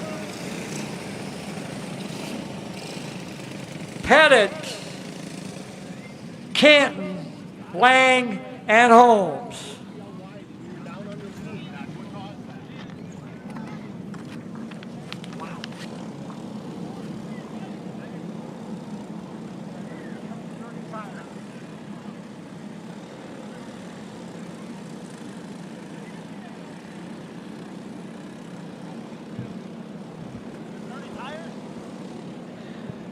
I heard somebody say this is the Dirty 30. Well, technically, yeah. This is our semi-pro Dirty Tire Challenge. And they'll start like this on the pole from Nicollet, Minnesota, the 96 of Jake Robb. Starting second, the 45X, Eagle Lake, Minnesota, that's Ryan Kennedy. Starting third, in Richmond, Wisconsin, the 30 of Tyler Alton. Starting fourth, Scandia, Minnesota, the 189 of Scott Simons. Starting fifth, from Elko, New Market, Minnesota, that is Jeremy Brown in the 03. From Des Moines, Iowa, that's the 41 of Stevie Smith. O'Fallon, Missouri, that's the 28T of Tanner Lowry. Dalton City, Illinois, that is Logan Webb in the 98. From La Crosse, Wisconsin, that's the 56 of Wyatt Wolf. And from Wilmer, Minnesota, that's Tyler Waltman in the 69. It's Robb, Kennedy, Alton, Simons. This is Semi-Pro Dirty Tire Challenge. Here comes Kennedy for the race lead. Kennedy on the inside, got the line. Out of 2, can he make it? Not yet. Alton with a little bit of help and they'll clear. Kennedy to the lead. Now Tyler Alton. Alton inside. Robb comes with. Kennedy back to third. Lowry moving. Lowry up into fourth now. Then gets way out wide. Gives up the spot to Scott Simons and Jeremy Brown. Logan Webb going to take it. Slides up into Lowry. Tanner at the top of the racetrack. High centered a little bit, I think. I think that's why he can't get going. Motor's still running. You can see him spinning. He was high centered. Lowry. See if we're going to do anything with this. Webb was up alongside of Lowry. So actually Logan had the line, but Taylor was on the outside. So Lowry to the tail. Back to the green we go. Lowry quickly to the inside on Waltman. Tyler Alton out front, followed by Rob Kennedy, Simons, and Brown.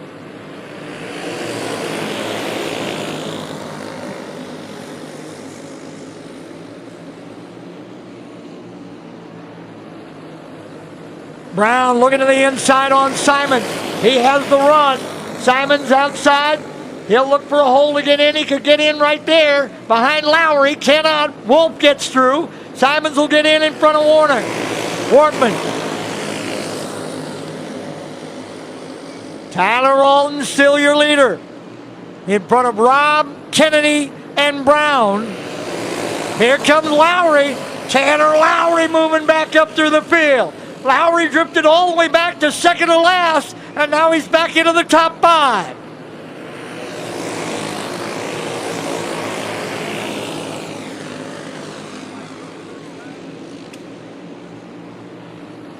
Tyler Alton still holds the advantage here in our semi-pro Dirty Tire Challenge.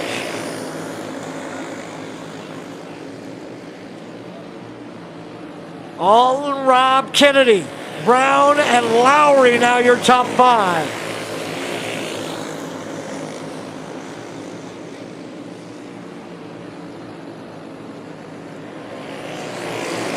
Lowry closing in on Brown. That would be the battle for fourth. Wolf coming off. Wyatt Wolf. Kennedy to the inside on Rob. Ryan Kennedy into second. That'll allow Alton to pull away as we come to halfway. 15 down and 15 to go.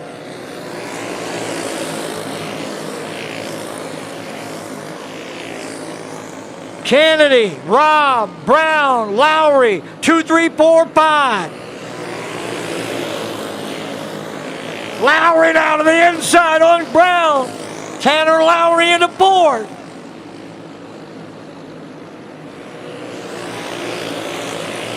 Rob working on Kennedy. They come off of turn 2. About 4 kart lengths back of Tyler Alton, the race leader. Here comes Rob. Lowry's coming with. Lowry into third. Rob and Lowry now on the move into second and third. Tanner Lowry's the guy on the move. He was all the way back to second to last, and now he runs third. Lowry inside, up to second. Lowry is coming. Kennedy back around Rob. Remember, this is a Dirty Tire Challenge. These guys didn't prep these tires a bit. There's no tire wipe. There's no goat pee. There's no nothing. I mean to tell you, these are strictly just plain old clean tires. But Tanner Lowry is rolling. Lowry is within a kart length of Alton for the lead. Lowry coming, not there yet. Nose to tail, Alton and Lowry. Rob runs third, Brown fourth. Webb fifth.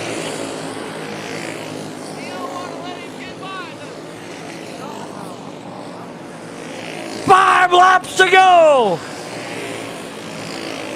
Lowry working on Alton. Down the back straightaway, got him. Lowry to the lead. Lowry in front of Alton. Now can he keep him there? So far, Lowry and Rob running third.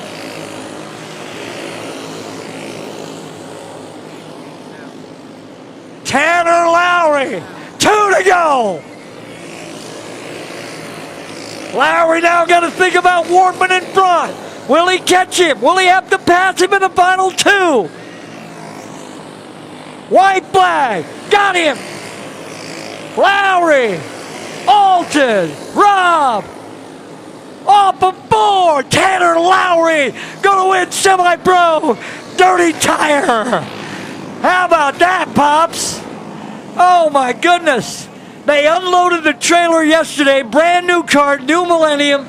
They just struggled. They fought it all day. It was slow. It just never, all of a sudden, man, has he figured it out or what? Wow. What a run for Tyler Alton with no tire prep at all. He went all the way back to second to last and then fought his way all the way back to win it. What a run for the young man from O'Fallon, Missouri. Goodness gracious.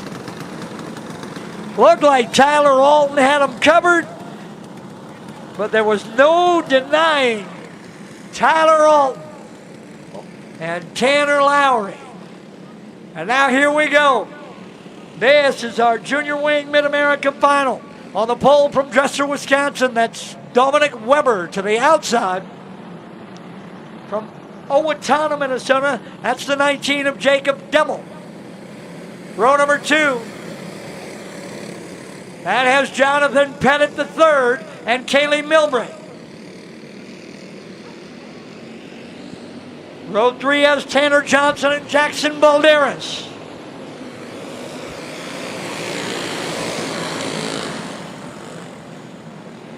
And a caution comes out. Let's try that again. Row number 4 has Rayson Sheehan and Bentley Kramer. That back row has Mason Goodell and Kate Schultz.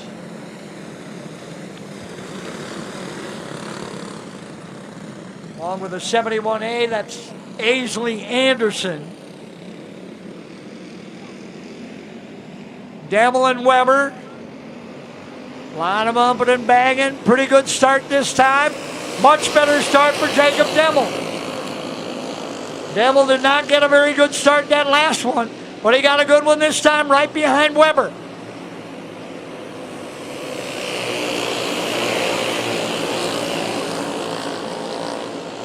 Dominic Weber won both Junior Wing finals last night.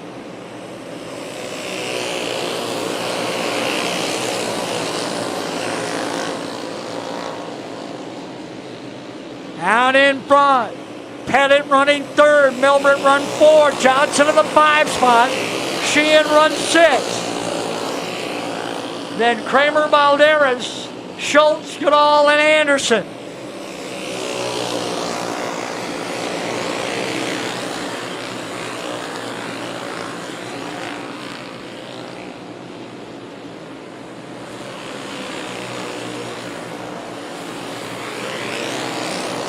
Dominic Weber opening up the advantage on Demmel.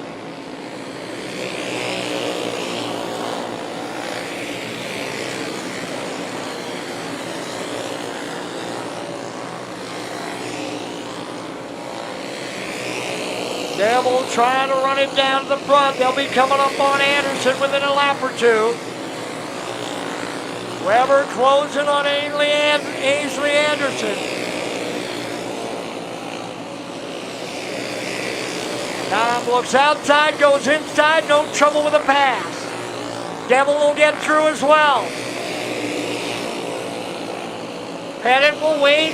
Now he'll catch her down the back straightaway. Weber working through lap traffic. Goodell will be next. Mason Goodell in that 10G. Weber clears him off of 4.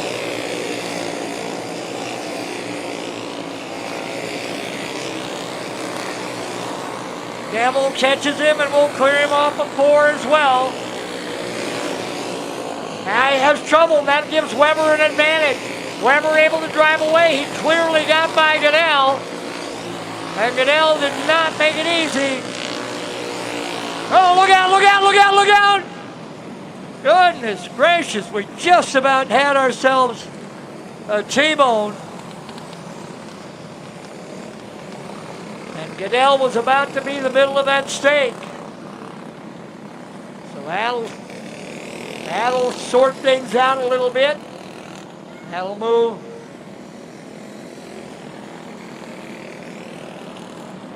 Goodell and Anderson should move Goodell back onto the lead lap. He had just gotten past, so that lap won't count.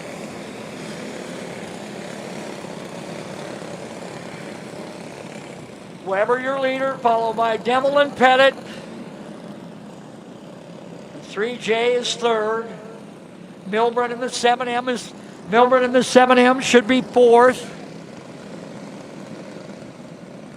Sheehan or Milburn. All right, looks like Sheehan, maybe.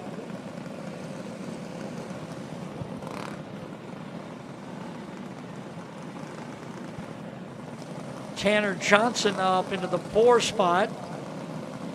Tanner must have been the beneficiary of that, some of that lap traffic.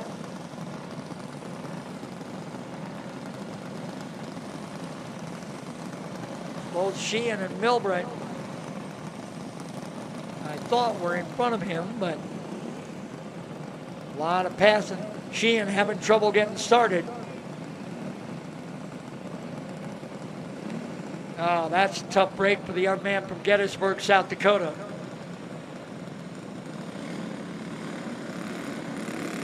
Sheehan trying to turn and get it around. Tried and tried to get it started, but it just would not go. All right. So Goodell and Anderson both end up back on the lead lap, I believe. Goodell for sure.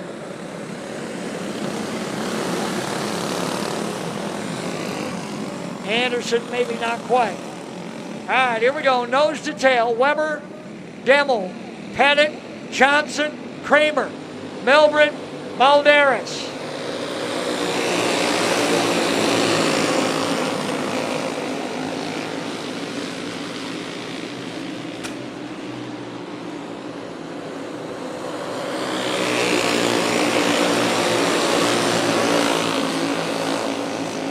Weber trying to open it up just a little bit as the field kind of gets strung out.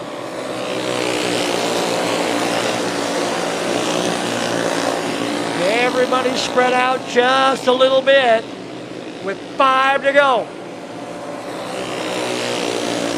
Weber, Demel, Pettit, Johnson, Kramer.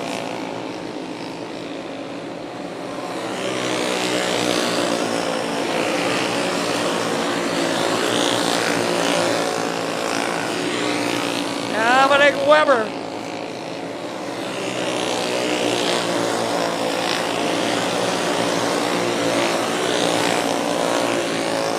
Working his way. 2 to go now for Weber. Demel all alone in second. Pettit running third. Nobody catching anybody. Weber will come to the 1 to go this time. White flag. Weber on his way to the wire-to-wire win in junior wing. Weber with the win. Demel home second. Pettit home third. Johnson top 5.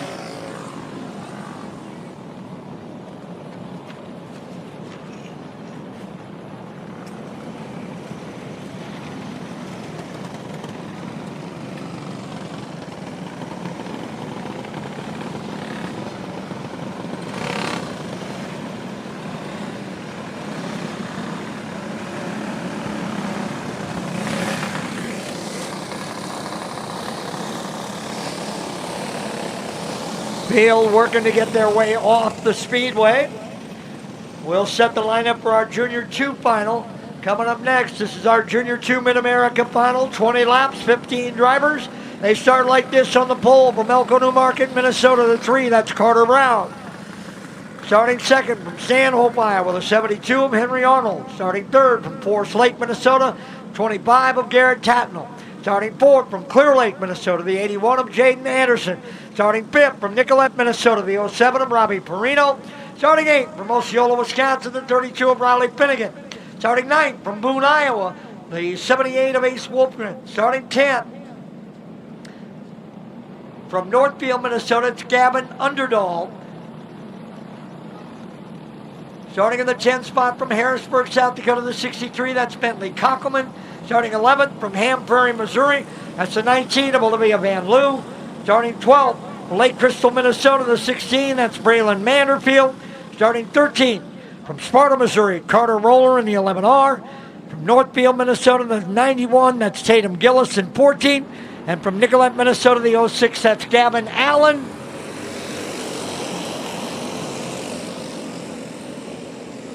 Up and running we go green. Manderfield slides back a couple of spots to the back of the field. It's Brown out in front. Tatnall gets outside. That long line coming. Garrett's going to have trouble getting back in at any time. Finally gets tucked in front of Kockelman. He even can't get in there. Now he'll finally get in behind Kockelman in front of Van Loo. Brown and Arnold have checked out a little bit at the front. Anderson running third, Perino running fourth. Carter Brown out in front of Henry Arnold. Perino and a caution now. 91 of Tatum Gillis down the back straightaway is slowing. Got a feeling Tatum might have ended up spun around there.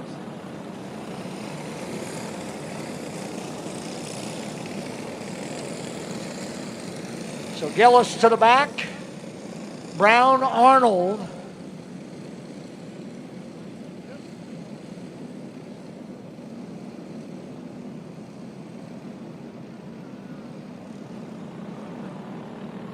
Then Anderson, Perino, and Finnegan. Wolfgren is 6th. Kendall is 7th. Kockelman is 8th.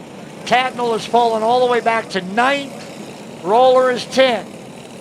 Then Underdahl, Manderfield, Van Loo, Allen, and Gillis.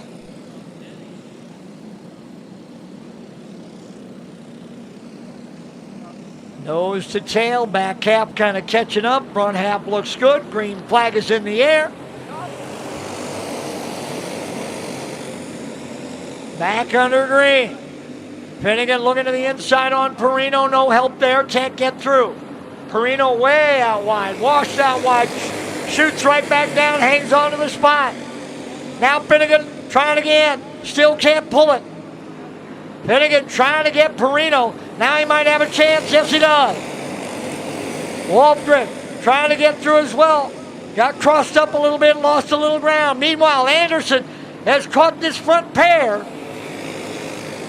Kane and Anderson now in the mix at the front of this field. You got Brown, you got Arnold, you got Anderson. Finnegan runs 4th, Perino 5th, Wolfgren 6th. Then Roller, Underdahl, and Kockelman.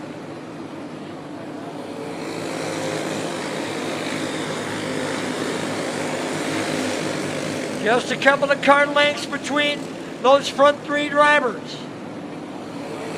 Oh, look out. Perino shoots high. Bit of a spin at the top of turn 4. And now the yellow's going to come out. I don't think that's going to work out too good for Robbie. I don't know that anybody shot him up there, but I did not see. So go with our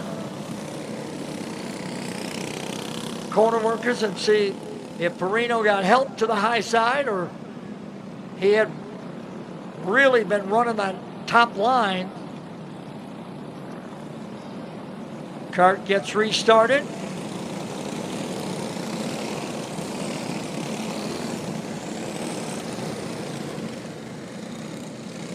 And Perino's going to go to the tail. So it was Robbie on his own, apparently.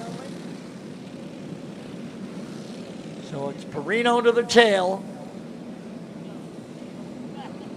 Brown, Arnold, Anderson, Finnegan, and Wolfgren, your top 5 now. Pretty good run for Carter Roller, too. Carter started 13th, and now he's beating on the top 5, working on 6th. So the young man out of Sparta, Missouri with a pretty good run up into that 6th spot in that black and red 11R.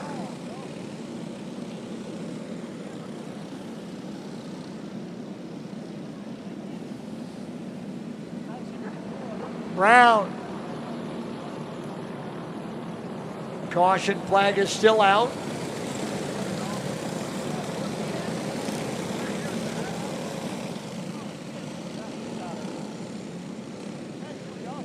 Perino trying to sneak his way forward a little bit and picked up 4 or 5 spots there before the field went green. Our official said, no. Remember, we showed you to the tail. All right, 1 to go.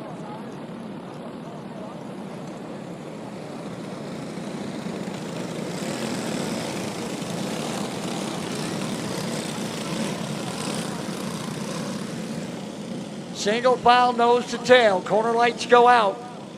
Carter Brown has led it from the start.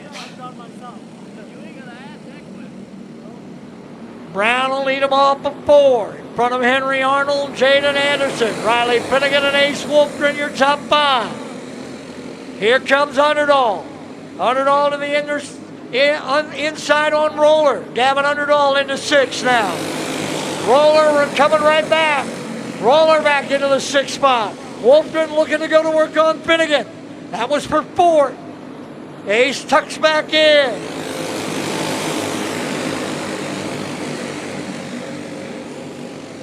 Cockelman on the outside, sliding back, looking for a hole. Finally finds one, gets tucked in front of Manderfield. Brown has opened up 3, maybe 4 card lengths now on Arnold. 2, 3, 4, 5. That's the battle right now. Arnold with 1 on Anderson. And Anderson's got Finnegan and Wolfgren right there on the bumper. Finnegan to the inside on Anderson. Caution coming out. Cockelman sitting up in turn 2. Bentley Cockelman out of Harrisburg, South Dakota, bringing out the caution at the high side of turn 2.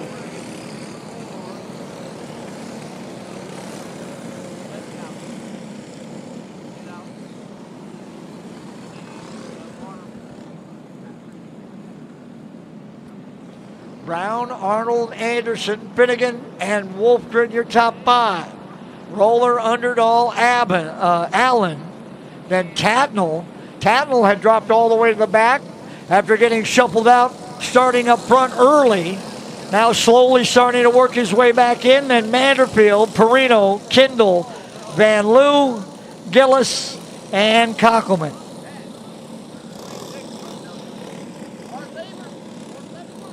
Field should be pretty close to right. Cockelman to the tail unless Bentley's not going to be charged with the caution.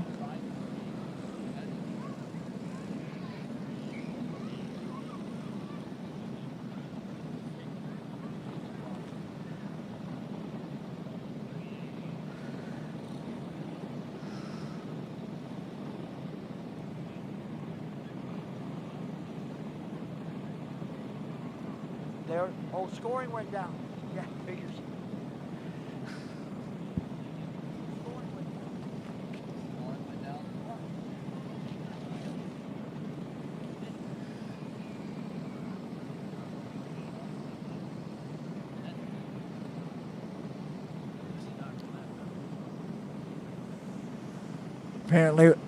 Apparently we're having a little bit of an issue with the electronic scoring system. And the ladies are feverishly working on that.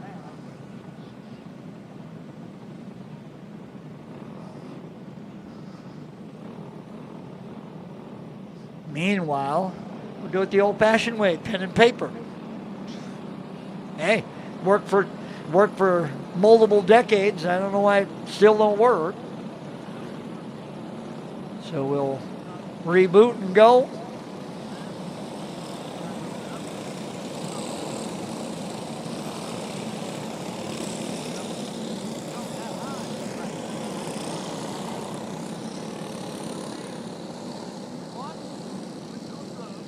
Five to go.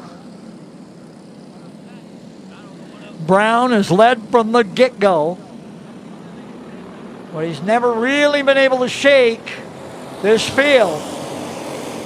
Had a pretty sizable advantage, and he quickly opens up one here.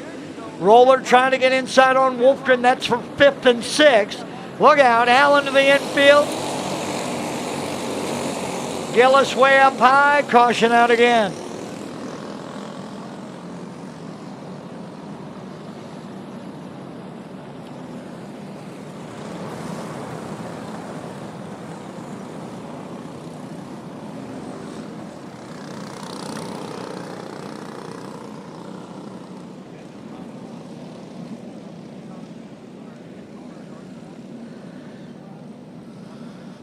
Allen will pull back up, I believe right behind Underdog. Well, now they're going to move him back.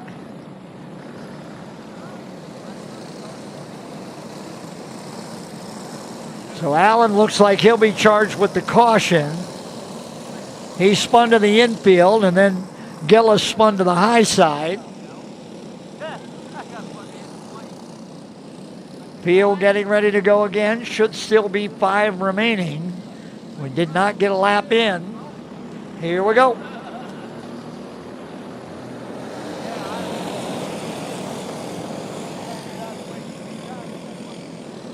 Caution comes out right away.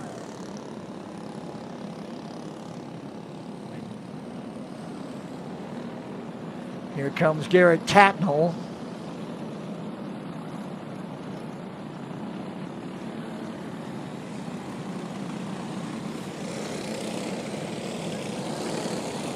Tatnall back up behind Underdahl in front of Manderfield. A little bit of a nudge to Manderfield to say, no, this is my spot.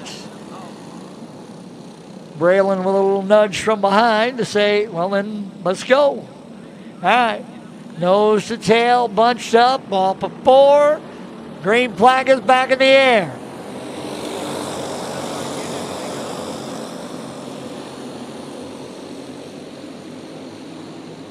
Front 7 or nose to tail, bit of a gap back to Tatnall. Brown by 2. Arnold, Anderson, Finnegan, Wolfgren.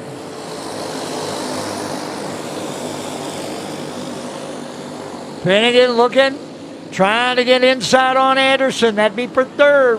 White flag for Carter Brown. Finnegan now to the inside on Anderson. He's going to bring the line with him. Wolfgren, Roller. Underdahl all going to try to get through to the checkers. Brown wins it.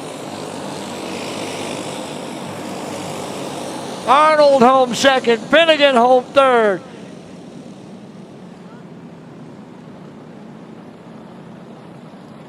A little bumping and banging afterwards between Roller and Anderson, but everybody seems okay. And off they come.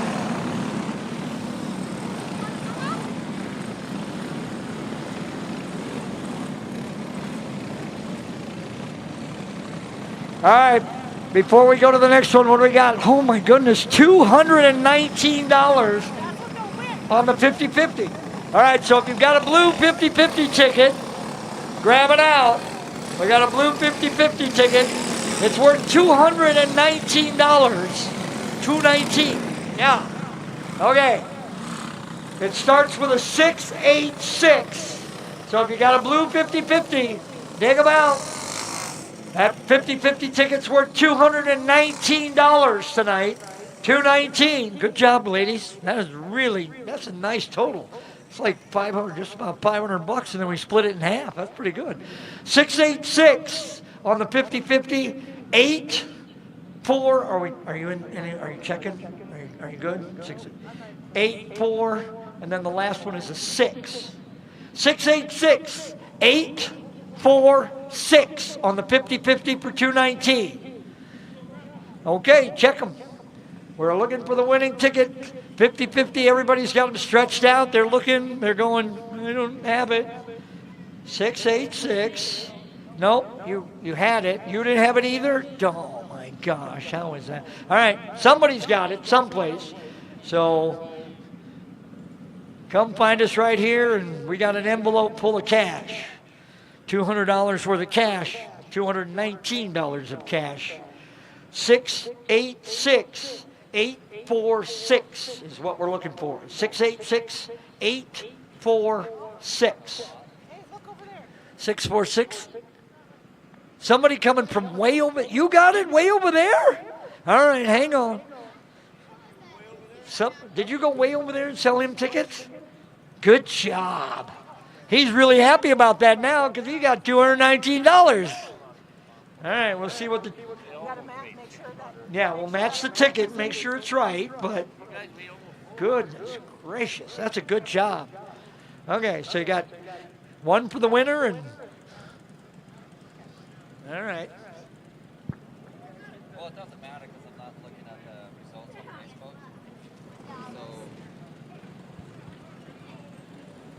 Facebook. All right, we're waiting on our 50-50 winner. Let's give you the lineup of the Stock Heavy Mid-America Final.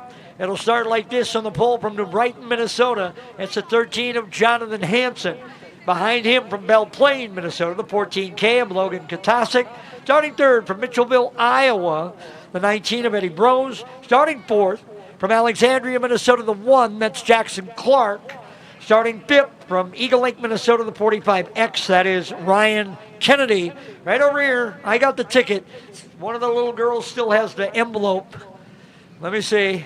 6, 4, 6. Oh, no, that's a 9. I need an 8. He went and... Oh, my goodness. He went and checked his ticket. 6, 8, 6, 8, 4, 6. 4, 5. There's 8, 6 right there. Right there. All right, there it is. Big old envelope of cash right there. Woo! All right. Thanks, everybody, for the 50-50 tonight. All right. 219 for the winner, 219 for the track. That comes out nice. Of course, a reminder coming up in a couple of weeks' time, August 2nd and 3rd will be the annual Tasha Fester Memorial Series weekend here at Atwater Karting Speedway. That's a 2-day race, Saturday and Sunday, I believe it is. If I looked at the calendar, 2nd and 3rd of August. 2 days, camping will be available on site, big trophy checks, lots of different stuff. So we should, that'll be a whole lot of fun. Hopefully everybody will have a chance to be a part of that as well. Coming up in a couple of weeks. That'll be the weekend of, that'll be the Saturday and Sunday of August 2nd and 3rd. Saturday the 2nd and Sunday the 3rd.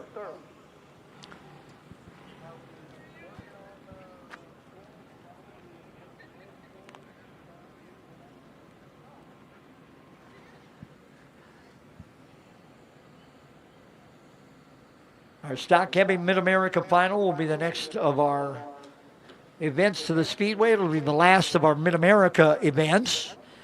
We'll head for the pros. After this, we'll start with our AJC Rookie Championship after Stock Heavy. So rookies, the AJC Rookie Championship is coming up. That'll be after Stock Heavy. Stock Heavy Mid-America, then our AJC Rookie Championship, then Pro Junior 1, and Pro R-Box 2. Those are the next 3 classes after the one sitting in our grid, and that's our Stock Heavy Mid-America Final.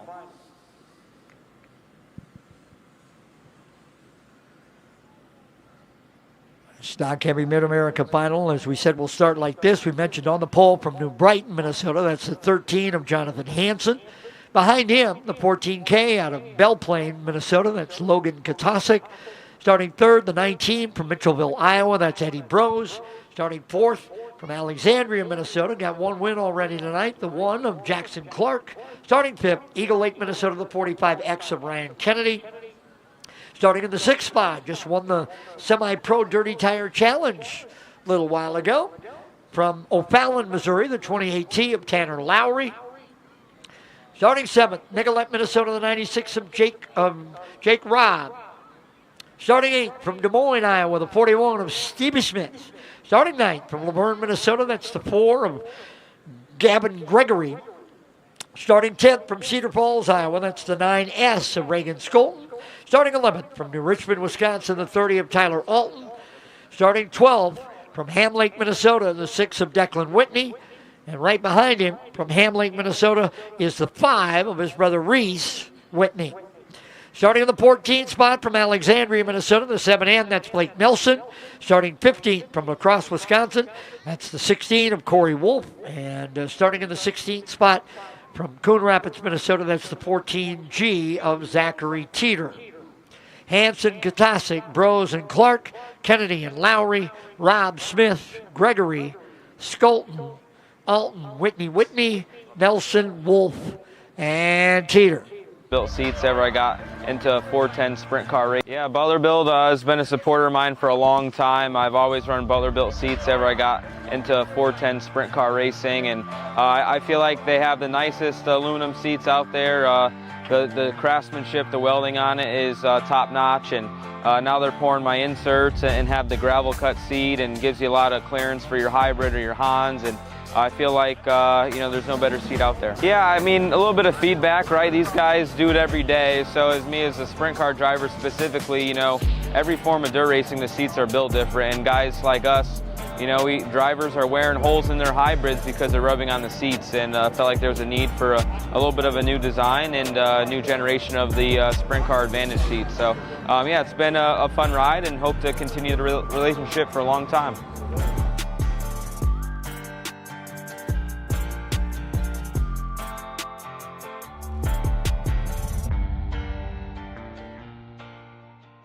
Painful steps shouldn't be part of your daily routine. At Foot and Ankle Clinics, PA, we specialize in diagnosing and treating a wide range of foot and ankle conditions, from heel pain and bunions to diabetic foot care and sports injuries. Our board-certified podiatrists, Dr. Jeff Pellersells and Dr. Russell John Hill, bring decades of experience and a compassionate approach to every patient. At our clinic, we are dedicated to serving the community with the highest level of care. Your well-being is our top priority. Serving the communities of Woodbury, West St. Paul, and Edina, we're committed to providing personalized care tailored to your needs. Don't let foot or ankle pain hold you back. Visit footandankleclinics.com to schedule your appointment today.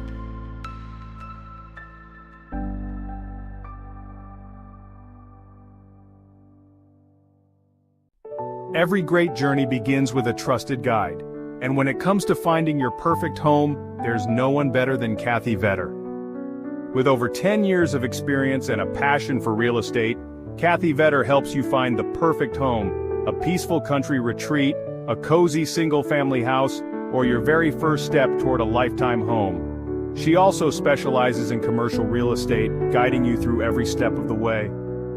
From the heart of the metro to the scenic countryside, Kathy Vetter knows the Minnesota market inside and out, committed to finding the perfect fit for you, no matter where you are.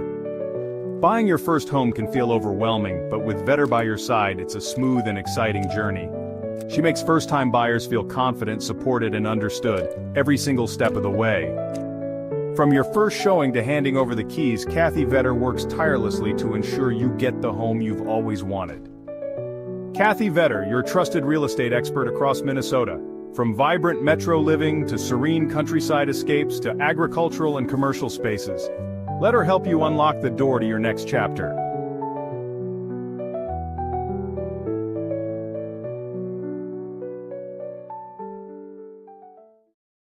With over 40 years of experience producing quality racing components, we're excited to unveil the Kevco Drive Shaft. Our Kevco Drive Shafts are 100% made in the USA from USA-sourced materials. We have developed our drive shafts using precision machine yokes that offer more clearance with higher strength. than any other shaft on the market. Our yokes are then zinc-plated black for long-lasting protection. All our drive shafts are meticulously hand-built and balanced on our brand-new Superior Driveline Shaft Master drive shaft machine. Every carbon fiber Kevco drive shaft comes loaded with Spicer 1310, solid-body, non-greasable universal joints for superior strength. We offer U-joints, U-bolts, slip yokes, and anything you may need for your drive shaft. Kevco has the ability to custom build any length drive shaft for any application you may need, whether it be mild steel, chromoly, aluminum, or carbon fiber. Call us today at 800-770-3557 or check us out on the web at kevcoracing.com.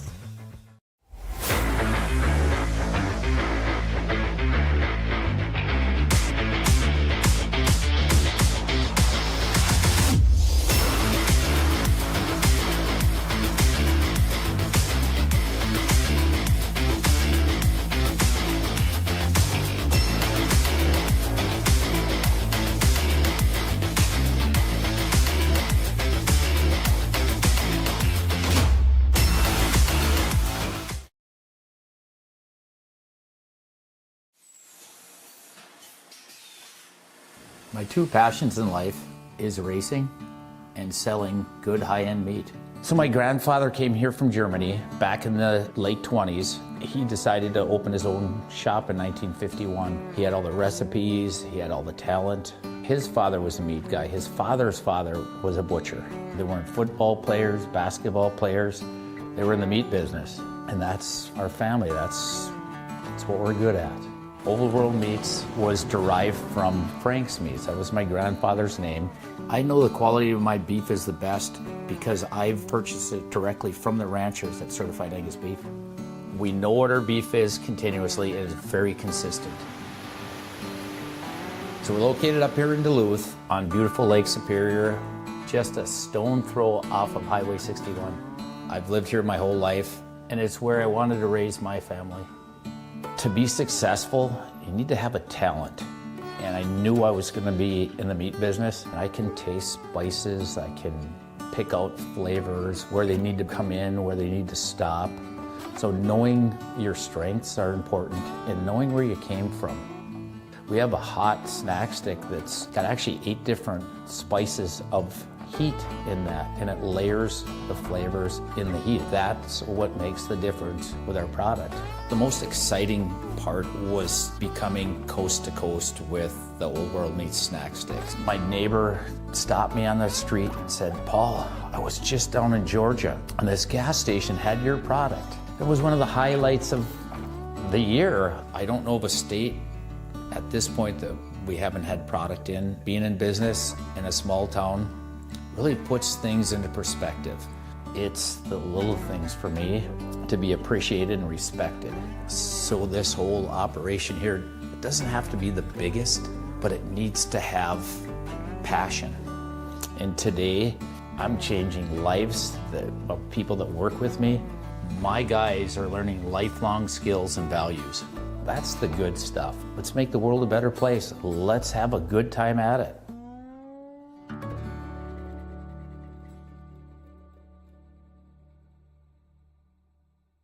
When you've got to ship it from anywhere to anywhere, QualityFreightRate.com. The LTL Freight Logistics Specialist for your small business. QualityFreightRate.com. We simplify shipping, eliminate those surprise charges, and negotiate the best rates from most LTL qualified carriers. QualityFreightRate.com. Special residential and liftgate rates available for automotive and ag implements. QualityFreightRate.com. Use the promo code ICE and get 10% off your first shipment. Startup is so easy. Get a quote and ship today. QualityFreightRate.com.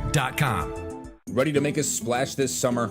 Grab your friends and head to River's Edge on the scenic Apple River. Whether you're looking to float the day away, camp under the stars, or catch live music and weekend events, River's Edge has everything you need for an unforgettable time. Book your tube, campsite, or party package now. River's Edge on the Apple River. Your summer starts here.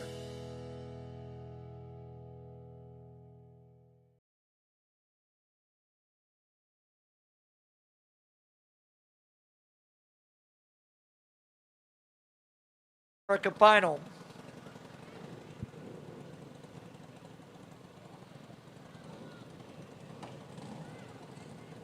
Good. Matt said, make a reminder just to let everybody know at home that we lost our live timing and scoring. So they know. A reminder as well for folks watching along with us on MBTV Sports, wherever you might be, Facebook, YouTube, Instagram, X. I don't know, is that the website? MBTVsports.com, it's on there too, so there, and the web, all that. We did lose timing and scoring for a little bit those last couple of races, but apparently we have it back, or we'll have it back momentarily, so if you were following along there, we'll reset that. All right, here we go, Stock Heavy Main Event 25. Our Stock Heavy Mid-America Final. 25 laps the distance. Jonathan Hansen, Logan Katasic.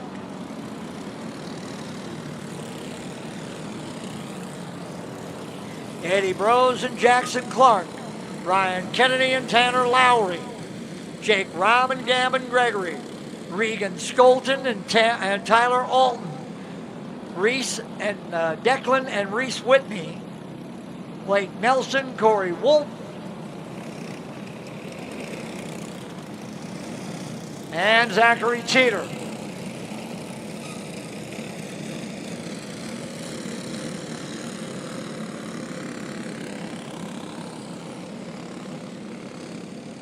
Field is set. Probably give them the one to go this time. Yep, there it is. Roll green flag for one to go next time. Hansen, Katasic, Brose, Clark and Kennedy. Lowry, Rob, Smith, Gregory, Skolton, Alton, Whitney, Nelson, Wolf, and Teeter. Off of 4, green flag is in the air. Jonathan Hansen is quickly out to a 3-turn length advantage, and now the yellow comes out as Declan Whitney goes around and ends up down at the bottom of turn 4.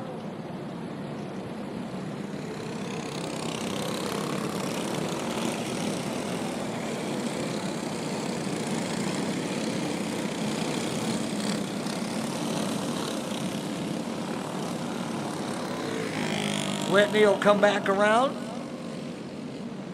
Should pull in behind Alton and in front of his brother Reese. Back to the original lineup, and never got out of turn 1 before the caution flag flew.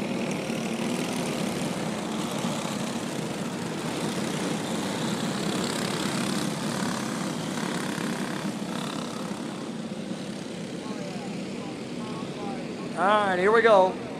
Off of 4, Hansen again with a huge start, but no green flags. I think we're going to go yellow again. I think Johnny's going to be warned for taking off too quickly. Twice now, he has gotten a big start.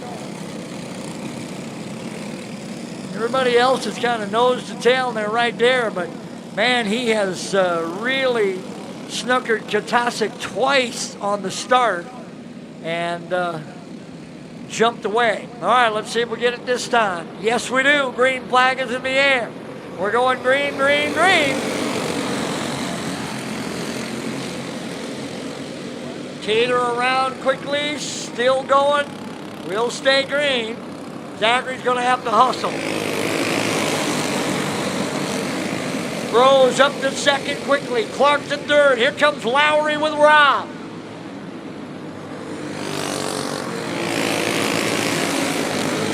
Gregory leads that next line.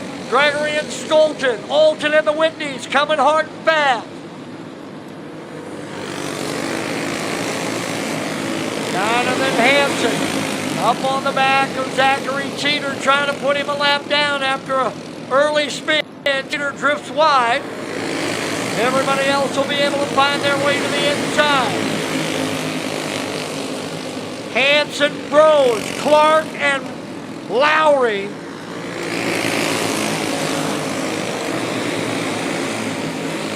Rob runs in the 5 spot, but a big gap between him. Trouble for Katasic. He comes on. Clark now, inside on Bros. Jackson Clark into second. Hansen, Clark, caution coming out. That's Ryan Kennedy in the middle of the back straightaway. Kennedy in the middle of the back straightaway, bringing out the caution.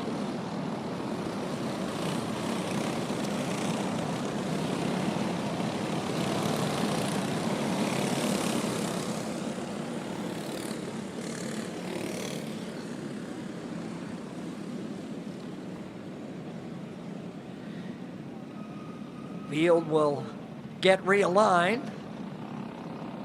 See if Kennedy was on his own or if that was. So we go back a lap.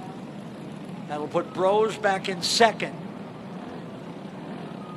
with Clark and Lowry. Tanner Lowry has certainly figured out the kart setup on that 28T.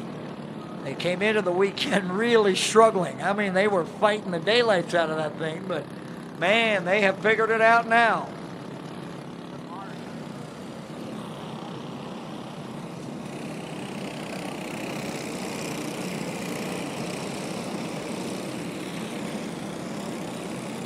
Hansen, Bros, Clark, Lowry, and Gregory your top 5.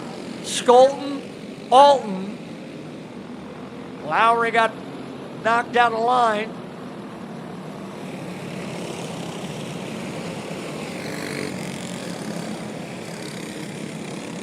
He'll pull back in right there, and we should be good to go. Give him a 1. Show him 1. So 1 to go this time. Jonathan Hansen has been your leader from the start. Eddie Bros, Jackson Clark, Tanner Lowry, Gavin Gregory, your top 5. Then Regan Skolton, Tyler Alton, Declan and Reese Whitney, and Jake Robb.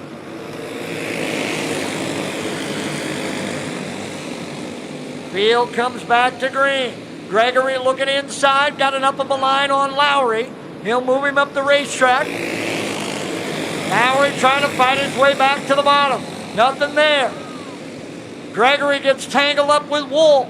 Wolf gets turned to the bottom of the racetrack. Caution coming out.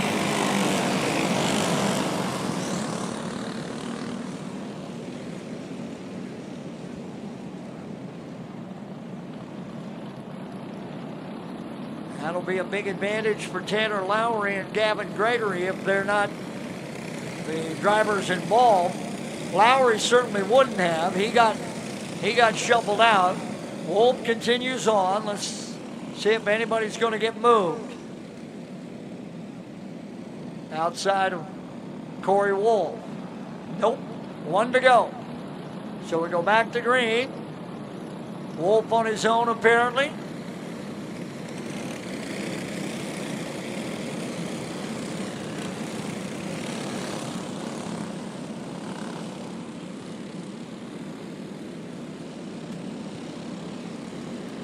Nose to tail, off of 4. Green flag is back in the air. Here at Stock Heavy Mid-America. AJC Rookie Championship coming up next.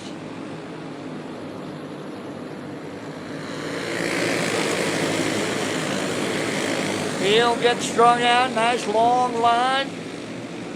Everybody's settling in, looking for something. See if they can find a run. Clark looks to the inside. He's got Bros into 3. Jackson Clark into second. Bros back to third.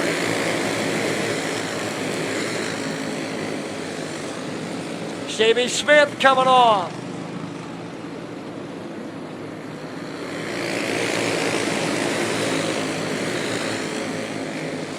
Hansen, Clark, Bros, Lowry, Gregory, Skolton, Alton, Whitney, and Robb. That's your top 10. Bit of a gap back then to Kennedy, Wolf, Nelson, and Teeter. Jonathan Hansen opening up the lead just a little bit on Jackson Clark. Skolton gets shuffled out. Regan sliding back. He'll drop back into 10th before he can get back in line. Now he'll come back up. Pick up a couple of spots on the return. Leaders are coming up on Teeter again.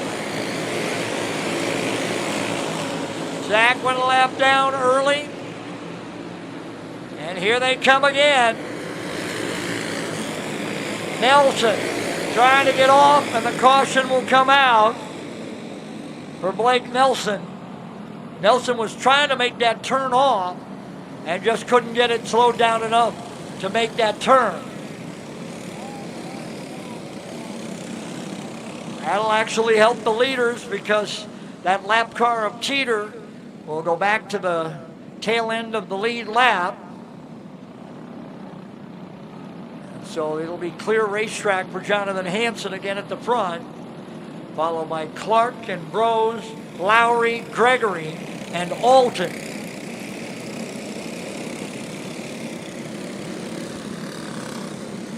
Caution lights went down for a moment, then back on. So we'll go at least one more time around. All right, roll green coming here. We're going back to racing next time by. And it looks like we'll have 5 to go when we return. I assume that's the signal Lucas has given them. All right, here we go.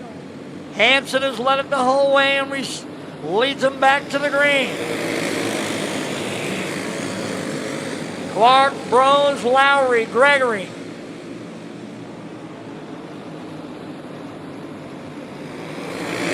To go. Here comes Clark inside on Hansen. Brose coming through. Lowry coming. Hansen dropping. Hansen dropping back to 5th place. Hansen led it the whole way, and then Clark got him, and everybody got through. Clark, Brose, Lowry, Gregory, and Hansen now your top 5. Jackson Clark looking for another one.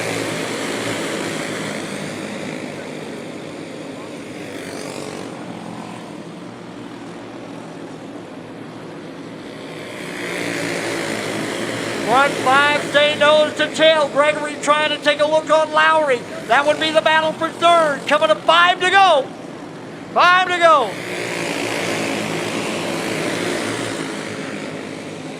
Clark and Brose. Lowry and Gregory. Gregory trying to find that opening. Lowry drifts up. Then cuts it, trying to cut it back down. He does. Lowry got a little high coming out of turn 4. Here comes Skolton. 2 to go now. Clark, Brose, Lowry. White flag will be in the air. 1 to go for Jackson Clark. Clark coming up on the lap car. Won't have to worry about him. Clark will pick up the win. Brose home 2nd. Hansen home 3rd. Skolton, Gregory, and Lowry. And a little bit of something maybe between Lowry and Gregory after that one. Oh, definitely something. Gregory come that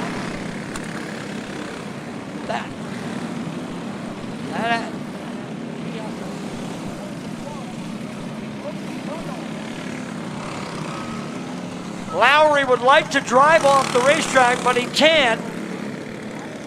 Gregory pulled the actual plug right off the end of the cord on the back of the 28T of Lowry.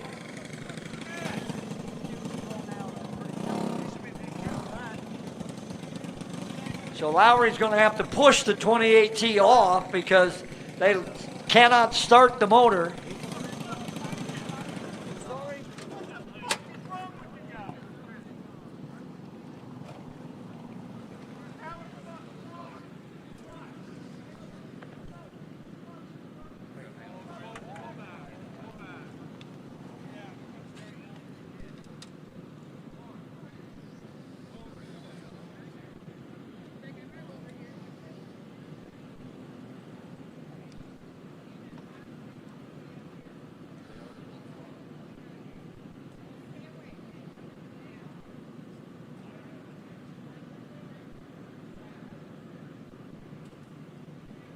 The AJC Rookie Championship is coming up next.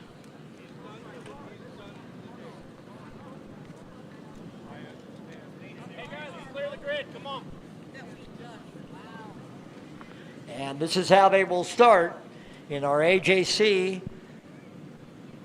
Rookie Championship final.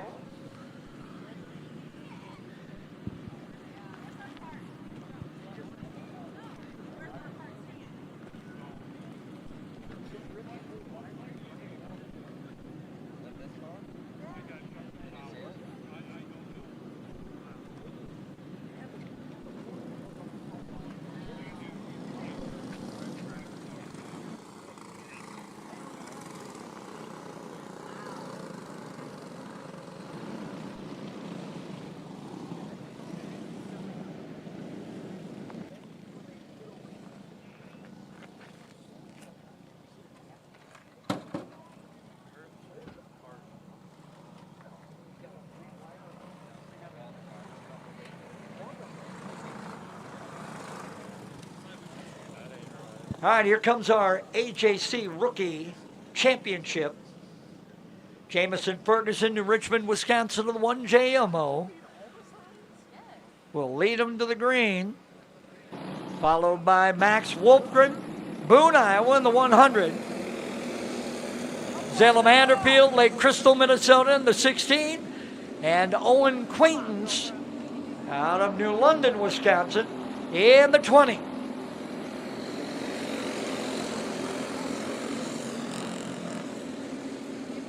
Finnegan and Wolfgren, 1 and 2. Manderfield and Quaintance run 3 and 4 in this AJC Rookie Championship.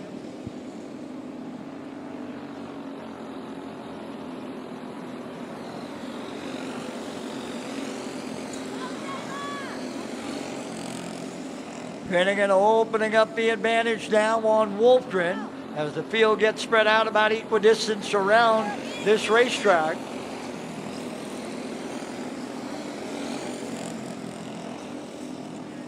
Finnegan will lead him off of turn number 4, and he'll continue to stretch that advantage.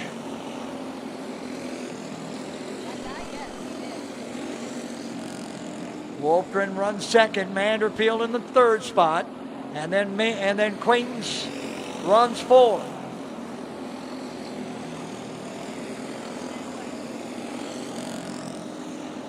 Finnegan has stretched it out to a full straightaway now. In that previous rookie feature, Jamison had it almost to 3/4 of a lap when Manderfield had trouble. And now Manderfield coming hard and fast on Wolfgren. Going to get ourselves a battle for second.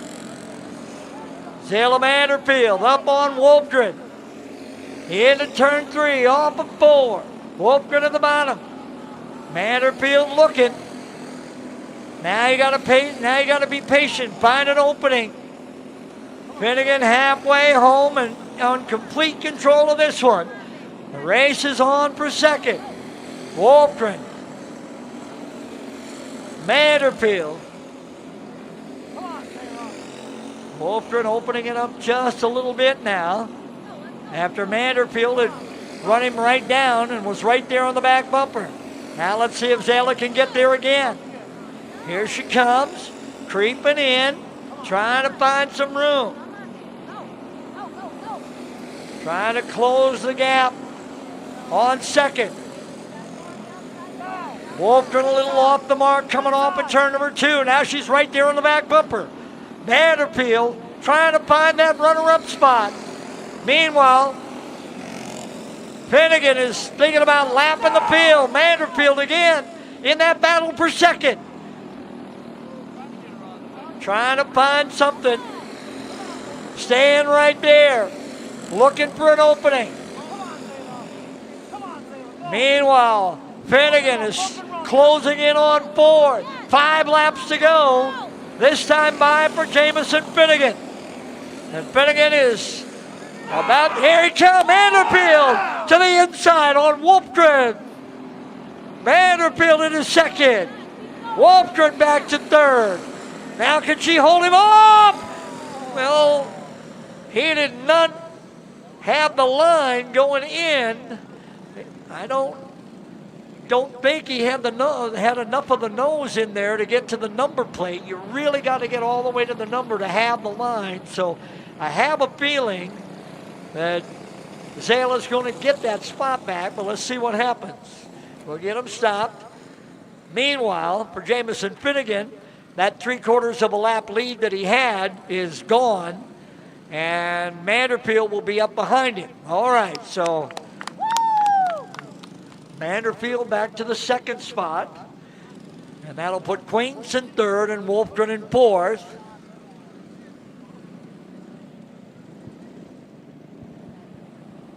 Max was there, but just did not have enough. He wasn't far enough up on the inside.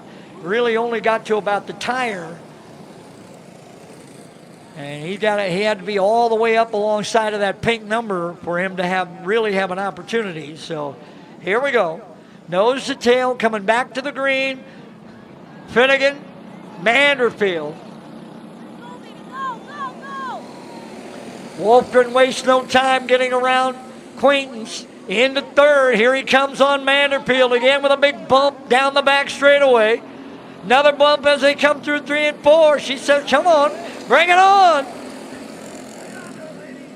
She is holding her own. I mean to tell you, he is throwing it at her.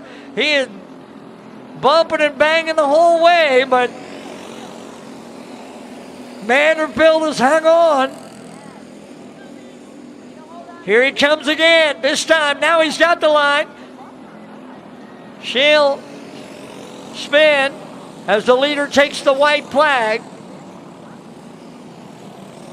And that'll end us under a caution. Finnegan will win it. Jamison Finnegan. Wolfgren, I believe, will get the second spot. Quaintance, I believe, will get third. And Zala Vanderfield will wind up in the 4th spot. She just couldn't hold off Wolfgren. He got enough underneath her that time that she just couldn't fight him off.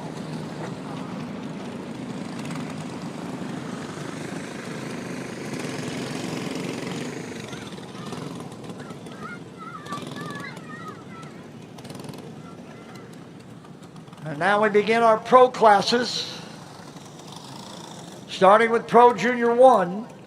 And it'll start like this on the pole from Truro, Iowa, the 5 of Jackson Reeves. From Lee's Summit, Missouri, the 15 of Colton Brown starts second. Starting third from Primgar, Iowa, the 12 of Dayton Van Beek. Starting fourth, the 3 out of Fairmont, Minnesota, that's Kaylor Ekstrom. Starting fifth from Mayer, Minnesota, the 14 of Gavin Reimer. Starting 6th from Stanhope, Iowa, the 32 of Hayden Arnold. Starting 7th from Mayer, Iowa, the 18 of Landon Reimer. Starting 8th from New London, Wisconsin, the 42, that is Easton Quaintance.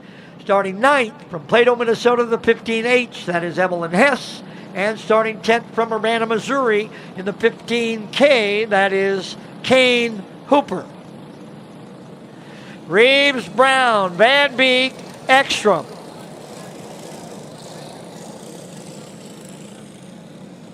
Caution lights go down, wheel go green.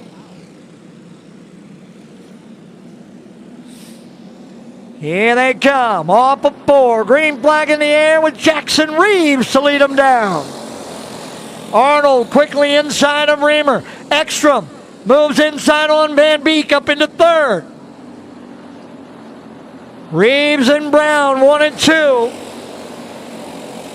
Ekstrom runs third. Van Beek fourth. Arnold fifth. Now Van Beek to the inside on Ekstrom into third. Dayton Van Beek up into the 3 spot. Reeves holds the advantage by a kart length and a half on Brown. About the same distance back to Van Beek. Now Van Beek closes on Brown. Right up in the back bumper of Colton. Van Beek looking off of 4, wasn't anything there. Stays right in, trying to drive, find an opening if he can. Brown looking for a chance maybe to catch Reeves. Jackson Reeves out in front. Here in Pro Junior 1. Ekstrom looking again, but he can't get inside on Van Beek.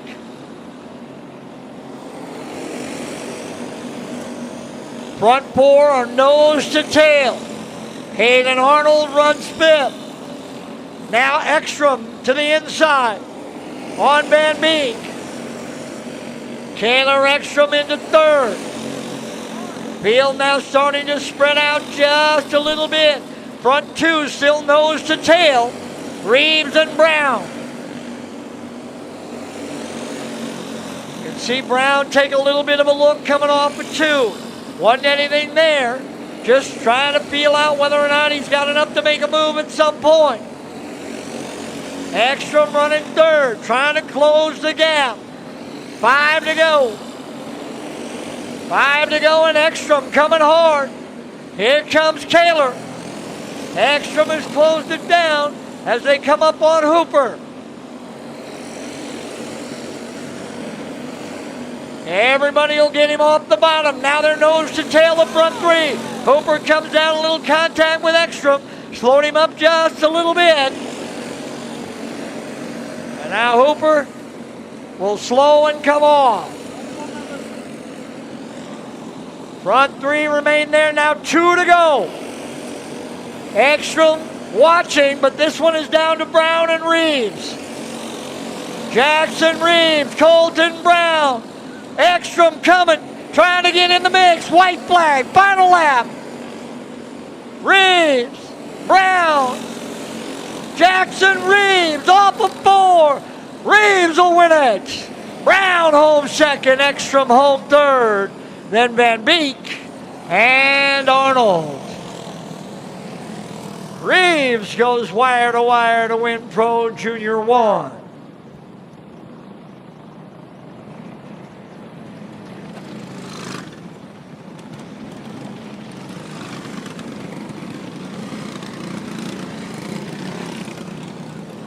Now we go back to wing racing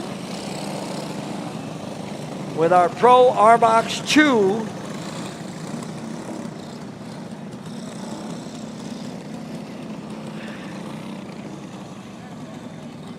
Hess trying to work her way out of that cart because she knows she's got to go get in that wing cart and go right back out again. Just finished one feature. No rest for the young 9-year-old. Out of the flat cart she comes. Over to the wing cart she goes. Oh, it's over here, Ev. There we go. Okay. Everybody else already suited up, ready and waiting. For Hess, she has to come off the speedway in that Pro Junior 1 flat cart and now heads for the her wing cart and Pro R-Box 2. So here's the lineup on the pole from Eagle Bend, Minnesota, the 7M. That is Kaylee Milbritt. To the outside from Rock Rapids, Iowa, will be the 2 of Case Holmes. Row number 2 on the inside from Spicer, Minnesota, the 16J. That is Jasmine Flickinger. To the outside of that row from Plato, Minnesota, that'll be the 15H. That's Evelyn Hess. Back row inside from Greenville, Iowa, the 52E. That's Elise Fairchild. And to the outside from New Ulm, Minnesota, that'll be the 21 of Colton Horsch. Pro R-Box 2.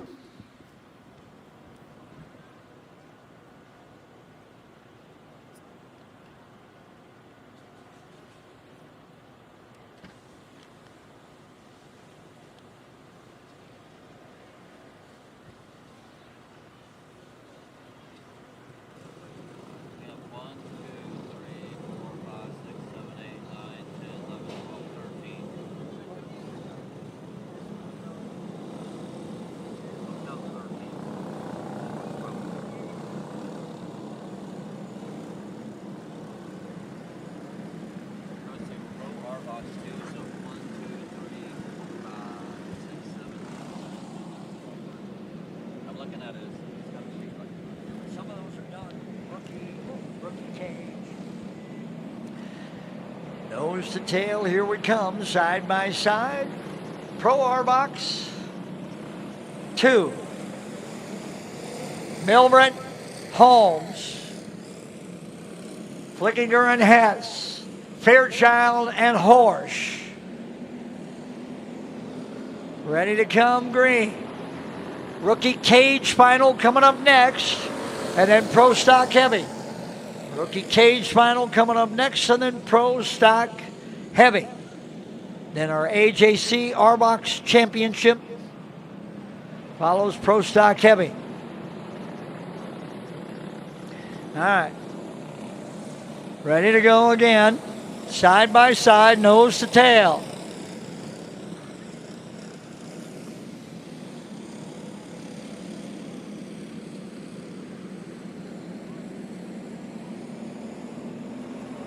Off of 4, pretty good look this time. Green flag is in the air. Milbrent out to the early lead. Flickinger and then Hess. Fairchild trying on the inside of Holmes. Ladies might be 1, 2, 3, and 4. Let's see. No, Holmes able to hold off Fairchild. Ladies running 1, 2, and 3. With Milbrent, Flickinger, and Hess.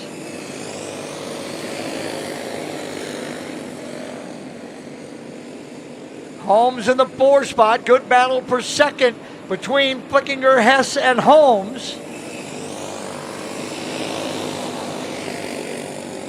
Milbrent starting to pull away at the front. Kaylee is dominated.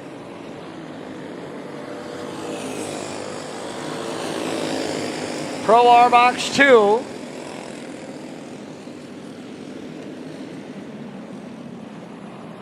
Rookie cage final come up. Colton Horsch. Around up in turns 3 and 4. The young man out of New Ulm, Minnesota.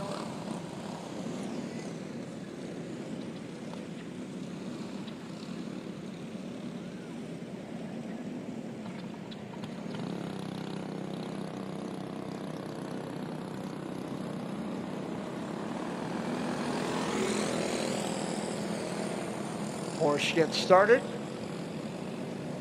He'll pull back around.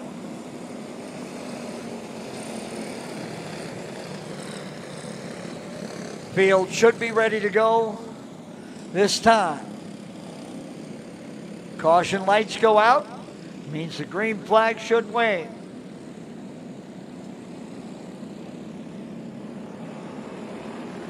Green flag is back in the air and we're going green, green, green. Milbrent, Flickinger, Hess, Holmes, Horsch, and Fairchild.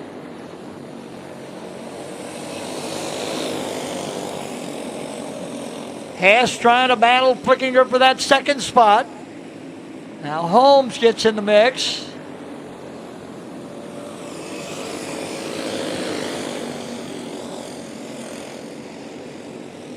Milbrent again, opening up the advantage out front.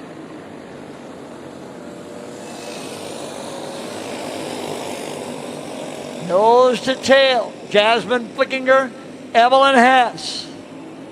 Good battle per second at the halfway point. Here comes Hess. Hess into the 2 spot. Around Flickinger. Now Flickinger coming right back. Horsch trying to get in the mix as well with Holmes. Here comes Colton Horsch.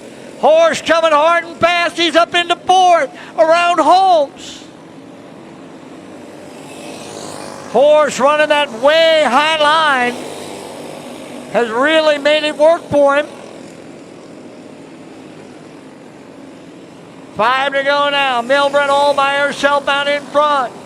Flickinger running second. The battle is for 3rd now. Hess trying to hang on with Horsch and Holmes behind.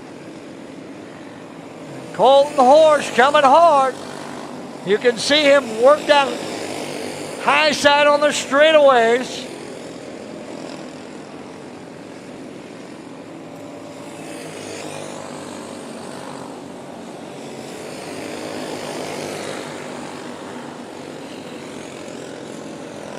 Milbert with a full straightaway length advantage and 2 laps to go. Plickinger, Hess, Horsch, Holmes, and Fairchild. White flag now for Milbert.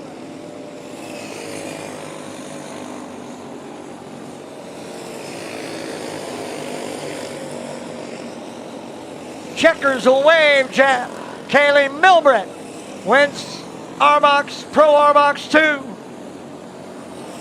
Plickinger will hold off Hess for second. Hess will take third, Horsch fourth, and Holmes will wind up fifth.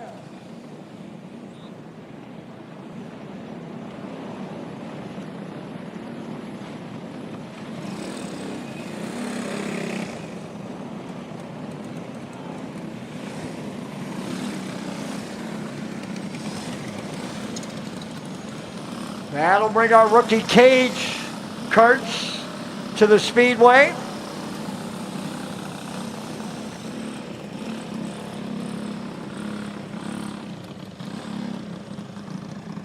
And here's how the rookie cage final will start. On the pole out of Milan, Minnesota, that's the 16 of Ledger Canton, excuse me. So alongside of him, from Spicer, Minnesota, the other 16, that'll be the 16B, that's Benjamin Plickinger. Row number 2 on the inside from Grove City, Minnesota, the 380J. That's Oakley Frericks. To his outside from Milbank, South Dakota, the 77 of Will Hansen. And starting shotgun in the field from Winona, Minnesota, that is the 5S of Sam Petit, I should say. Gosh, it's been a long day, I'm guessing. Okay, so here we come. Around, we'll get them stopped. And we'll go from a standing start that we have done most of the day with these guys, just to kind of get them in the routine of starting. You start them with a standing start, and then you kind of, eventually you work to a kind of a slow rolling start. And then after that, you go to the full rolling start with a whole lap. So it's kind of a process to learn the sport, how to start. Happens that way for all the rookies. Flat cart, cage cart, doesn't really matter. All right, here we go. Green flag is in the air and everybody is off.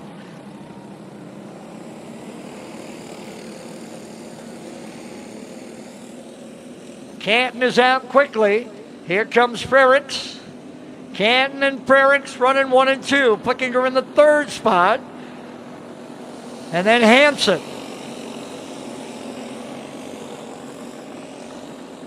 Pettit got a good fast start, but then things have kind of slowed down. Of course, Sam's at a disadvantage to everybody else. He has just a Predator motor when everybody else is running a clone, so he doesn't nearly have the horsepower that anybody else would have.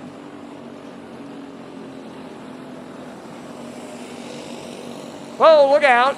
In the infield. Don't take out the cam. Okay, that worked. Whew. Man.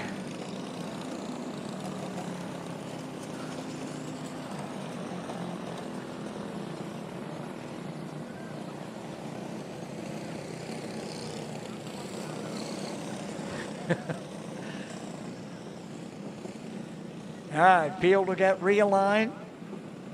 Canton, Plickinger, Hansen, Pettit, and then I believe Frericks will go to the tail. Oakley with the spin down in through the infield, avoided all of the camera equipment from our good friends at Hagen Photography Motorsports.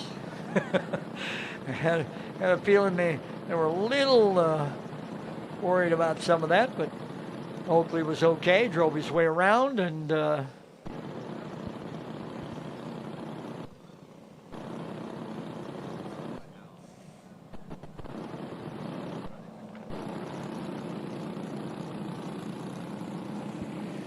green flag is back out. Whoa, look out.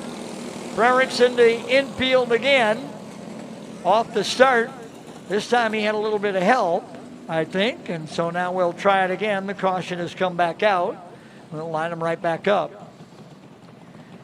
Canton, Flickinger, Hansen, Pettit, and Frericks.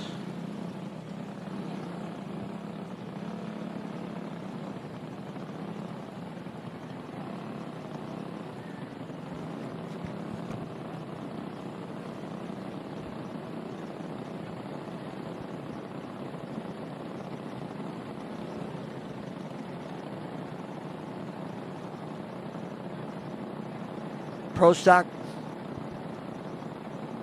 Stock Heavy Final coming up next.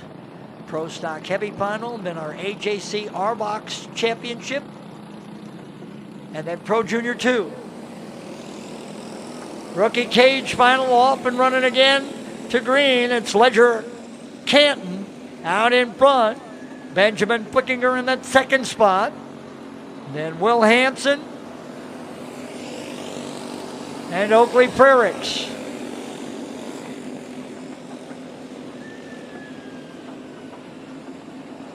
Sam Pettit running fifth, and as we said, Sam just simply doesn't have the same power plant that everybody else does. It's not that he can't drive or compete. He just got a different motor. His Predator motor just doesn't generate the horsepower that the clones that these guys have do, and so. But for Sam, it's probably a good way to get started, knowing that the horsepower is going to be limited. You learn how to drive and handle the cart.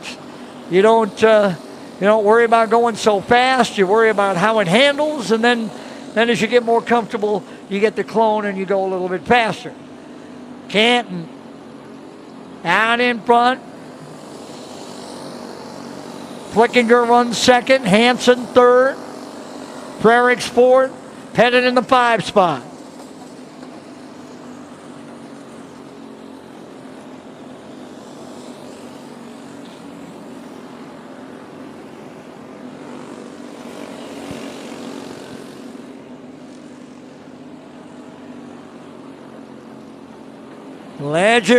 Ledger Canton still your race leader.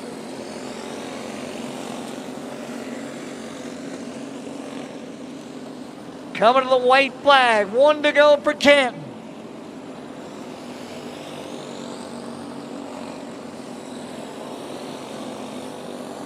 Flickinger running second. Hansen trying to close the gap down. Too far back, though, probably to get there. Checker's going to wave for Ledger Canton. Who'll win Rookie Cage. Followed by Flickinger, Hansen, and Frericks. And then Pettit.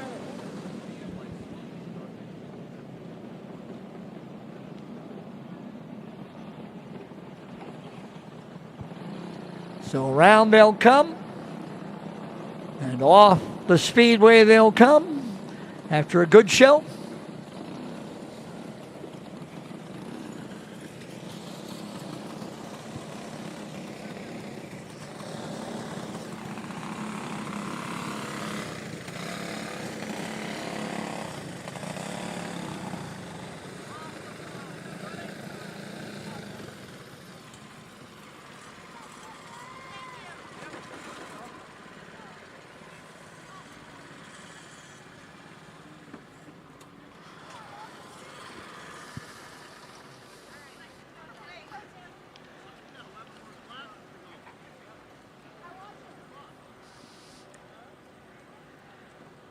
Pro Stock Heavy Final coming up next.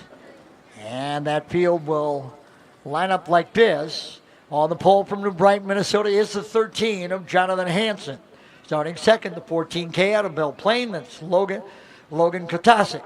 Starting third, couple of wins already tonight. The 1 out of Alexandria, Minnesota. That's Jackson Clark. Starting fourth from Dalton City, Illinois, the 98. That's Logan Webb. Starting fifth, Mitchellville, Iowa, the 19.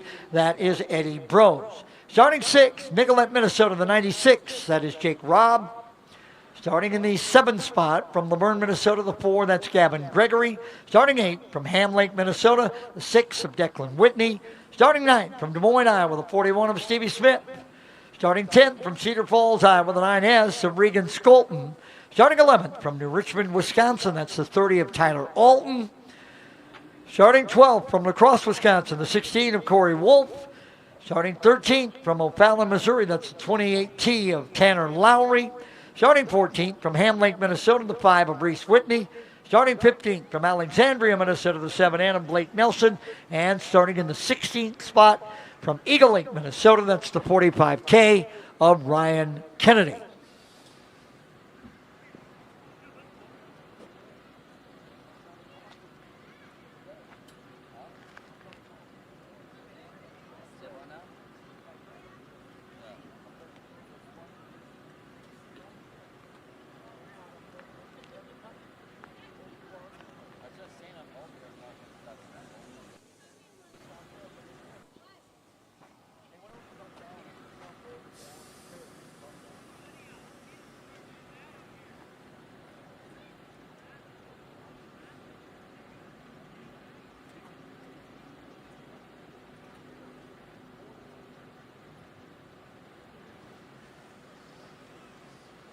Pro Stock Heavy Final. On deck our AJC R-Box Championship and then Pro Junior 2.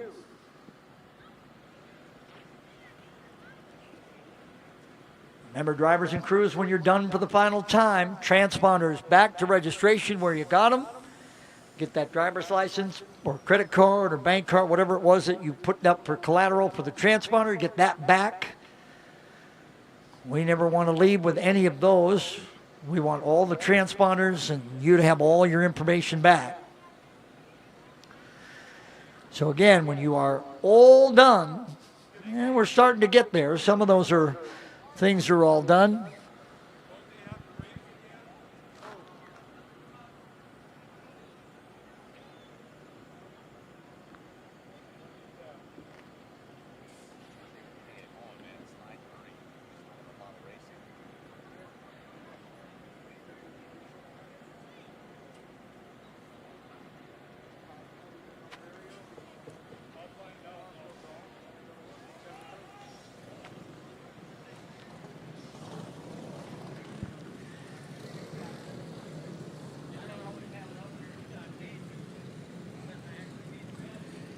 Pro Stock Heavy Final rolling to life, onto the grid and off to the speedway they come. Hansen and Katasic.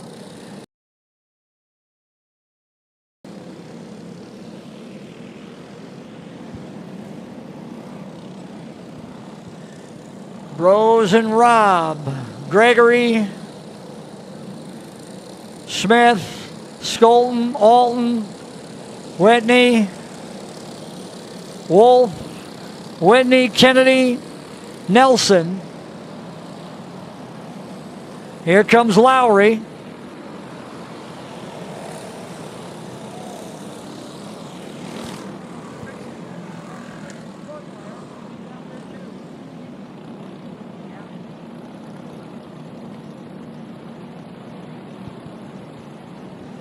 So the field will get lined up. Pro Stock Heavy.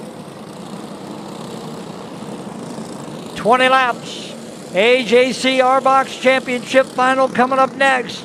AJC R-Box Championship Final up next. Then Pro Junior 2. And then Open. All right, one to go as Hansen brings them around.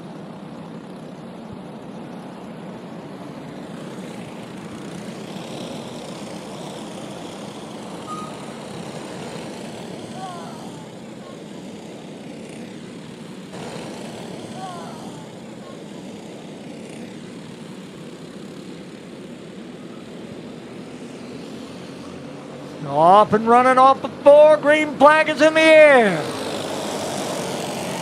And the yellow comes out just as quickly. Kennedy around to the back straightaway. Ryan will await the field to come by, tuck back in, and we'll try it again.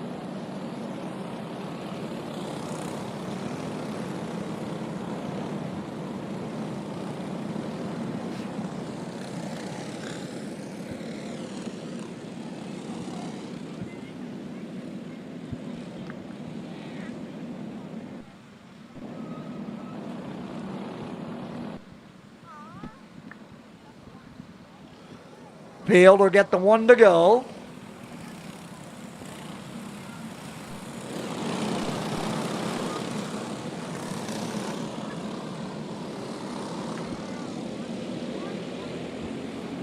Off of 4, green flag.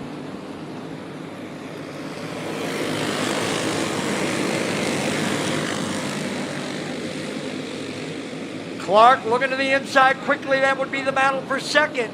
Katasic able to hang on now. Clark gets stripped outside. Webb gets through. Diesel gets. Bros gets through. Rob gets through. Clark trying to find a hole. Finally gets tucked in behind Gregory in front of Whitney. Clark now starting back forward. Clark dropped all the way out of the top 5 and now trying to claw his way forward is Jonathan Hanson. Opens up the gap.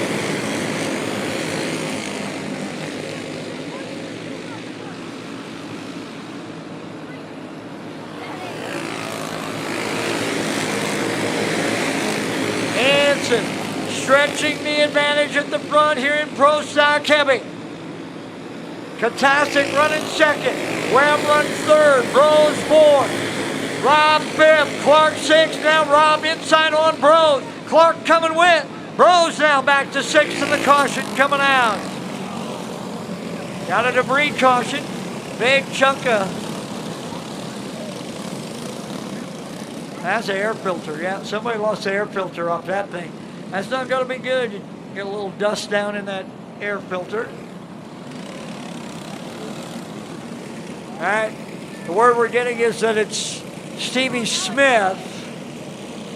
Yes, it is. And Stevie knows that's not good for the motor without the air filter, so he'll take the 41 off.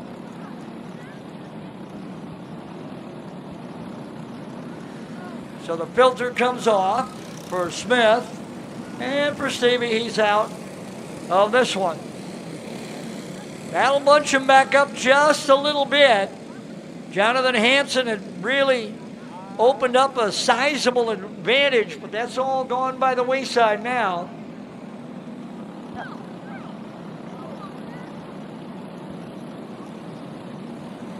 Hanson, Katasic, Webb, Bros, Rob, Clark, Skolton, Gregory,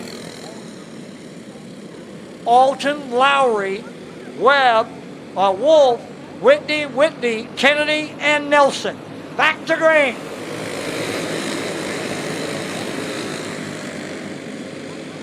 Webb looking inside, couldn't get there. Here comes Clark, going too wide. Off of 4, got to the inside on Rob. Skolton and Gregory gets through. Alton gets through. Lowry gets through before Rob can get back down.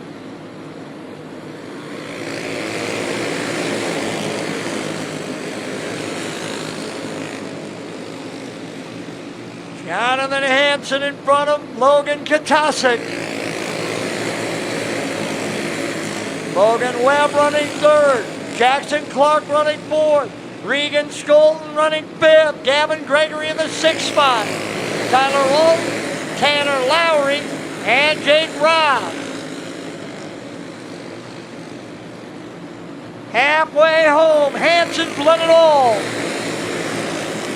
Hanson and Katasic now beginning to pull away. Clark to the inside on Webb. Clark into 3rd. Skolton coming. Skolton into 4th. Gregory coming. Webb trying to get out, and he finally does. Rob now inside on Lowry.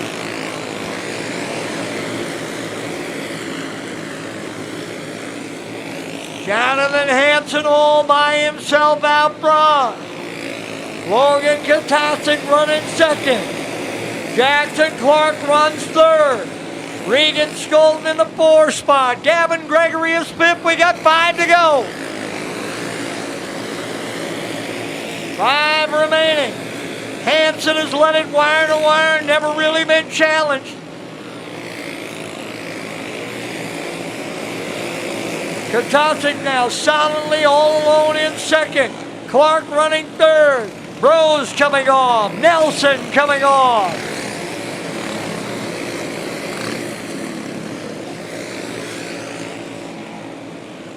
Jonathan Hansen cruising here in Pro Stock Heavy. Lowry bringing the 28 off. 2 to go for Hansen. Jonathan on his way to yet another one. White flag, 1 to go.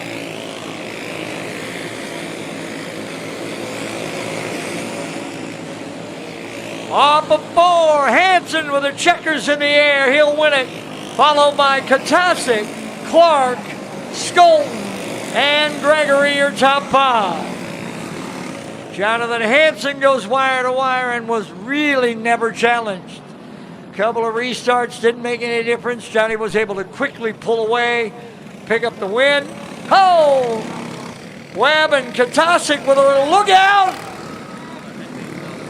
Look out, look out!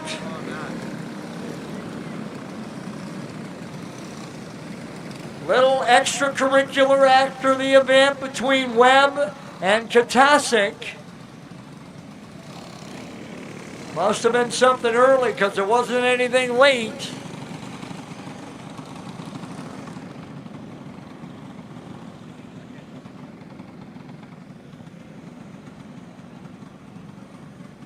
Drivers waiting to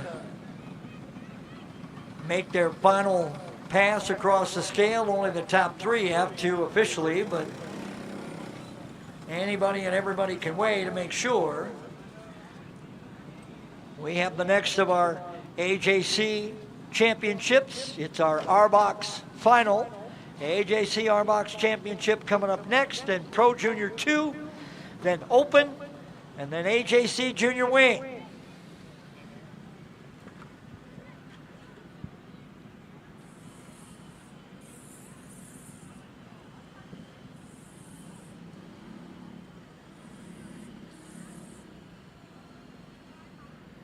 Round over into victory lane for Jonathan Hansen.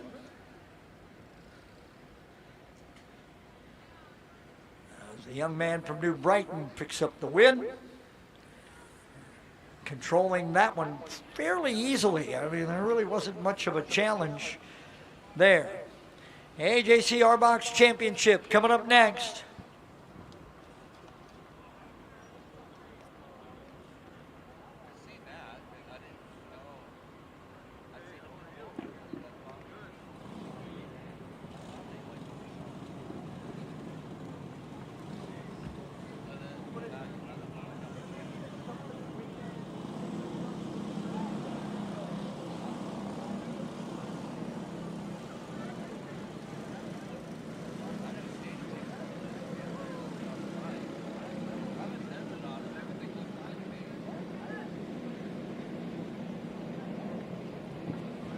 All right, here we go with our AJC R-Box Championship. Luke Pettit out of Winona in the 4X on the pole. Jack Canton out of Milan, Minnesota in the 10 on the outside. Row 2, the 9A from Maple Grove. That's Carter Lang. Outside, the 26 from Spring Valley. That's Kimber Zimmer. Back row inside from Greenville, Iowa. That's the 4 of Leo Fairchild. And outside from Rock Rapids, Iowa, that's the 2H of Oliver Holmes. AJC R-Box Championship off and running, going green, green, green. Pettit with the early advantage. Canton tucks in behind. Lang third. Fairchild is already up to 4th. Zimmer back to 5th. Then Holmes.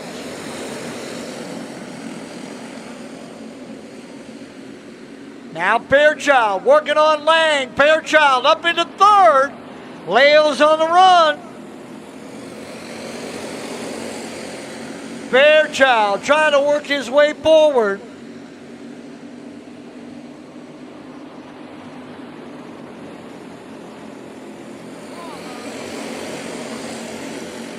Pettit, Canton, Fairchild. Fairchild to the inside. Lang coming with. Can he get there? No. Canton will hold him off, but Fairchild trying to get through. Then he drifts out wide, and that'll give it open for Canton to get right back in. Now here comes Fairchild again. Back and forth. They swap the spot.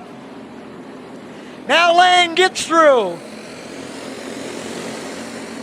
Kenton can't fight him off. Here comes Carter Lang. Lang for second. No, Fairchild's still there. Pettit out front. Luke Pettit in the 4. Followed by Fairchild in the 4.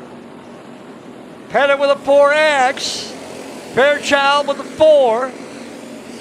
First run for us this summer for Luke in that machine out of Winona.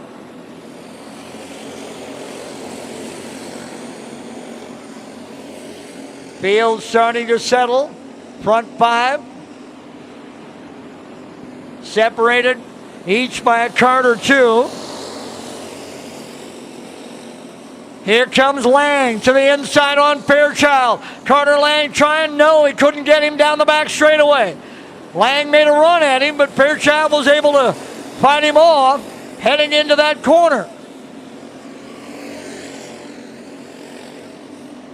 Fairchild trying to close the gap on Pettit. Lang coming with.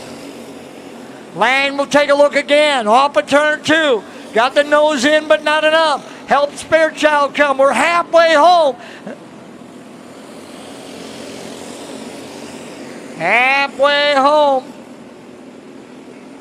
Pettit, couple of cart lengths in front of Fairchild and Lang. Lang off the corner, gets the pass this time off of 4. Carter Lang into the 2 spot. And Lang closes the gap. Lang coming hard and fast on Pettit. Canton coming as well. Caution coming out. Look out. Everybody gets by Oliver Holmes. Everybody with evasive action, and they clear Holmes. Field should be lined up, and it is. Should get the roll green, or in this case it's a yellow, but the roll flag, meaning we go green next time. Luke Pettit out in front. Carter Lang running second. Leo Fairchild. And then Jack Canton. Kimber Zimmer and Oliver Holmes. Green flag is back in the air here in AJC Arbox Championship Final. Lang quickly looks to the outside on Pettit. Now comes back to the inside. Carter Lang for the lead. No, Pettit able to hang on. Lang gave him that look like I'm going out. Pettit kind of covered, and then Lang tried to cut inside. He'll do it again, not this time. Lang working the back straightaway, thought about it again. Now Zimmer working on Canton. The two come together. Holmes out and around. And the caution comes out.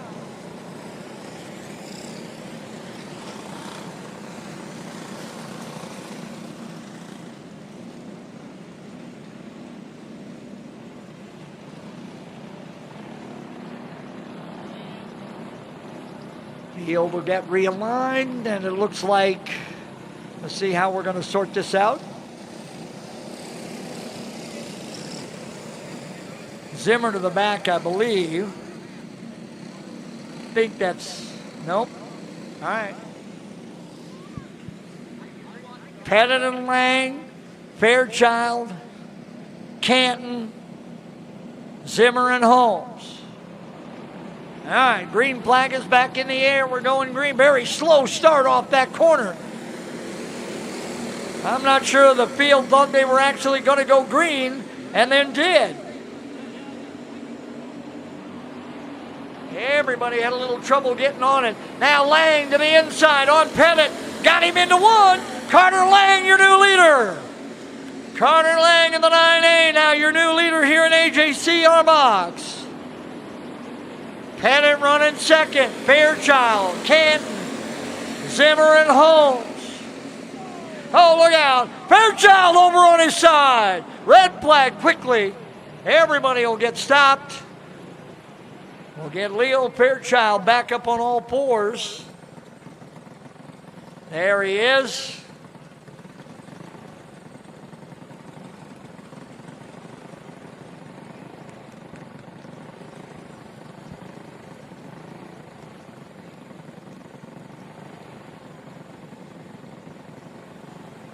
Check on Leo, make sure he's okay.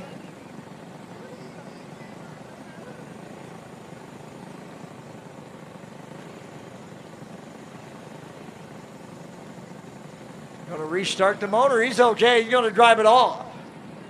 He's not done with this thing by any stretch. See if they're going to bring it around and off, or if he's going to continue. Nope, he's going to stay. All right, so Fairchild will stay, and we'll get the field lined up. Lang will be your leader, followed by Pettit, Fairchild. I believe Fairchild will be third, and I believe Canton will pull in. So they'll move Canton back to fifth in front of Holmes.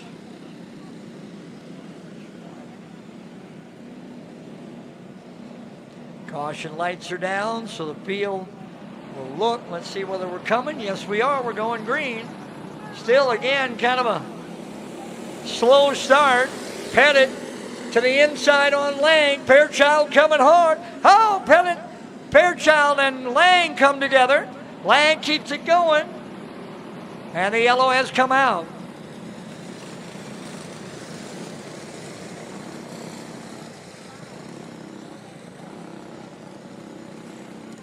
I have a feeling that that's going to go against Fairchild, but let's see. Yep. Don't think Leo quite had enough of that line to. All right, so Lang, Pettit, Zimmer, Canton, no, Holmes, Canton, Fairchild. All right.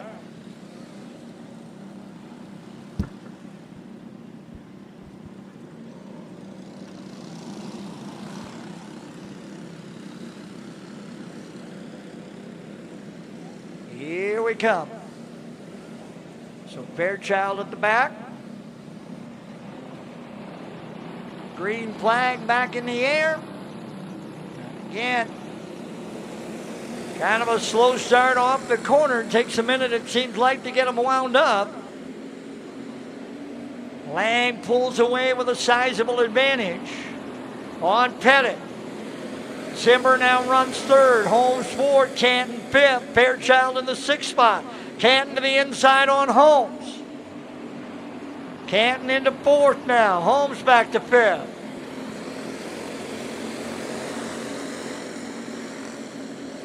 Fairchild hasn't been able to move from the back yet. Trying, but nothing there. 5 to go. Carter Lang out in front.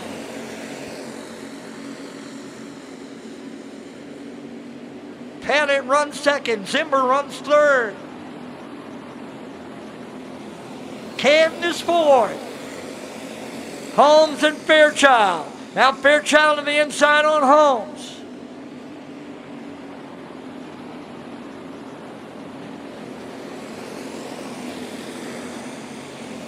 Carter Lang holding the advantage, and now he's opened up a sizable one, coming to what will be the white flag this time. Battle for third. Zimmer trying to hold off Canton. Checkers in the air for Carter Lang, who'll win AJC Arbox Championship, followed by Pettit, Zimmer, and Canton. Fairchild winds up in the 5 spot, and then Holmes.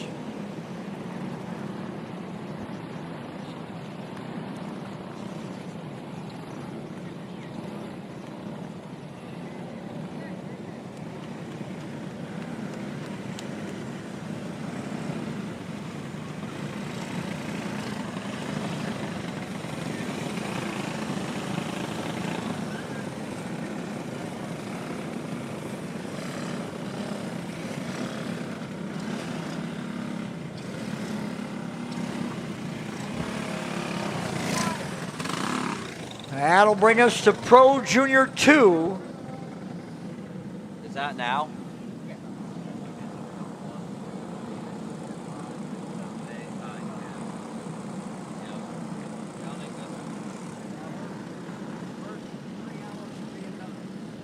Here comes our Pro Junior 2 final.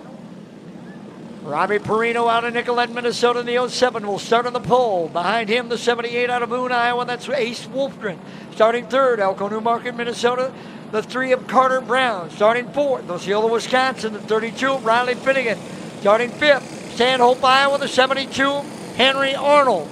Starting sixth, Portland, Missouri. That's the 35 of Blaine Kindle. Starting seventh, Clear Lake, Minnesota. The 81 of Jaden Anderson. Then it's Garrett Tatnell, Carter Roller, Bentley Kockelman, Gavin Underdahl, Tatum Gillis, Braylon Manderfield, and Olivia Van Loo.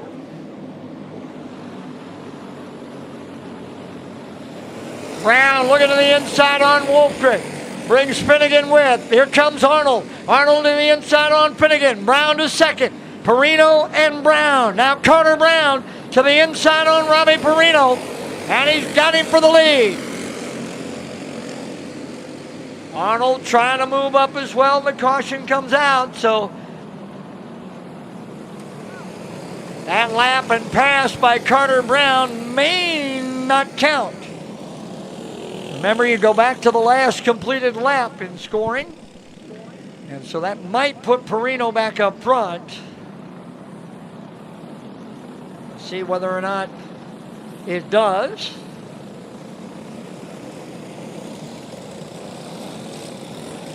Field will stop over in turns 1 and 2, and it does put Perino back up front. So the pass by Carter Brown occurred on the lap in which the caution came out, and so that caution wipes out the pass, and Perino goes back up front.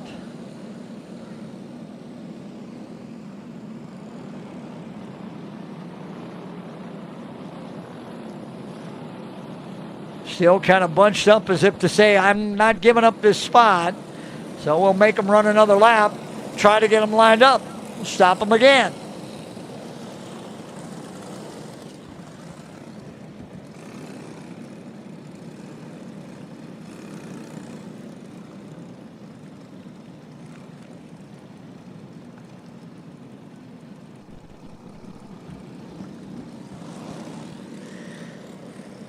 Perino and Brown, Arnold and Finnegan,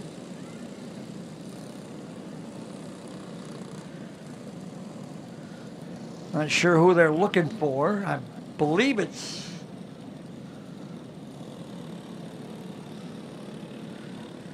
all right, so it's Anderson, then Kockelman,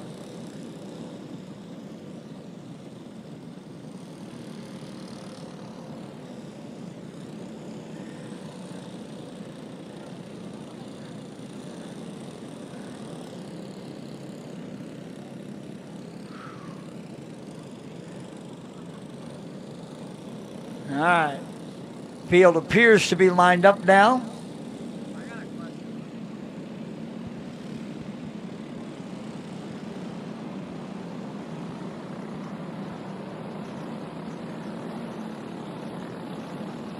So the field will get the one to go. This time by Perino, Brown, Arnold, Finnegan, Anderson, and Kockelman, Roller, Underdahl, and Tatnell. Here they come. Off of 4, green flag is back in the air. Perino with a bad start that time. He moved up, let Carter through almost like, nah, I don't want to be the leader, you go ahead. Perino running up high, now can't get back to the bottom. Finnegan into the second spot. Anderson up to third. Here comes Roller and Underdahl. Carter Roller and Gavin Underdahl trying to move up. Meanwhile, Robbie Perino just continues to drop like a rock. He'll come all the way to the back, slow, and probably come off. So your pole sitter is done just a couple of laps in. Brown, meanwhile, checking out at the front of the field.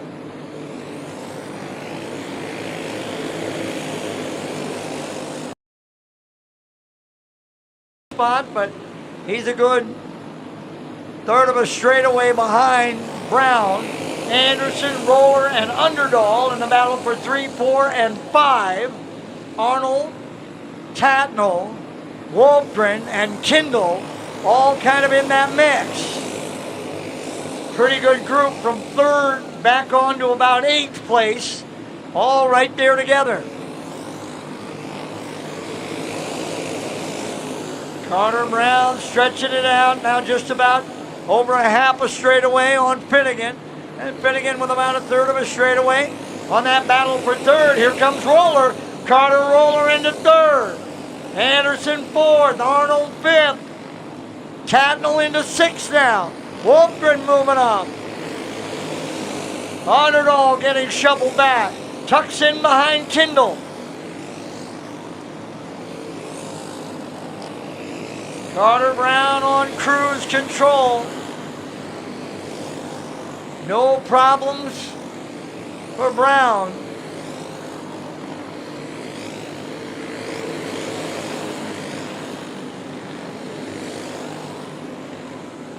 Finnegan running in second. White flag. Look out.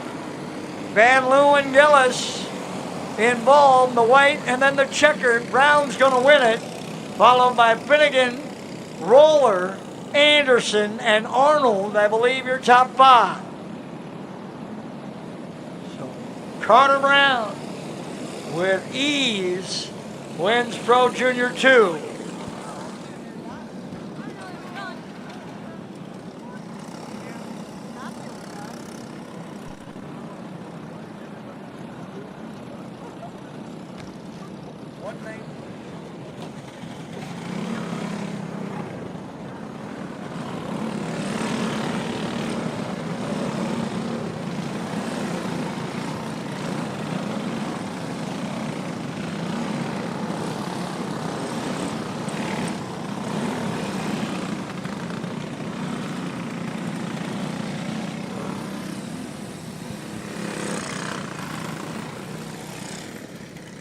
Our open final comes up next.